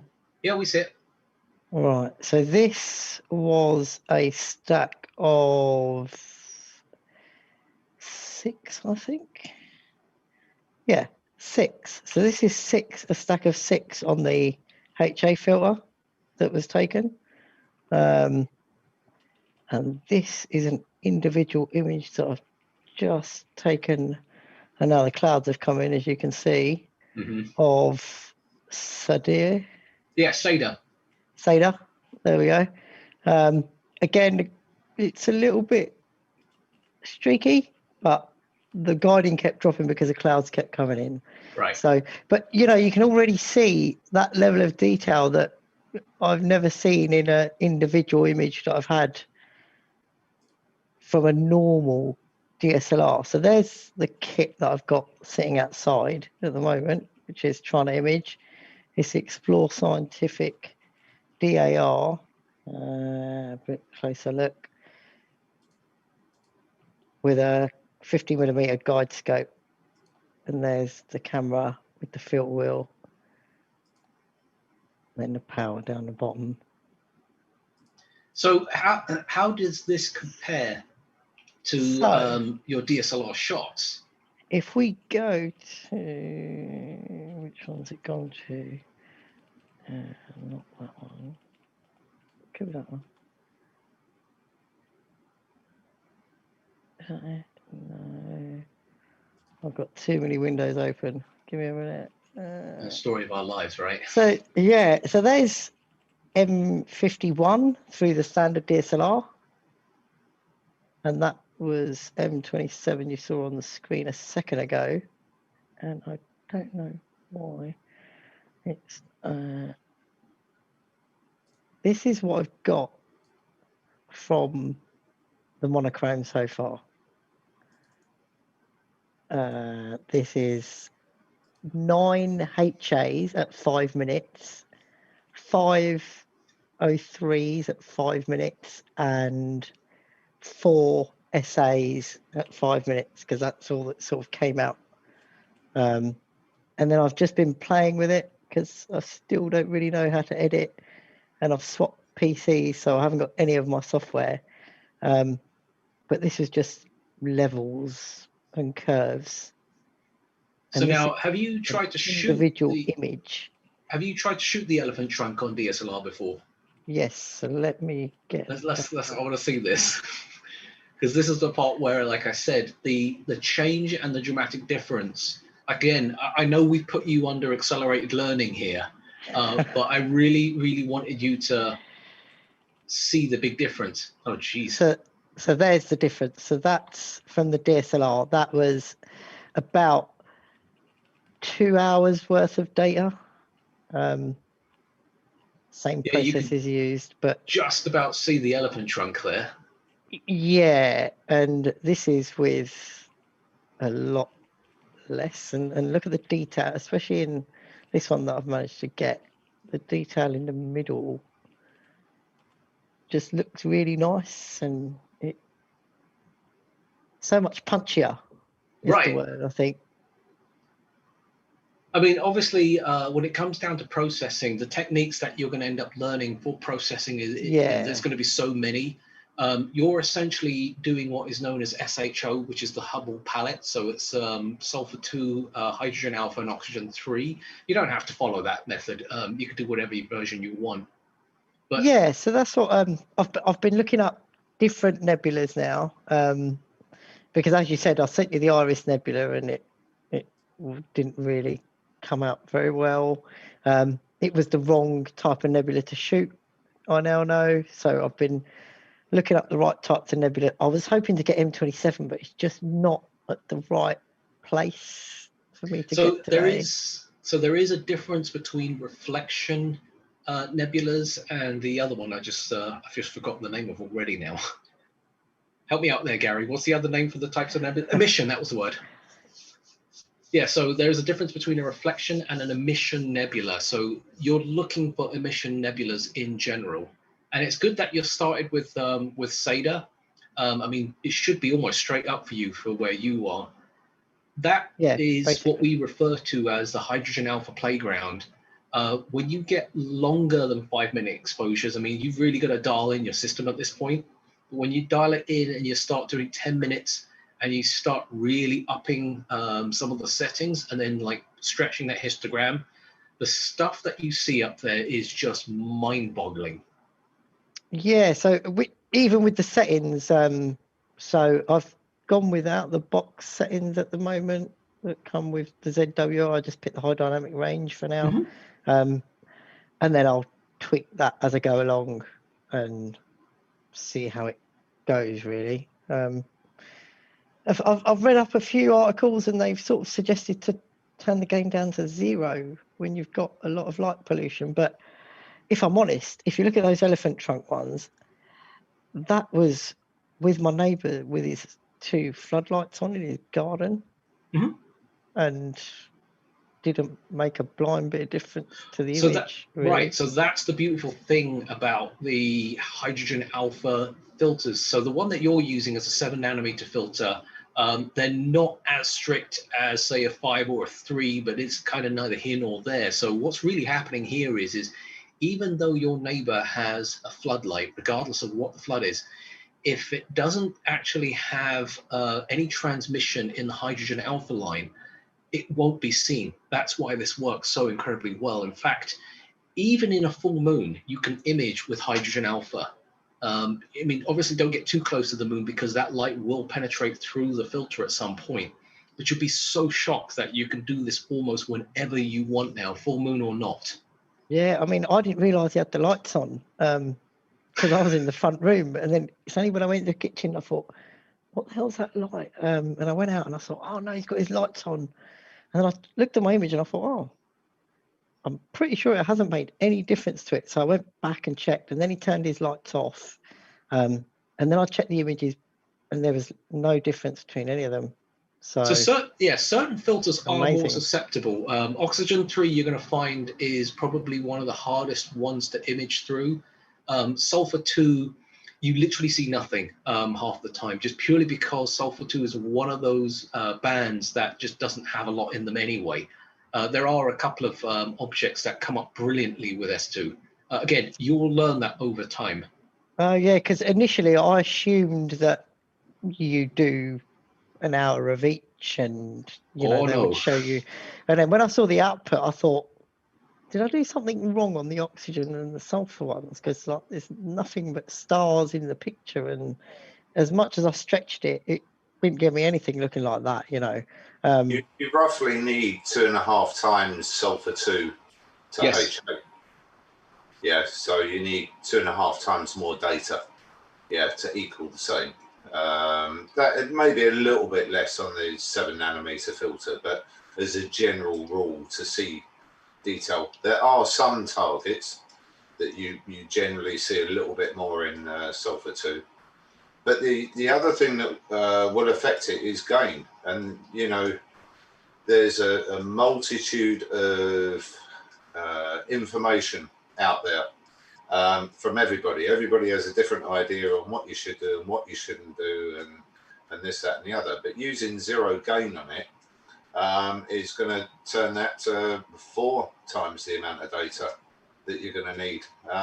You know, there is an issue against noise when using gain, but depending on what software you use to process, you can process out nearly any amount of noise in an image now. That's not an issue.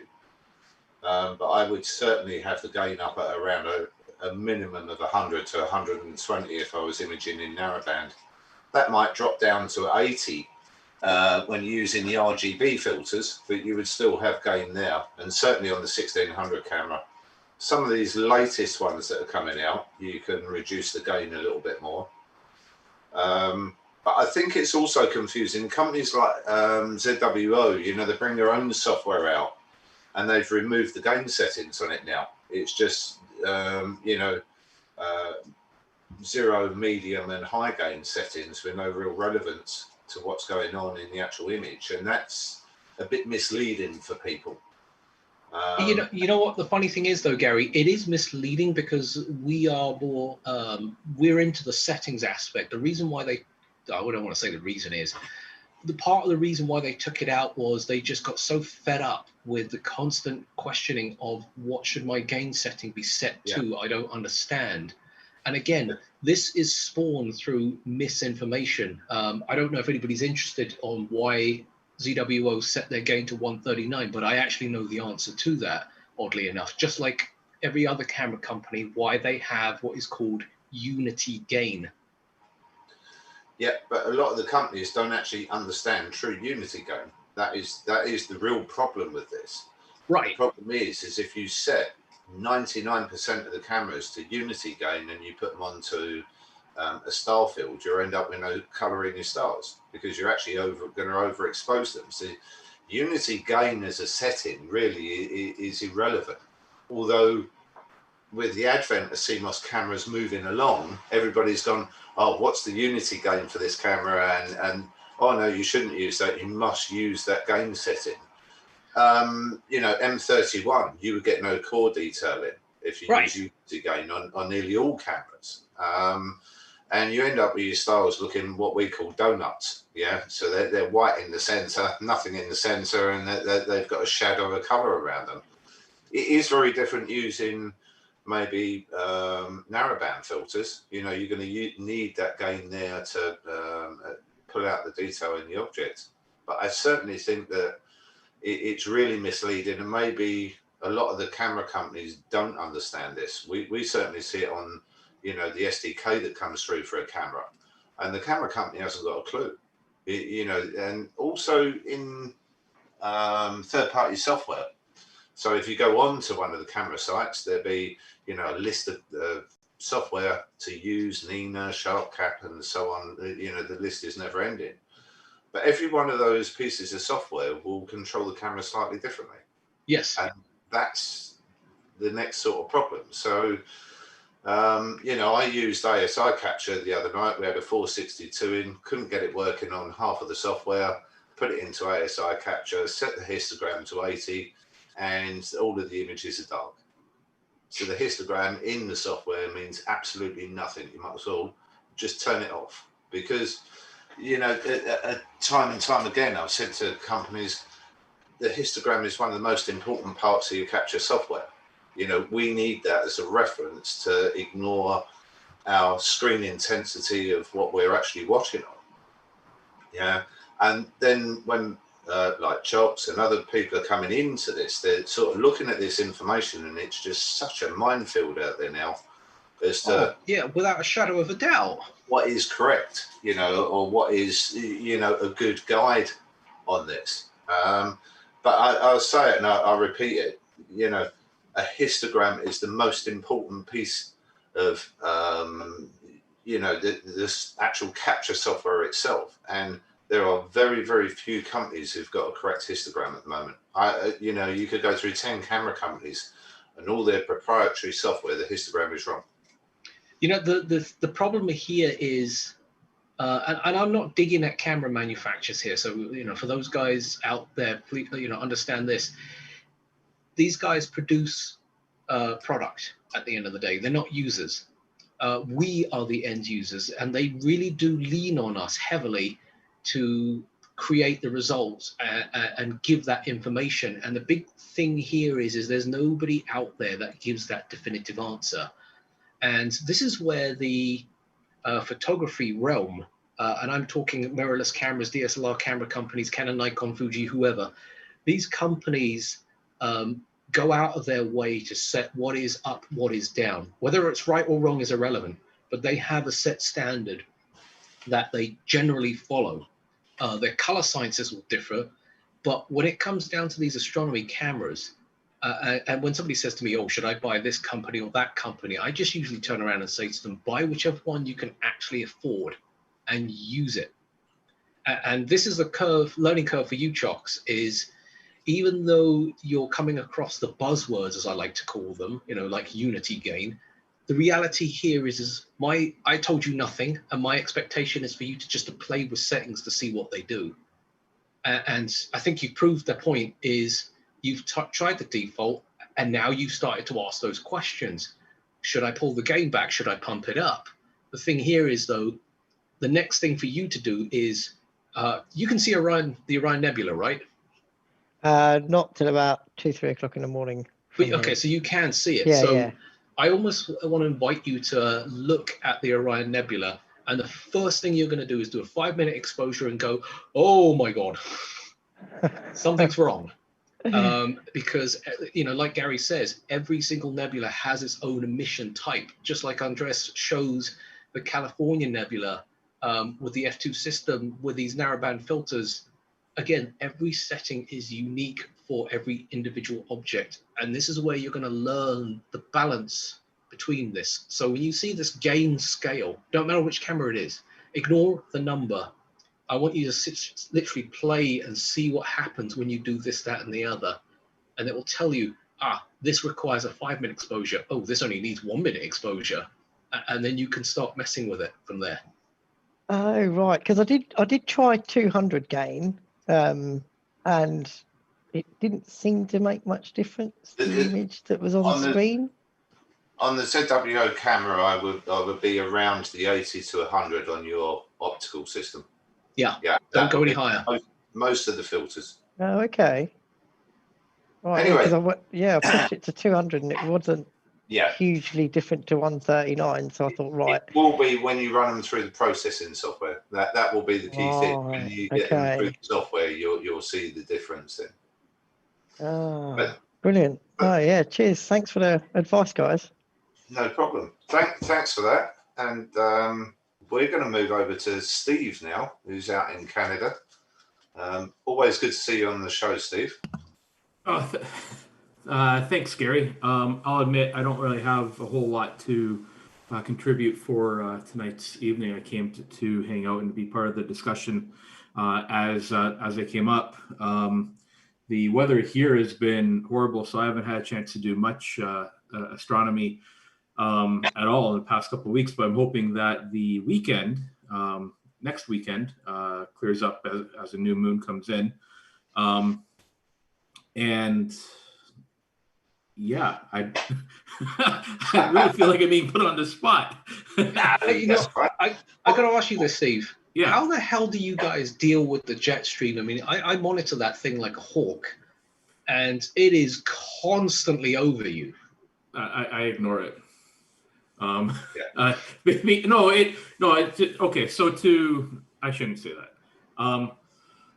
Yeah, the jet stream is over us quite a bit. I think it's over us now, to be honest with you, because of the high winds that we're experiencing. But it contributes a lot to how we to our weather pattern altogether. So in the Toronto area, Southern Ontario area, when the jet stream is below us, it is typically much cooler. And that actually helps us a lot for astronomy because it brings down a lot of cool air from the north, which really gives us a good clear sky and very still. When the jet stream moves above us, though, and it starts drawing in a lot of that more humid air up from the Gulf, then it gets very hot, very humid. Dew heater sales usually do pretty good around that time, and the sky none. Yeah, the sky is very very mucky at that point. The seeing is actually horrible. So the jet stream does play quite an important role for us. About 3 weeks ago, like when the fires in California were at, well, I don't want to say at the worst, but when they were bad, and everyone was under that blanket of smoke, including us. Right? It was really bad for us. It would be forecasted for clear, but it was just a white sky altogether. You can smell it. You can feel it in your lungs in some point, especially if you're sensitive to smoke, like I am and my wife.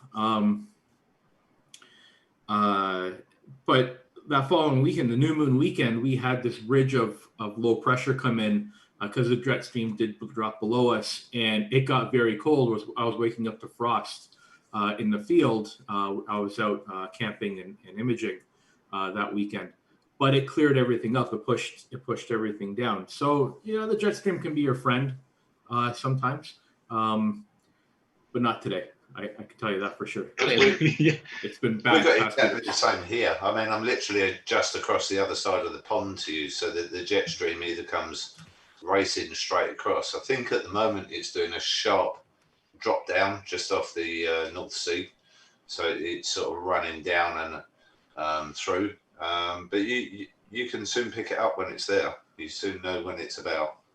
Yeah, I'm just looking at it right now, and yeah, it's right over you. And it goes back up and pulls it back down. So that's why you don't have the same, you don't get the same humidity levels that we do. We get really bad humidity here. Normally the dew heaters are running on at late August. Yeah, okay. So yeah. You walk out, and within an hour of it being dark, you can run your hands on anything outside, and there's dew on everything. Sure. And then, you know, a couple of nights later, all of a sudden, it's absolutely bone dry. Everything out there is bone dry all night. So it really does go up and down, the humidity here. Yeah. It makes a massive difference to you know, any type of imaging. And I remember from one of the first star parties that we did with Scott back, I think it was the second one. The night before, when I was make sure everything was working, and nothing worked because the humidity was very, very high, and I left my equipment off, and it just the moisture got into everything, and that was it. I was done for the night. Nothing would work. I was actually quite concerned. But the following night, it was bone dry, like you were saying. We get lots of problems with the cooled cameras, depending on models. Of them condensating on the front. It's a real problem here. And that is when you get that humidity kick in, and you're roughly around sort of 13 degrees C. You start dropping the camera's cooler. Once it gets down over -10, it's causing all sorts of problems. And there's no real good cure to that. You know, that is a problem. If you go near a filter, if you swap a filter over and you breathe near it, you can't actually see the film that you're putting on that filter. Right. And at those humidity levels, once you put the filter back in, yeah, that's in there for the night. That's not going away unless you've got some form of heater around any of the filters or around that area. Yeah. And that goes to part of the craft, if you will, right, of astrophotography. And Chucks, you'll find this too. You'll find out what works and what doesn't work for you, and you get to know your own equipment and just the feel of it. Same thing when you start getting into guiding and your guide settings, and you'll know on certain nights when seeing isn't very good, you have to make some changes and so on. I think Simon, you mentioned earlier, it's not a one size fits all type of hobby where you're constantly going to be making adjustments, and that's part of it too, right? That's part of the fun. There was a presentation that I did on one of Scott's other programs earlier in the summer, and I called it Astrophotography: What You Don't Need, and it really comes down to what you don't need is to create a headache for yourself. Right, and sometimes it's as simple as taking the camera on a tripod, pointing it, and hitting a button, and seeing what you get, because you don't know what's out there, because you can't see it, and you'd be amazed that it's just there. And sometimes that's enough to impress the guys at work, right? And get yourself a free drink at the bar. let me show you something kind of cool, right? And that's all part of the hobby and making it fun. You know, we can talk about. You know, on the outreach side and how important it is, and that's very important. But then it's people getting out there on their own, even using, there it is, my green screen's not cooperating, using just a phone on their own, right? And getting a simple image of it, even if it's just the moon, even if it's just a Pleiades, and you get the 5 stars in there to show what that small constellation, that small cluster of stars, and what it really is. It is quite impressive, and it could be enough to launch someone into further down. How else can I take this a little bit farther, right? And I could take my DSLR and push it a little bit more, play with some of the settings, and get something out of it. So that I think that's a pretty important theme that I think gets lost, right, in the hobby, right? We spoke about this earlier about going out and buying the equipment. I think of my cousin in fishing, right? When he starts spending $500 on a fishing rod and he doesn't even have the reel yet, right? And I ask him, so have you caught any more fish? And he usually comes with a good whack across my head. So you should see the fish finder he has. It's like a foot wide, but he hasn't caught any more than I have. But in any case, it's a lot of it's learning that equipment and understanding what it's capable of doing. Just quickly before we move on, that is one thing that gets lost on everybody this time of year, because they've been thinking about taking out their cameras you know, a basic telescope, something like that. And the one thing that's going to hit them is the dew.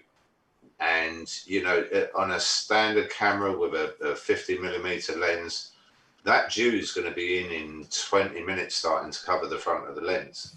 Right. And it is one of those things that, you know, people who go away on holiday, take their equipment away, take the camera away, tripod away, and think, right, I'm going to have a good go at this. And the one thing they forget is some form of dew control. And if you, as you know, if you wipe a camera lens, you can clear the dew off of it. It's going to be back there again within 5 minutes. You know, once it's first on there, it is a big problem this time of year, and something to sort of take in. Yeah, and there's some basic things you could use to figure that out, right? As to where are you going to need to do control for your equipment and when you're going to have to turn it on. Looking at some of the weather data, determining what that dew point is, right? There's some easy calculations on how to do that. You can look that up online. A lot of weather websites will provide that information too. And I think you know, just seeing what the temperature is and where the dew point is, and then where the temperature is going throughout the night, especially in August, especially in the spring, where I am, right? Because the temperature can drop like a rock really, really quick, right? And that's when dew becomes a factor, right? If it's a 25 degrees outside, and then Celsius, mind you, and then you have a dew point of 5. Typically not going to be an issue, right? But if you have a dew point of 20, right, and the temperature is going to get down to 12, then you're going to have a problem, right? The quickest fix for a camera lens is on the way to your location, get yourself a large Starbucks coffee, because when you finish with the cup, you can cut the bottom of the cup off. Take your lens off and slide it over the lens and put the lens back on, and there's your instant dew shield. You know, the funniest thing is I know a fair amount about dew and things like that, just purely because of the products that we sell.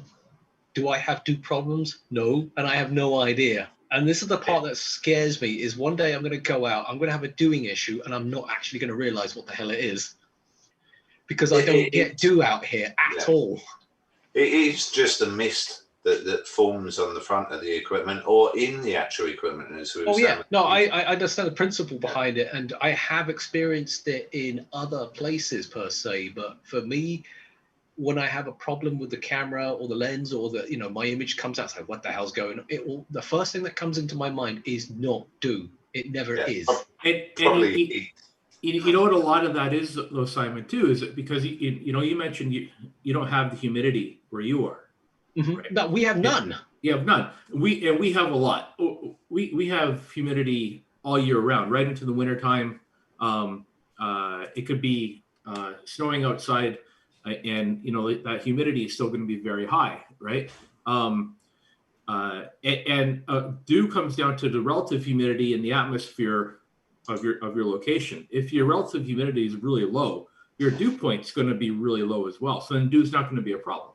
Right? So, you know, you can have that, even if you have that temperature fluctuation, right? If the humidity is low, then you don't have to really be concerned about it. You might have other things you need to worry about, though. If it's that dry, then from a mechanical side, you want to make sure that everything is operating correctly and not gathering up dust and. Oh yeah, I will admit we have a different issue that I have to deal with a lot of time, is the sheer amount of dust, and electrostatic is one of the worst things, because if you end up positively charging your scope, dust in general is negatively charged. It's just going to go and just stick like glue. Yeah. And it drives me nuts, but there is just zero I can do about that. And, you know, short off of not sweeping the floor, you got to deal with it. A lot of that is actual camera manufacturers. I don't know whether you know that the glass on the camera actually varies phenomenal from manufacturer to manufacturer. Oh, of course. Yeah. And, you know, the Luminaria used to be fantastic cameras, but wow, were they dust magnets. It was like somebody statically charged the actual camera window. So as soon as you took a cover off of it, it's just covered. Oh yeah, it's go. Whoop. Yeah, that's it. So yeah, anyway, thanks thanks on that. What we're going to do now is we're going to move over to Terry from the Astronomical League. I'm going to put on the spot and hopefully see whether she's got any of her fantastic aurora images to share. Thanks, Gary. I'm kind of going to come at this from a different way from what I have done as a beginner and starting out. As you guys have seen, I'm going to share my screen. You guys do a lot of deep sky that is absolutely beautiful, and that is definitely somewhere I want to go to. But I started out basically with a camera and tripod, and I'll be honest, I will never give up the camera and tripod because it is so easy to take everywhere, drag around, and do imaging. A lot of the problems that I do run into is, some of my stuff is a one shot. I'm working with nature on the move. I can't put the shot together a lot of times. I've got to take what is there. And so finding images to stack sometimes doesn't work. Sometimes it does. But so far I'm shooting with Canon with a 6D and a 5D Mark III. And most of mine I'm shooting fast glass. I've got usually f.1.814. Sometimes I do have the Nikon. I shoot with a Canon camera, but I've adapted the Nikon 14-24. I love that lens. But anyway, this is the way I started because one of the very first important things I was taught is you need to learn the sky. What if you got to go to and you know nothing about the sky? You need to at least have a good idea of the sky. So every time the seasons change, I refresh my mind a little bit, but usually I can find my way around the sky. If I was lost, I could find the North Star. I could find my directions, and I think that's very important. That's something, especially when I'm working with kids, I tell them, you don't need the big fancy telescope. Grab some binoculars, check out the sky and learn something about it. And so I've kind of started back what I would say is at the beginning. And let me get to, let's see if there we go. Okay, so that was at Arches, climbed up the side of Double Arch and to take images. There was a beautiful night. And I think that's another thing, especially because Ohio is not the best kind of weather. You travel a lot. I have to head out of Ohio.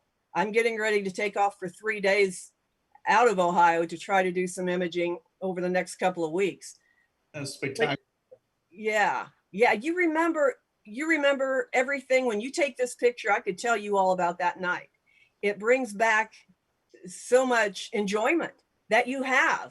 It's just like when you guys have a great image, you sit back and say, wow. I sit back and say, oh my gosh, I remember climbing up the side of that thing thinking I was going to die. You do things to get that shot. Where was this taken? Sorry. Oh, that was taken at Arches National Park. It's Double Arch in Arches. And this is what I was talking about. Devil's Tower. This is my Perseid meteor. And oh my gosh, you've got one shot. You can't stack it. You can't do a whole lot with it. And I have to learn more about noise reduction. And I use Lightroom. I use Photoshop. I use different software. But as you guys have said, there is a learning curve with everything you do, no matter what software, what cameras, what you are doing.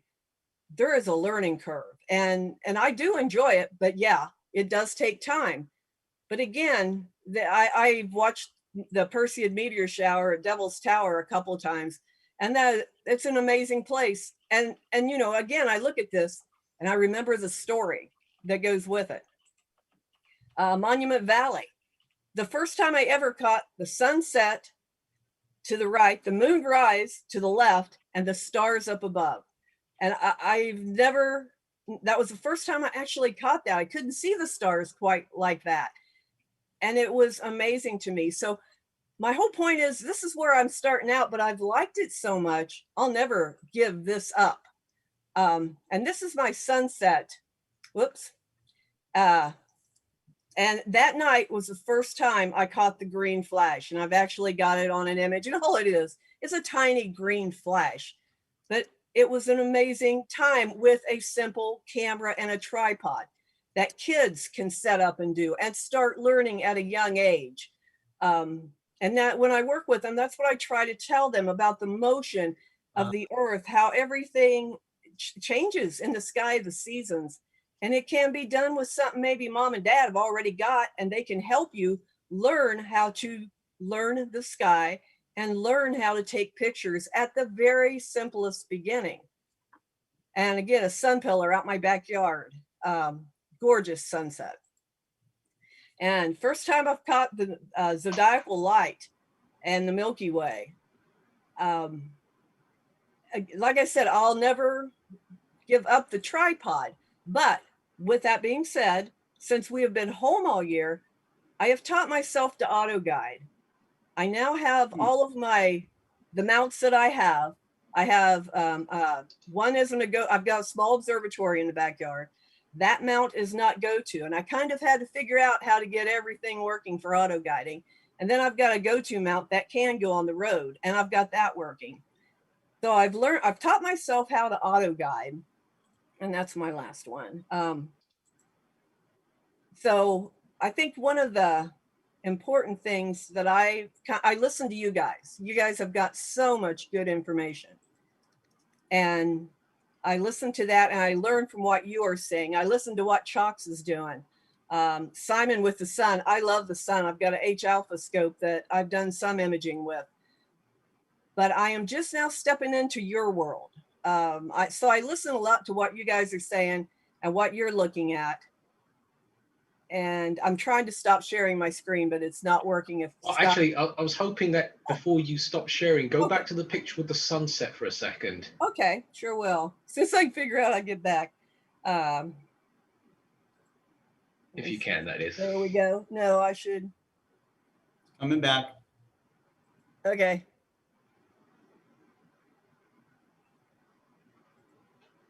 Or I can unshare you and you can go there back. We go. Got it. Oh, there you go. Yeah. Yeah. Okay. I'm going to ask you this question here so I've taken a lot of sunset shots before, and the interesting thing here is either you got lucky with atmospheric dispersion, or you had a specific setting, or there was some processing going on. How did you get the sun to stop flaring out like so much, and that you've actually got a disk? If I did anything, I took down the brightness some, but I don't think I did that because I still have the blue in the water. I'm going to guess I was doing some fairly short exposures, and then I brought up the shadows, would be my guess. Ah, okay. All right. So, yeah, because it's very rare to be able to take a shot like that naturally. Yeah. Because the sun can be overpowering, and it's just really weird because I don't get to see the sun look like that very often. And it's great to see the size comparison, because people who do astronomy very quickly forget the physical sizes of everything. And there's this fantastic optical illusion that when the sun is low to the horizon, or the moon for that matter, and you've got an object to compare against, and in this case, the lighthouse, you suddenly realize how big the sun actually is. But when it's high up in the sky, in your mind's eye, it's this tiny little ball, just like the moon appears to be this tiny little thing in the sky. Yeah, yeah. Yeah, I'm pretty sure that is what I did. And that, you're right. It's just like distance. Try to explain the distance to a kid, for that matter, even an adult, the distance in astronomy, how far away something is. And yet we can still see it. The Andromeda Galaxy, you can see this with your naked eye and how far away it is. I mean, when I work with kids, that just kind of blows their minds a little bit because they can't believe they can see this. And yet it is that far away. So with this one, I think I got lucky, but I was doing short shots because honestly, I was after the green flash that night. And I'm not sure if that was the sunset I caught the green flash with, but one of them I did. And actually a shark was swimming through the water. There's no way you could see its fin, but a shark was swimming through there when I took that picture. But anyway, my whole point is I really enjoy my camera and tripod, and it's simple to take. And that's what I'll be taking on my next shoot. I've got a Sky Guider Pro, and as you guys saw in the very beginning, I've hooked up the Auto Guider to the Sky Guider Pro, and I will be taking a 100 to 400 Canon lens with me when I leave this time, and using the counterweight, setting up that Sky Guider Pro to hold a heavier weight to see how it will do. But even here at home using that lens, I can get up to a 5-minute exposure. So depending, it'll probably rain since I'm wanting to image. Yeah, of course. Yeah, it never fails. So, you know, I'm only going to be gone for 3 days, but I'm hoping to catch some fall leaves and some scenery that way. But I'm definitely hoping to do some night sky. And I'm starting to get into the deep sky imaging. And, you know, that's another thing. I'll be looking at cameras, how I want to do that. My dog's having a fit here.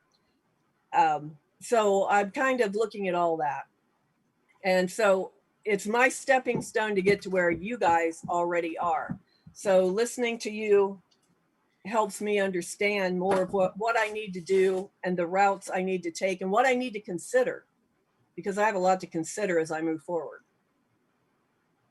The thing is, though, I mean, when you showed your aurora pictures, the irony is now switched here. Is it's what we wish we could do, and the funny thing here is, I think if I tried to shoot the aurora now with literally zero experience, I probably wouldn't get anywhere near what you're getting, because in my mind I'll be overly technical, and that's kind of the point or the problem that we have when we do astrophotography, is we're over technical about the whole damn thing, and we lose the artistic or the fun part behind it.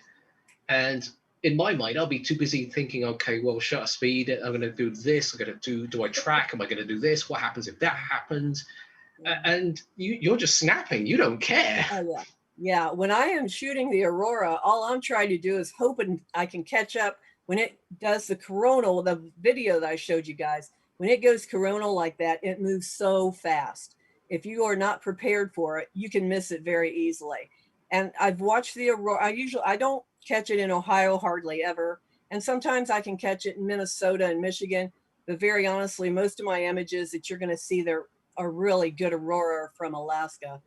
And I've watched it enough there, you kind of learn a little bit of how to tell if it's going to go straight up or if it's going to stay low. And I'm not always right, but it's just like you guys, when you've done it so much, every time you look at it, you kind of know what to set your cameras at or how to set them up.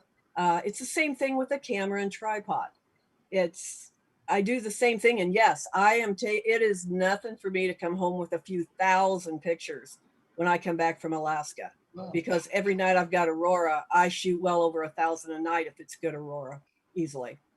Just out of interest, have you actually ever tried to do a stack combine of these aurora images, or does it just straight up not work? 'Cause again, I don't know. I've never done it before. I've never combined aurora because it's always moving. Yeah. Now I have stacked it. One time I was very curious because I love the way the trees look, and the aurora was moving so fast and so active, and I was sitting with the tripod stationary. I did stack that one picture, and it looks impressive, but you can tell, I mean, I can tell probably because I know that the aurora was there, but not as much as what it was. But it was incredible doing that. And that's what I'm working on now, is compositing, trying to take, you know, when you look at a setting or rising moon and it's that gorgeous, either the earth shine or you see that beautiful orange moon, but yet you can't expose to get your landscape and your moon at the same time and get the same what you saw. And so I have been working on compositing a moon picture that I saw rising that was beautiful orange over a farm, to get it to look exactly like what I saw. So I'm working more and more with software, but my next move honestly is going to be a ZWO camera is what I'm thinking. So I'm not quite ready for that yet, but that's probably in the next couple of months what I'll be looking at. Cool. That's awesome. That is awesome. Really cool. Really nice images. Thank you. Thank you. I know it's different than, you know, a different level than what you guys are at. But as I sit and listen to you, I learn from all of you, and then I can kind of apply it and learn more about how I'm doing things and how I want to move, what direction I want to move. The whole ethos of the shows is to have people from all different types of astronomy, you know, so it's not really a levels thing. It's really what you like doing and where you are, you know, and some people like what they're, you know, that particular point that they're doing, that's why they're there. Some people love the scenery and, you know, wide field stuff and having earth objects in their images and all of those sorts of things that add a different spice to the image. Yeah, and I think it helps you learn the sky. If you really want to have the Andromeda galaxy or you want a constellation, you have to have an idea, you know, of where you're aiming your camera at, and what you have to know your camera. And I think for a lot of people, like I can operate my camera in the dark very easily. I know how to move everything. I shoot everything manual.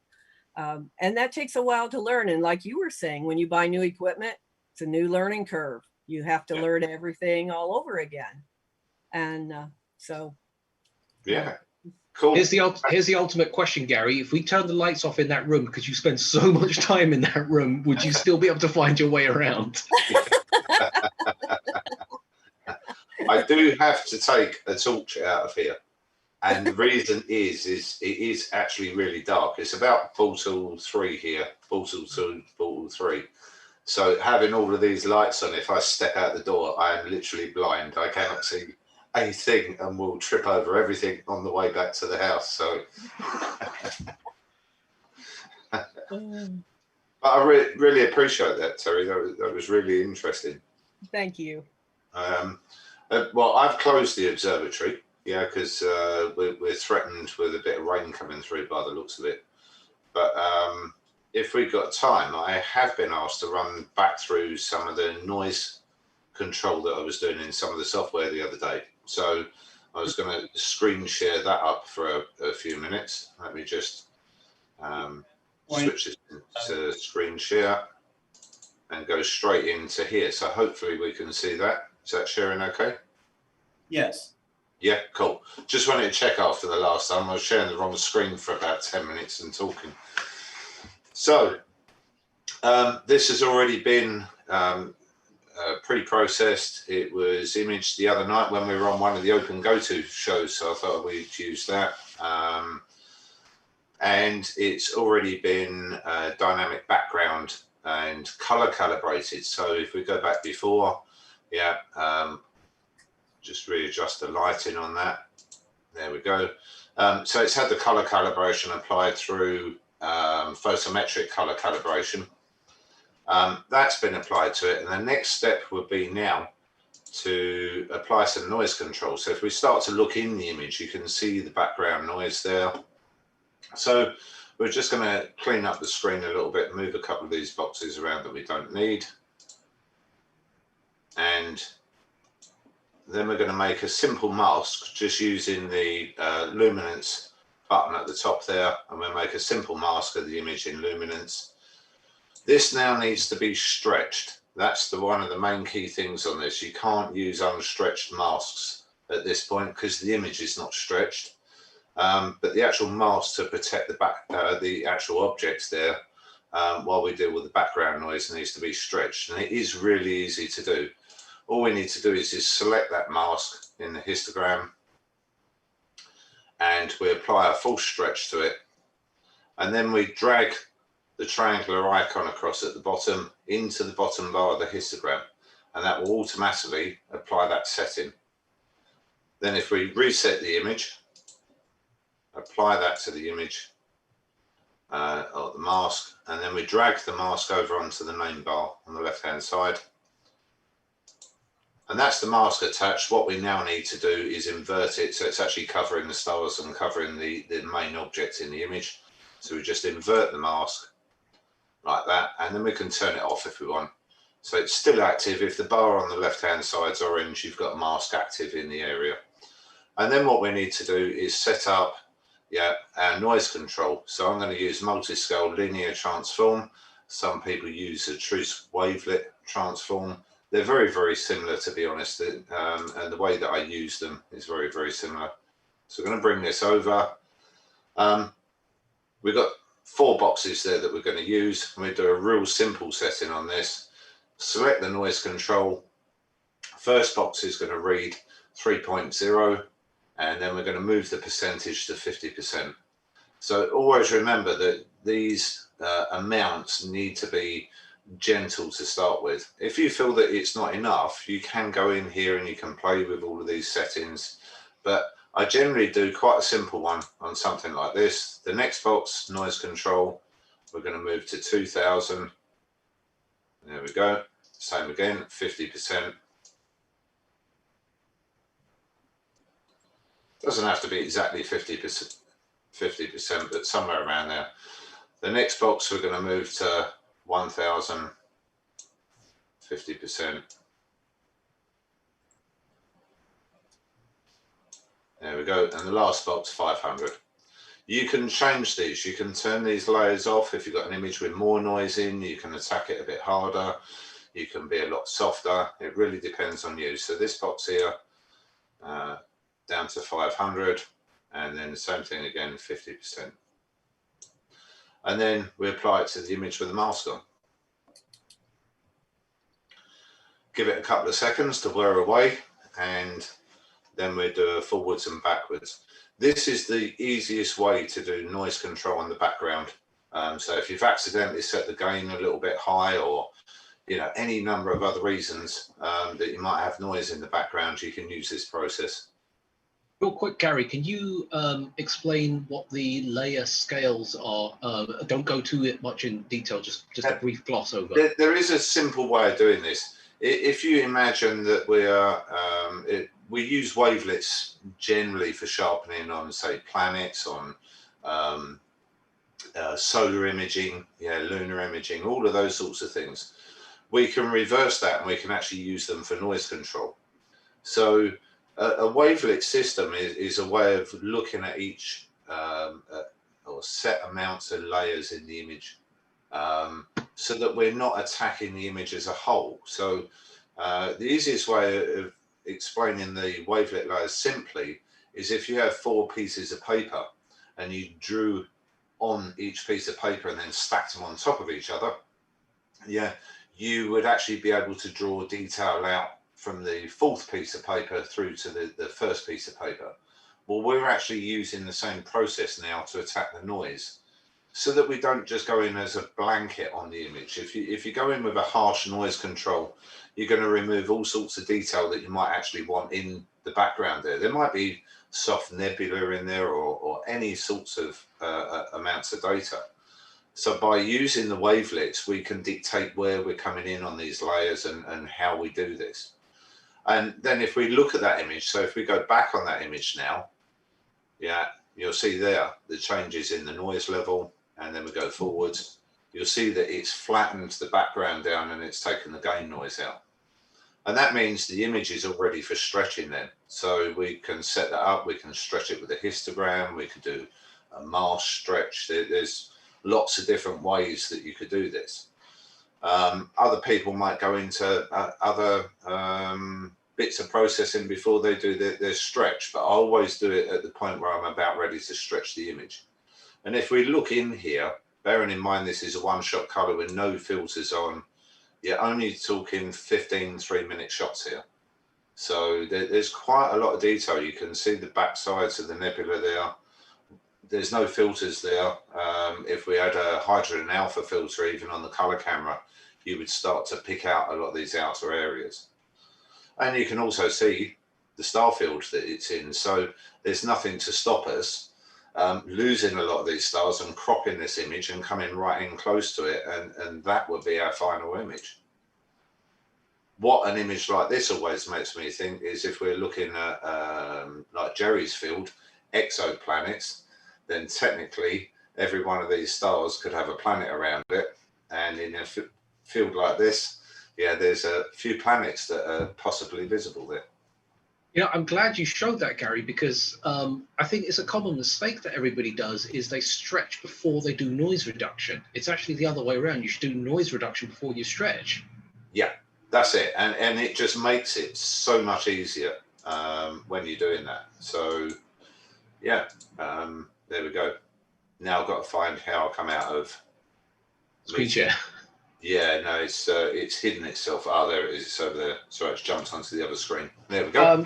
I got a question for you, Gary, from my live chat. Let me just switch the view so it's not just on me, because why you want to see me, I don't know. Got to ask, what is the most common mistake observatory owners make when starting up? And I know that you've had your hand involved in a lot of setting ups of observatories, so you're probably better off to answer this than I am, because I've never set one up before. There are a few there, and it depends on the type of observatory. So first thing would be, if you're going to use a pier in there, is actually getting the pier level. I know that sounds really stupid, but I've been to some that have been bolted to the floor, or the floor is very, very soft. So the floor is maybe like slabs, like a slab effect. And as you walk on those, you can actually watch the image moving. So it's always a good idea to have the pier, in a sense, another layered floor separated by a hole in it for the pier to come through. Roll-off roof observatories, one of the most common problems is people building the framework at the top that holds the runners out of soft wood. So soft wood actually expands and contracts and so on in the different weathers. So you'll find that at certain points of the night, you can't actually close your roof properly. And that becomes a big problem when it's raining. So, or not allowing enough room for cabling to come through. I know we're moving into an age now where everything's starting to become wireless or become controlled, but there are still a lot of cables needed on this, and depending on what you're going to use your observatory for, whether it's going to be a mix of all types of imaging, you might well want, half a dozen cables running up to the bottom of a pier ready, to connect on different equipment in the future. And somebody puts in, something like an 1 3/4 pipe and finds they can only get 2 or 3 cables down there with the connectors on, because you've got to remember that the connectors are the key to this. It's not the thickness of the cable, it's the thickness of the connector going down the cable with others in there maybe. Yeah, I'm going to tell you now, if somebody came up to me and said, I need your South Observatory, I would probably screw it up and bolt the telescope in upside down or something. Question for you, Gary. Keanan Lucas wants to know, how much RAM memory and processing rate does your computer have? This one here is quite a large computer. It's a Alienware Area 51 computer. I've actually got 2 of these, one in this office and one in the house office, that are used for processing. You don't have to go this far. I'll be quite straightforward on it. Most of the high specs normally come with the cameras these days. So if we were doing high speed USB 3 recording, that would be one of the main things that you need a slightly higher spec computer for. In general processing, anything i5 upwards is pretty good for your processing. But, Jerry and I share the same things, and you'll hear Jerry say it on the show all the time. Yeah, your time is your money, so if you spend a little bit on the computer, then you're going to be processing pretty fast. But, I have to do this for a living, and I have, these screens running live processing to all sorts of different people, and then we're switching out of that equipment and going over to others. The biggest problem, if you do decide to do any form of sort of outreach like this, is when you're processing on the computer, it stops the video chat. And that is all down to RAM in the computer. So if the computer's only got like 8 gig of RAM and we were doing one of these, it will literally freeze your screens. And I'm wondering whether we're still connected or what's going on while the computer's working. Sorry, I was just getting text messages from people. I do actually get constant bombardments of people asking me questions, even offline. Even though he's not going to hear the answer to this, this is actually quite a good one. Scott, you're probably going to be more geared to answer this because this is in regards to an ED102. Okay. How do I figure out backspace limit on an ED102 with a flattener? Does the flattener count against the total backspacing distance or the OTA? Does that make sense to you? whenever you use a flattener reducer, generally it pulls it in on back focus. Right. Yeah, so for those of you who probably wondering what on earth we're just banging on about is most telescopes, when you use for imaging, require some type of field flattener because they're initially designed for the curvature of your eye, especially with the eyepiece. And the last thing you want is a curved image hitting a sensor because the sensor is flat essentially. So what the flattener does is it creates that curved surface and flattens it out so it hits that. And this is a constant question I get all the time, and I'm sure Steve probably gets phone calls on this, is what is my back focus distance for the camera and the field flattener? 9 times out of 10, it's 55 millimeters. It is. We did cover this very, very slightly, didn't we, on one of the shows in the week. The problem is the mating surfaces. And I can use exactly what I used the other day to demonstrate that. I've got it here from the other day when we did this. Yeah. The problem is when you're measuring these, you're measuring from the flat surface there. Yeah. And depending on what adapters you've got, not all of these adapters screw in correctly. So they will leave 1 or 2 mil out. So that will sit out very, very slightly, yeah, from the mating surface, depending on what types of connectors you're using and the quality of the threads. And your problem there is if that sits out 1 or 2 millimeters and something else goes in 1 or 2 millimeters, your 55 millimeters of backspace is now wrong. Yeah, and it's a real critical thing to look at on cameras. If you moved over, let's say, an APM 107, their field flattener on there needs something like, I think it was around 79 mil of back focus on it from the field flattener, yeah, or from the reducer. So it will also depend on the length of the telescope as to the actual back focus from the actual unit. Also, just on a quick note, swapping things around as well. So if you've got things like filter holders, yeah, some cameras they're fit on. Yeah, some cameras you'll need to get the correct adapters. And if you don't get the correct adapters, you're adding space now. So the like a ZWO filter holder would be 21 millimeter roughly. Without the correct adapters, it's not going to go onto the full frame camera. So if you put it in front of that adapter, you're now adding on for 3.5 millimeters. And that again is going to put your spacing out straight away. So we should also mention that filters have an optical thickness. And this is another thing that drives me nuts is people don't remember this. Do you add or do you subtract? So for example, we'll use a ZWO filter with an optical thickness of say 1.5 millimeters. We'll say 2 millimeters to keep the number simple. People don't seem to understand, is it add or subtract? Yeah, but what I'm also going to say to you on some of these measurements, once you've got your field flattener or your reducer correct on its spacing, you have to think that a lot of these other measurements that everybody gets so hung up on are irrelevant. And they're irrelevant because you're limited by your seeing conditions. So that distance there won't make any difference. What will make a difference is how flat the filters are between each filter. So, you know, the focal distance between the, so the HA and the S2 filter, both in the red, they're going to be closer than maybe if you've got a luminance filter there, that's going to be shot right out of focus as soon as you switch to it. So that then goes down to the filter manufacturer as to actually how matched a set of filters are. And to get matched filters, you're going to pay a lot of money. Yeah. That initial measurement of the thickness of the filter won't really make a lot of difference because generally people buy them in a set. So if they go for Antilia, Barda, you know, the list is endless of filters. They're generally all cut out the same class unless they're really cheap and they're just what we call quality street wrappers in a plastic box. No comment on that one for a second. I hate to say this, but Chocks, you look very confused there. Any reason why?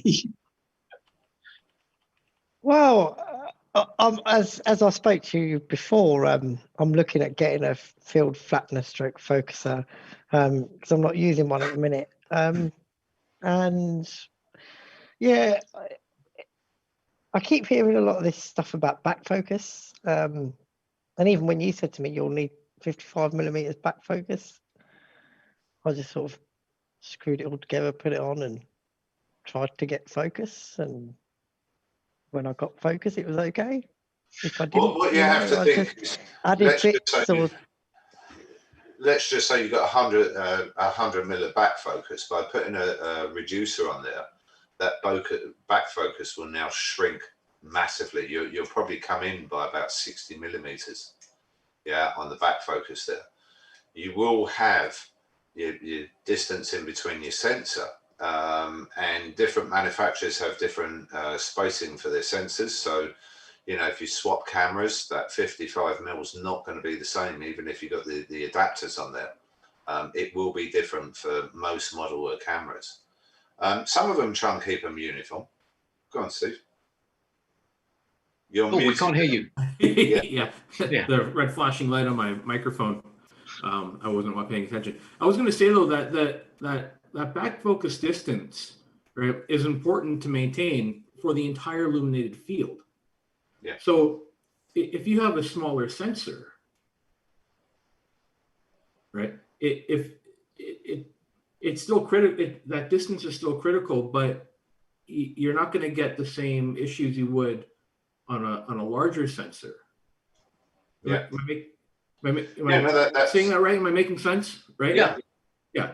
So that 55mm back focus, what's really keep in mind is that it's the way I've always explained it to people is that 55mm is important because DSLRs typically have a 45mm flange back to the sensor, right? And then when you add your T-ring, that adds the 55mm back focus. So for a DSLR, that is where that 55mm standard typically comes from. When you start getting into higher end scopes, so Gary, you're saying that having a 77? Yeah, it depends on what telescope it's actually attached to, but yeah, roughly on the 107. Right. So those higher end scopes are going to have that larger back focus as well, because you can have other pieces of equipment in there.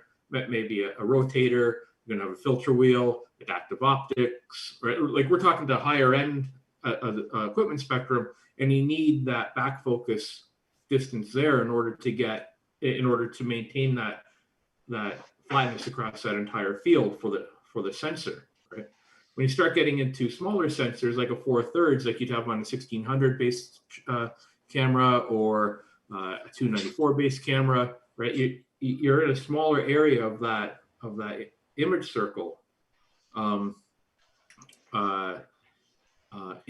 I like, again, not wanting to overcomplicate things, that 55mm, if you're off by a millimeter or so coming in and out, right, it's not going to make the biggest of differences, right? So it's not something not to really stress on.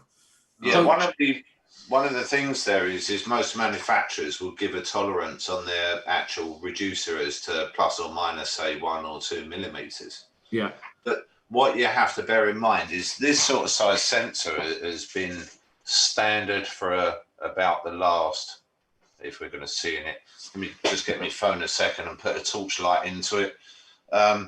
This sort of sensor, there we go. Yeah, it's about the average sort of size that's been on the market, you know, in the CMOS area. It's that would be your average size sensor in there. This is the sort of stuff we're working with now.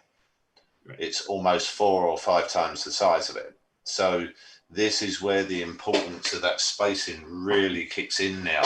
As we're moving into these larger sensors, everything has to be a lot more accurate because, as you were saying, you know, the smaller sensors only going to show a certain amount of the field of view, whereas in actual fact, the larger sensor is going to go outside really the field of view, and you're going to get vignetting on a lot of the telescopes now. Yeah. So, Chocks, real quick, I'm going to explain it in the layperson's way. It's the fastest way to do it. There's a test at the end. Yeah.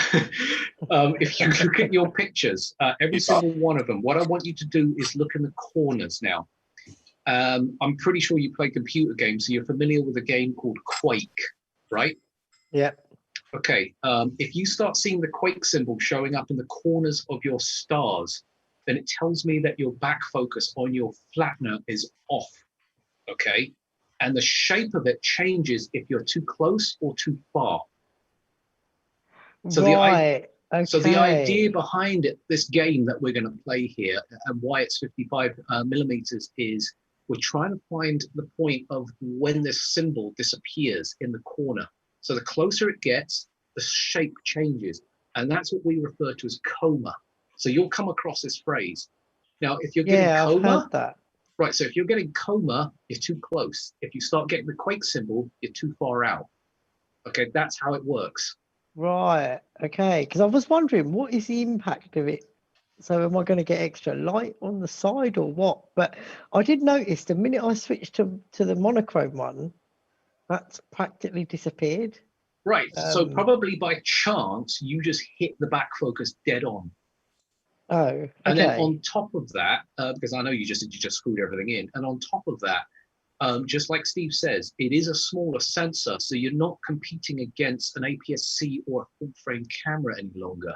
Your field of view has now shrunk down. So those problem areas, those Quake symbols or that coma, which looks like a comet, hence the name, is outside of the field of view because you're only looking at this part here. So the chances are, the smaller your sensor, the more forgiving back focus distance from a field flattener becomes. The bigger the sensor, the more critical you have to hit it. There's always a plus and a minus to everything, though. On the smaller sensor, you're closer to the stars, so your guiding's got to be better. Yeah, don't confuse them, God. Don't confuse them now. No, to be honest, the guiding's fine. I mean, it's always around the 0.50, and you will notice the difference. Yeah, that you've got to be more accurate on your setup the closer you're getting, to an object. Yeah, so where the DSLR is more forgiving, you've got that wider field of view. Yeah, now everything's going to have to be a little bit more precise each time when you set up. Yeah. Okay. Cool. I'll bear that in mind. I haven't had that much chance yet. Only got a couple of hours last night and an hour before, but yeah. So I didn't mean to put you on the spot there, Chocks. I just saw you look No, on your it's face, fine. and I knew. No, it was because I've been reading and investigating these things. All these things have come up, and I still don't get what it is. It's like, when Scott started talking about rotation the other week, I asked him about rotation and sent him a few pictures, and he confirmed it wasn't rotation. And then I was like, "Oh, is it coma?" So he said it could be coma, and then I was sort of there is a difference. Vignette in, and sorry, go on, Gary. Yeah, if you get your spacing too far out, then you can create a circular pattern of stars. Yeah, so the actual pattern of stars will run around, the image. Yeah, hence the Quake symbol, by the way. Yeah. What you have to think, if you've got no flattener on there, you're going to get pointed stars coming out around from the center. Yeah. When you get your field flattener on there and your spacing correct, the stars will be round in the corners, round in the center at the sides, and round at the bottom corners. And that's what you're looking at, is to get those stars round on the outer edges. And sometimes you'll just have to play with it. That's the same here. There's no magical number. It's just a case of playing around with it for your particular system. Yeah, no, I'll get there. I mean, I've only just got past the stage of, does it get into the center of the field? Does the guiding work? And your best thing is to take a few shots, stop, look at the shots, blow the shots up, lighten the shots up. Yeah, have a look up in the corners. If it's not working, then change it. Otherwise, you just go through a whole night and you keep wasting the nights, whereas you actually want one of those nights to progress. And that means you're not necessarily going to get images right the way through the night. You will if you're quick on it. Yeah, but you're using that as an experience. And those nights that you've got clouds coming through with the gaps on, they're ideal nights to get those shots where you can test for correction on the field of view. Right. Yeah. No. It gives me some stuff to test then. Yeah. Cheers. Yeah. Because I was reading about it all, and even when we were talking about the gain, there's a million and one settings that people tell you, and you see the graphs, and everyone's like, you download this and you check this graph, and I'm thinking, what? I've been shot down So complicated. so many times in the early days of CMOS, where people are saying, "Oh no, you got to use the Unity gain. That's what X manufacturer said." Yeah. And what I'm saying is that no, the X manufacturer is picking a nice SHO target for their catalog, yeah, and those settings will work fine for that target. But when you move to another one, those settings are all out the window. And this is the key thing. It's the same as capture software. Just because a company recommends it doesn't mean to say they use it. So. It's because somebody's offered the software with their drivers built in or whatever, and it's easy. People will go ahead and use it, but that manufacturer doesn't know whether there's a problem with their camera in it, for instance. They don't actually care half the time. No, and I had a problem with an image the other day on a new camera, sent it to the manufacturer and got told to take some flats, and that would subtract it out. Like, I don't know what I'm doing. Yeah. Yeah. What I'm getting at there is that it doesn't matter. At the moment, lots of companies are really busy and they really don't care. This is the issue. So finding the advice is a bit of a minefield. You can't just expect manufacturers to know every single thing about a product, because they can't test it on every single thing and in every single environment. That's really what you're there for. Yeah, that's what I'll verify that, because there are so many parameters, so many ways, so many combinations. It's impossible. It's impossible to test it in every possible way. So, I mean, as a manufacturer, Scott, you probably come across that more than anybody else out there, and I can just imagine how stressful it can be from a support stand. You just you have to take things one at a time. When there are issues, somebody's trying to work their way through it. I try to have people on my team that can really go through the details. Sometimes part of that team is a volunteer, and they'll figure it out. So we work closely with beta testers and. But I have a good core group of very, very experienced people, and some of these problems are old problems that we saw with other products, and other experiences from a decade or two ago. So some of the problems do come round and round again. You'll see this, and you see it with a different manufacturer. Certainly in the camera market, we will have seen a problem 2 years ago, and then a new camera will come on, and it's, oh yeah, we saw that on such and such. Here's the fix for it. It's that simple, They do go round and round and round as equipment evolves. It could be even existing product. With continual manufacturing, sometimes there are things that happen, like the company that is manufacturing your boards, for example. They will choose a component that should be identical to a component that is no longer made, has all the same, specs and everything that you can read into it, but somehow it changes the function of your board. And so these are the kind of things that are a little bit maddening. When it comes to optics, though, it's pretty stable. There's not a lot of changes that do happen there. Sometimes there's coding issues, these kinds of things that you're chasing down. But there's manufacturers keep a pair to list. And that pair to list is a running list of all kinds of problems and all kinds of things that you're constantly chasing down, And when I first got into the manufacturing world of telescopes, I just thought, oh, it's very static. You fix a problem, it stays fixed. But that's not true. It is a constantly moving, constantly changing animal. And so it's, it drives some engineers just absolutely crazy.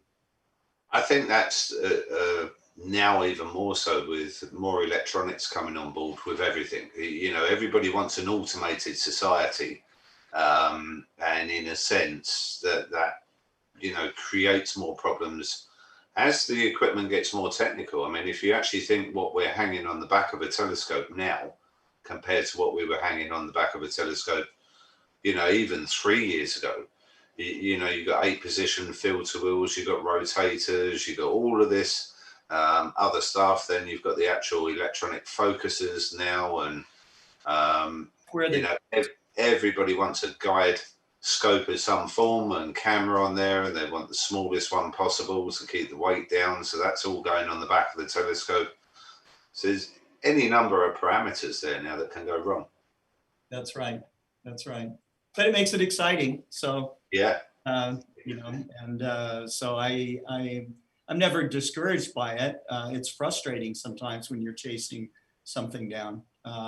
We've run into a problem recently with Windows 10, where they stopped supporting a certain type, you know, a network connection that they used to support. And so it's something we're still working through right now. So it doesn't put us dead in the water, but it makes life for some users, you know, a little bit more difficult when they're trying to do Wi-Fi connections with Windows. We had it last week. There was an update, and all of my messaging system is my ASI cameras have stopped working. My ASI guide camera won't connect with the main camera, and basically you've just got to reinstall the software. You've got to reinstall the SDK for the camera, and you've got to reinstall the ASCOM driver. But all of a sudden, a change will come along in the background, and it will affect, you know, stuff for everybody whose computers are updating. Those people whose computers are not updating on maybe another platform, you've not got that problem. Right. I have my own conspiracy theories on all of this stuff. I mean, this is probably not the ideal platform to share it with, but I will say this, change brings forth innovation without getting into too much detail.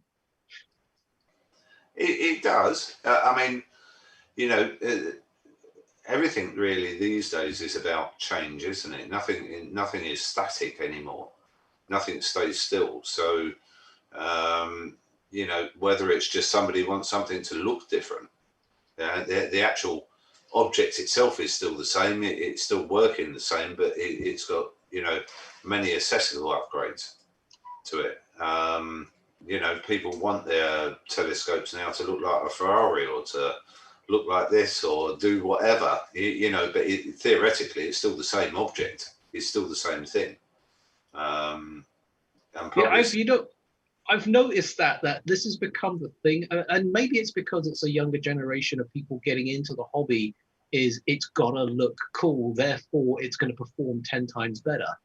And it's amazing the lengths, and you're laughing at this, Chox, as I know you're probably just as guilty for doing this, but people go out of their way for color coordination, down to the types of rings, the dovetails. It's just insanity sometimes. This came in about, it must be 10 years ago. It came in with a couple of the companies like AAM. Yeah, they brought out their carbon fiber telescopes that were all color coordinated, you know, in bronze and bronze tube rings. And they were really expensive then. You know, they were serious money, into £6,000-7,000 for the average telescope. And that's gradually filtered down now to, you know, the most basic of telescopes. The most basic doublet is now coming out with, you know, bright red tube rings on it, you know, bright silver tube rings, whatever color coordination. But that's led on from an innovation in technology. Anodizing has got so easy now that you can basically produce whatever color you want. It's not a real expensive hobby. I think that the thing is, though, from a retail standpoint, aesthetics is a critical factor. I don't want people to be misled in this industry. when it comes down to optics, not a great deal has actually changed. What's really changed is the aesthetics of everything. And I think in so many ways it's become a good thing for younger kids, is they don't see this guy with a dusty old wooden telescope or some really ancient looking brass telescope. They see some cool composite fibers like carbon fiber, rolled steel, or brushed aluminum or aluminium if you're from the UK. And using these different type of materials to create a product that is actually exciting. And I think that's been a big thing for all of us. I mean, I didn't get into this hobby because I wanted to have cool looking stuff and ooh, it looks pretty. I got into it because I wanted to do astronomy.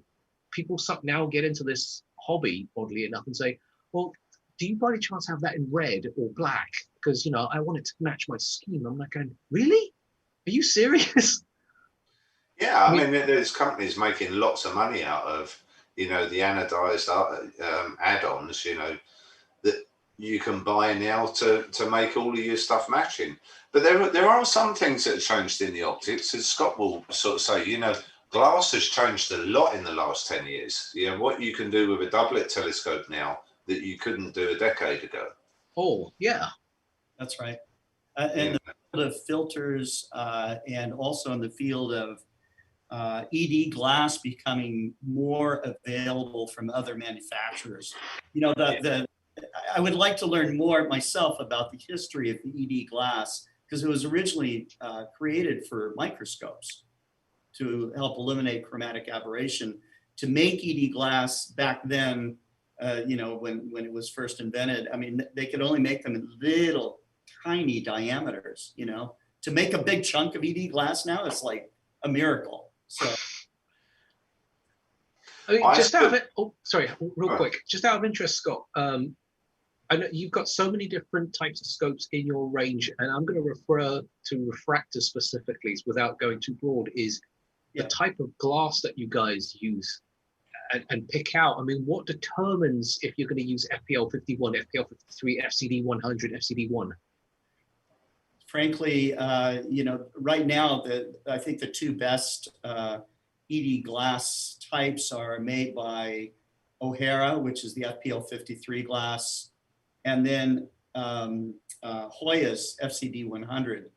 Those two glasses are like neck and neck, okay? Now, what you combine those glasses with, okay, and whether you're air spacing them or you're going for a doublet or a triplet or, you know, a quad, this also attenuates how the ED glass can perform, you know? So there were ED doublets that were thrown out there with FPL 53 glass, okay, that people enjoyed because relatively low cost because only two elements, okay?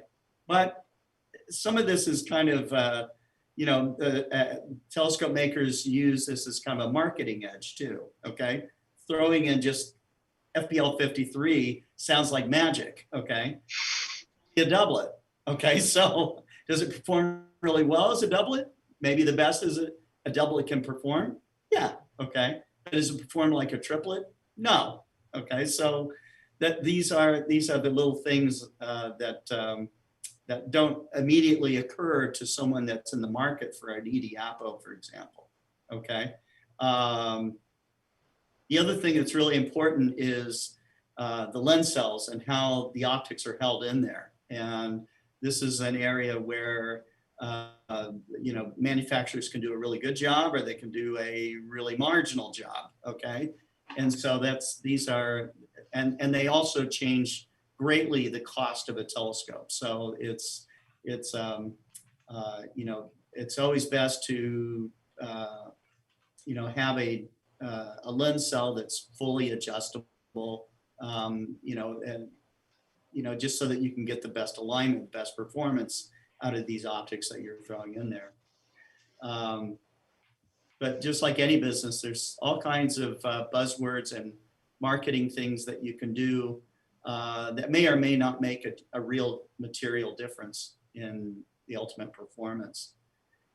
We still get people that turn in stunning work with our FCD1 line, which is not near as good of glass as our FCD 100 line, for example. So and with narrowband imaging, we're getting people that are turning in mind-blowing images with our AR doublets, which are just crown and flint, no ED glass at all. So and that's the thing. It's like some of the best solar images I've seen are taken with the AR series scopes. Right. So you get into a monochromatic light, or you start working with narrowband or line filters, this kind of thing, you can really, do some amazing stuff with just an achromat. So the filters are real. That was a huge game changer in astrophotography and the image processing tools, but also the techniques. So as these tools to image process this data become available, as they get better, you need gurus like Gary Palmer and frankly, like yourself, Simon, to show people the way to make the best use of these things. Because now you got a bazillion controls, okay? And how do you use those and follow through these steps correctly? So. I think we're going to have to say goodbye to Steve here, because I keep seeing the chat thing popping up saying he's leaving, and he's still hanging in there. So let's wave goodbye to him. No, I'm not expecting that at all. But have a good evening, everyone. Yeah. Thanks for having me and putting up with me. That's fine. It's good to have you on, Steve. Thanks for coming on. I'll talk to you all soon. And everyone who watched, thank you for tuning in. And Scott, thanks for putting this on. Yeah, thank you for participating, Steve. Have a good night, everyone. Yeah, bye-bye. Good night. Take care. Yep. Okay. So we're now at the part of our show where it is late for a lot of people here. So we should probably start to wrap it up. If there's any last things that people want to share or talk about, by all means. But if we've come towards the end, I'll have to close it down. Yeah, I'm really done with everything. I don't know about Andreas. Oh, it's exciting times when we have like the Nobel Prize for it was what do you call it, black holes. So it was very exciting that astronomy was rewarded, and with all the detection of asteroids and now flying by the Earth. And last year I remember a large asteroid that was around 80 meters when we saw just one day, just flew by the Earth and we didn't even know about it. So we live in exciting times, also with detection of maybe some form of life from Venus. So there's much interesting discovering are made now. I think it's a good time to be in astronomy. It's a great time. It is a great time. It's the golden age. It really is. I think it's definitely, from a technological mixture, again, for the theme that we had today, visual and outreach, it's definitely a situation where the two have blended together and not one is beating one out over the other. I mean, I'm going to say this, it's going to be a very, very sad day in the near future if we keep going down the way that we're going with global warming, the pollution, and God knows what else, that we are going to lose the night sky for a vast majority of us. And I was watching this great program with David Attenborough and how he talks about how the world changes, and he addresses light pollution. And I was shocked. I was like, why is this guy talking about, and he's like a nature guy, but he actually pulled out light pollution as being one of the things that is just dominating this planet. And when he showed the ISS video shots, looking back at Earth, and it's fascinating. It is so pretty and everything. But the more I stare at it, the more I start to go, every time somebody turns on a light, someone like myself is literally screaming because we see less and less of the sky. And at some point in time, I can see this happening. All of us who are all over the world are going to end up in this one little tiny patch on the planet because it's the only dark sky we've got left. I don't know. I think I'm more optimistic myself. I think that we are, yeah, certainly we're going under very rough times. But there's been no time in human history when it wasn't rough. Okay. No, there was, of course. There was always some sort of huge problem, some major disease, some time where we felt that it was the end of humanity, and humans have, thrived in this, and they are so creative. And so, I think that while, it is, we can maybe be mortified or scared stiff in our tracks. Okay. There's also every possibility to solve our problems and to move forward.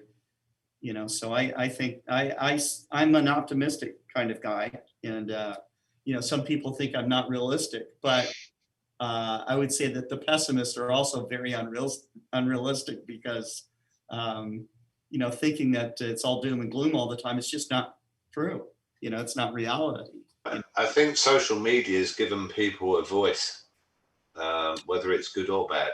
That's yeah, right. And that. Oh yeah, that part's that's good as well. So yeah, so that there are a lot of negative things. There's a lot more reading material for people to go through these days, and that doesn't matter what subject it's on, whether it's astronomy, politics, whatever.